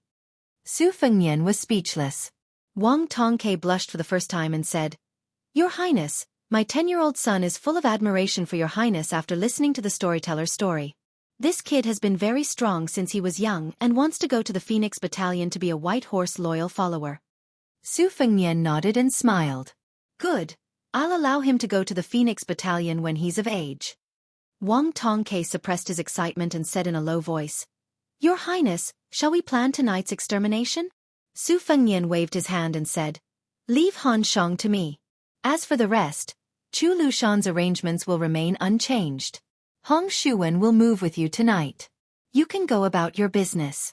The remaining people in the courtyard still need you to pacify." Wang Tongke made a sound of acknowledgement and quietly left the room. Chapter 902. In the Song Manor, Song Yen took the initiative to find Li Fuzhen and went for a walk in the manor. Song Huangmei, who had a lively personality, had experienced many twists and turns and dared to touch this bad luck. She obediently took off her sword and went to learn embroidery. Song Yen thought about it and slowly said, "Niece, let's talk about something that might be a little boring. After Uncle is done, you can go back and tell the administrator why Huangnam County has changed. Now that Lingzhou's officialdom is undergoing a drastic change, if I, Song Yen, were not the administrator's disciple, but the Lingzhou general's advisor, I would put myself in his shoes, standing in His Highness the heir apparent's point of view to look at the problem. There are 3 ways to deal with it. The worst way is to try to use killing people to convince the masses. There are also 3 levels of high, middle, and low. Killing a large number of officials was a bad idea, so it could only cause the people in Lingzhou to lose their confidence. Not only did the local officials in Lingzhou feel that this Lingzhou general was useless, even the scholars from other places who were watching the show thought that they had married the wrong man and had met the wrong person.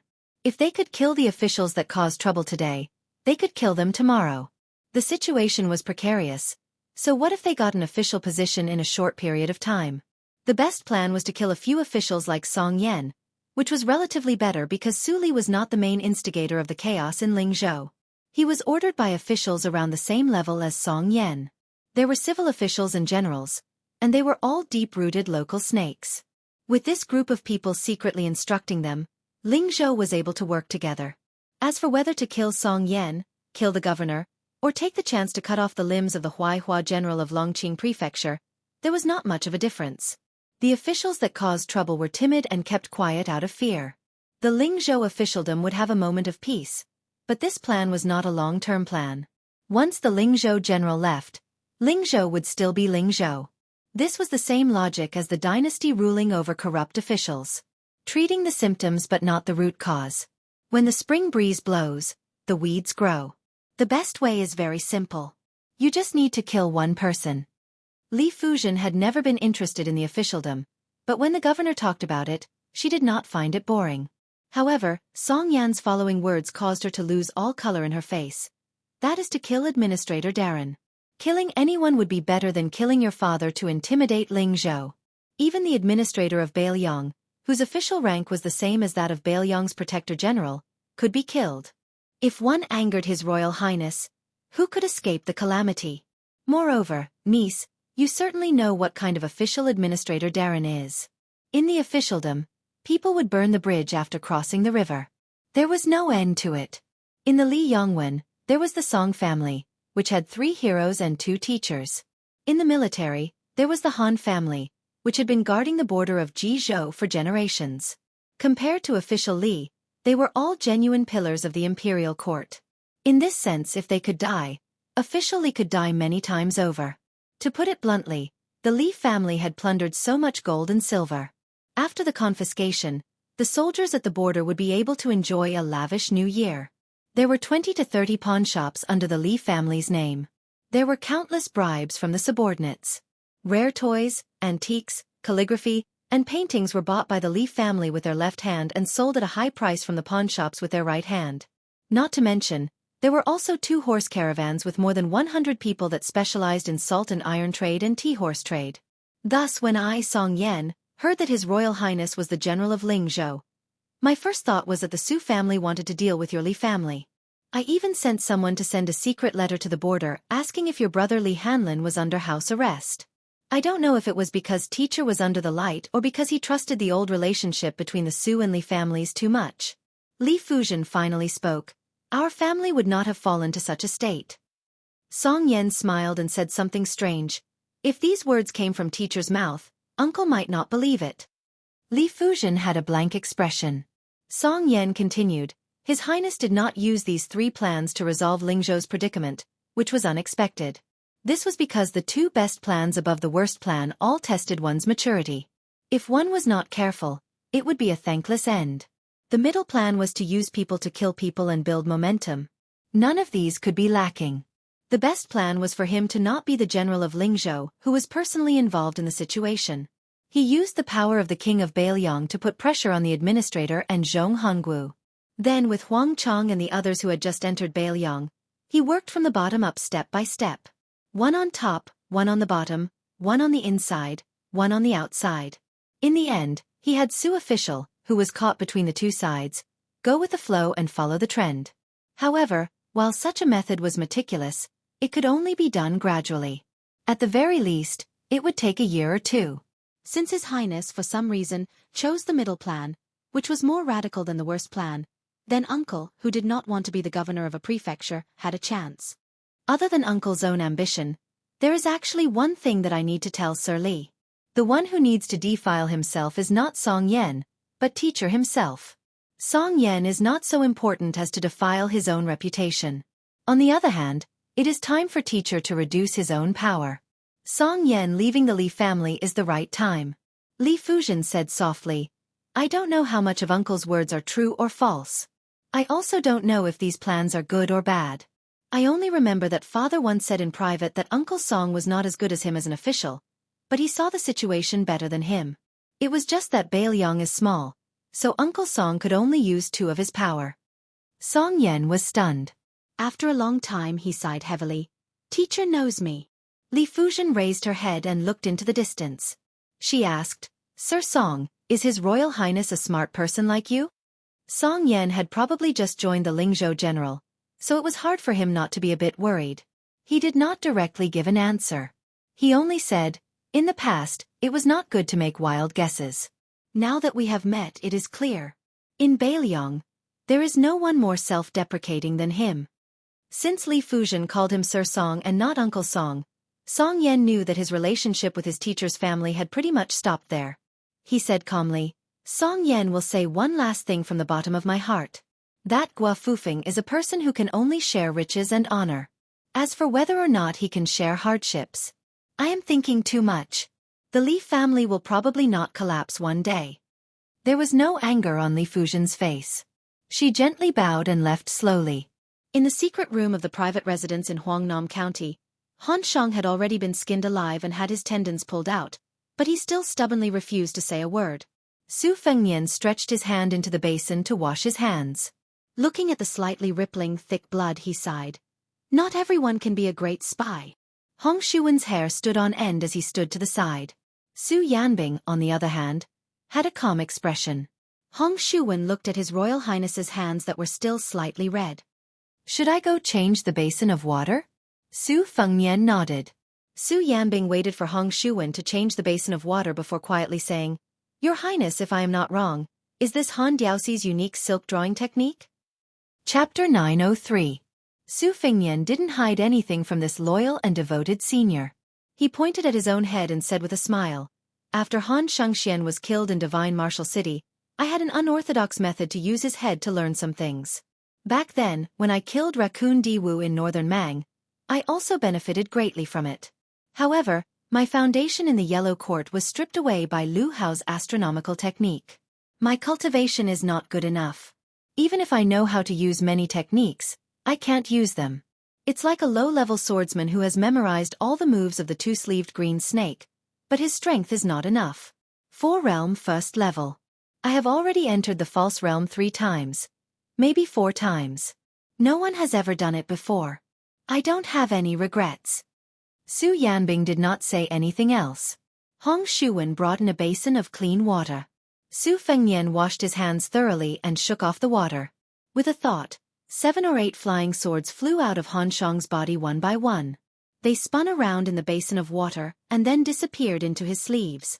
As long as the sword embryo was complete, these little things did not need to be supported by internal energy. Thus, Su Fengnian could use them with ease. Su Fengnian left the secret room and returned to the house. In the courtyard, the turtles and reeds from Huangnam County, who had been cleared of suspicion, began to move stealthily in an orderly manner.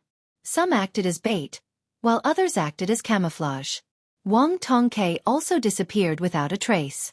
Although everyone in the courtyard was on the brink of death, it was actually very common for some mobile spies other than the turtles, especially spies near the border.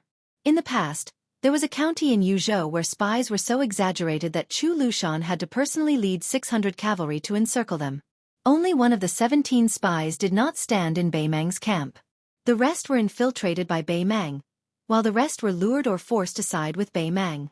Chu Lushan walked in alone and faced the 17 spies. He said self-deprecatingly, I am honored to tell you that after I joined, you only have 2 enemies. Of course, Bei Mang's southern dynasty was not much better than Bailiang's. Su Fengnian moved a chair and sat under the eaves, quietly waiting for the Peregrine Falcon and Eagle Guard to arrive. According to the secret report, the 3 lairs of the 2 old and 1 new in Huangnam County were located in a Taoist temple, a gang, and a brothel. During the Spring and Autumn War, the brothels of various countries were no doubt the spies. So when Chu was in charge of the spies, he was disdainful when he took charge of the report, he said. He captured a popular courtesan from each of the 10 brothels. 3 or 3. At the end of the Spring and Autumn War, there were very few idiots who would do such a thing. Firstly, it was very difficult to train an elite spy who was a woman. Secondly, everyone already knew that it was easy to gather information in brothels. The local spies kept a close eye on the prostitutes in brothels. If there was even the slightest bit of suspicion, they would rather kill the wrong person than let the wrong person go. Now that the smoke had dispersed, female spies began to hide in the brothels again. It was just that there were not many of them. Su Fengnian leaned against the back of the chair under the eaves. He slowly thought of Dun Huang and Wu Mainyang. Compared to Jiangnan, Bailiang was late at night. Su Fengnian looked up at the quiet and peaceful twilight. The Bei Mang spies, who did not know they were in danger because of the Korean merchants and the black carp shelter, could still live for a few more hours. There was a series of subtle knocks on the door. Hong Shuwen, who was in charge of odd jobs, went to open the door. Su Fengnian looked over and smiled. He saw a familiar face. When the person saw His Royal Highness, she was also pleasantly surprised. Su Fengnian knew her name was Ren Shanyu. She was a woman in her 30s. She used to use a pair of Xianhua axes. She still had the face of a young girl. What was especially rare was her chest. In Xinwu City, she had almost died at the hands of a catman. In front of the catman, who was known as Invincible Han, anyone could die at a moment's notice. Su Fengnian smiled and asked the woman, who was kneeling on the ground, to stand up. He said softly, Ren Shanyu, this time you are leading 40 Eagle Guard into Huangnam County? That's a promotion. Congratulations. Ren Shanyu, whose name was called out by His Highness, smiled brightly, revealing a pair of cute little canine teeth that did not match her age. It was hard to imagine that such a little girl, who caused people's imagination to run wild, Would wipe the blood on her chest with the axe after chopping people like cutting vegetables. She said shyly, "Your Highness, it is Wang Lin, who appeared in Shenwu City with me, who is leading the team. I am just a pawn who is scouting ahead, similar to a scout in the army. The peregrine falcon has already met with Wang Tongkai." Wang Lin and the others entered the city at 5:15. Su Fengnian nodded and asked Hong Shuwen to bring a chair for the woman. She seemed to have received a great reward that she did not dare to hope for. Her face was filled with surprise and anxiety. She sat down gently, but only dared to put half of her butt on the chair. Su Fengnian smiled and asked, "You just became a small official? It doesn't match your achievements. Do you want me to help you say something?" The woman, who had once become a bandit in Jianghu Mountain and killed countless people, was fidgeting uneasily. Her earlobes were already red. She tried her best to calm herself down and not let her chest tremble too much. She said solemnly, "This servant was born in a lowly family in Dongyue. If it wasn't for the fact that Northern Liang took me in when I was 9 years old and became a spy, I would have died long ago. I'm also stupid. I've delayed military plans twice. If I were anywhere else, I would have slit my throat and committed suicide to atone for my sins. I'm already satisfied to be alive." Su Fengnian put his elbow on the armrest of the chair and rested his chin on his hand. He smiled and said, "I didn't expect Lu Chou'er to still have some humanity left." Hearing His Royal Highness's frank comments about General Chu, whom all Bailiang spies respected like a god, Ren Shanyu thought she had made a big mistake. She was so scared that she wanted to stand up and kneel down again. Su Fengnian pressed down with his other hand. "I'm just saying. Don't be nervous." Ren Shanyu's butt fell back on the chair. She was even more afraid to speak. Ren Shanyu gathered her courage and sneaked a glance at Su Fengnian. She saw His Royal Highness squinting his eyes and smiling enchantingly. She clenched the corners of her clothes tightly. Her face was covered in sweat. She wanted to say something. Su Fengnian said helplessly, "If you have something to say, say it." Ren Shanyu gritted her teeth. She lowered her head and murmured, "Your Highness, I only have one wish in my life." Su Fengnian turned to look at the woman. He asked curiously, "Tell me." She raised her head. After saying this, she fell limp on the chair. This time, her butt was finally able to sit firmly on the chair. Hong Shuwen wanted to laugh but didn't dare. He felt uncomfortable holding it in. He admired this woman from the bottom of his heart. She actually dared to take liberties with His Royal Highness. Her wish was to have His Royal Highness personally touch her chest before she died. She even said that this was the only thing she could give him. Hong Shuwen didn't know why, but when he saw the woman's resolute and clear eyes, he felt an indescribable sadness. Su Fengnian stretched out his hand and helped her tidy up her hair. Then Su Fengnian retracted his hand and looked forward. He muttered to himself, "This time on the way to Huangnam County, I kept thinking about how to do things in Lingzhou. With those people who only talk about rules and not reason, is it worth it for me to talk about rules, reason and affection? But now I understand." The woman who forgot to be shy clearly didn't understand what His Royal Highness was saying. Su Fengnian's lips curled up. "I don't need to touch it. I know that place is very—" After pausing for a long time, His Royal Highness finally spat out 2 words. "Spectacular."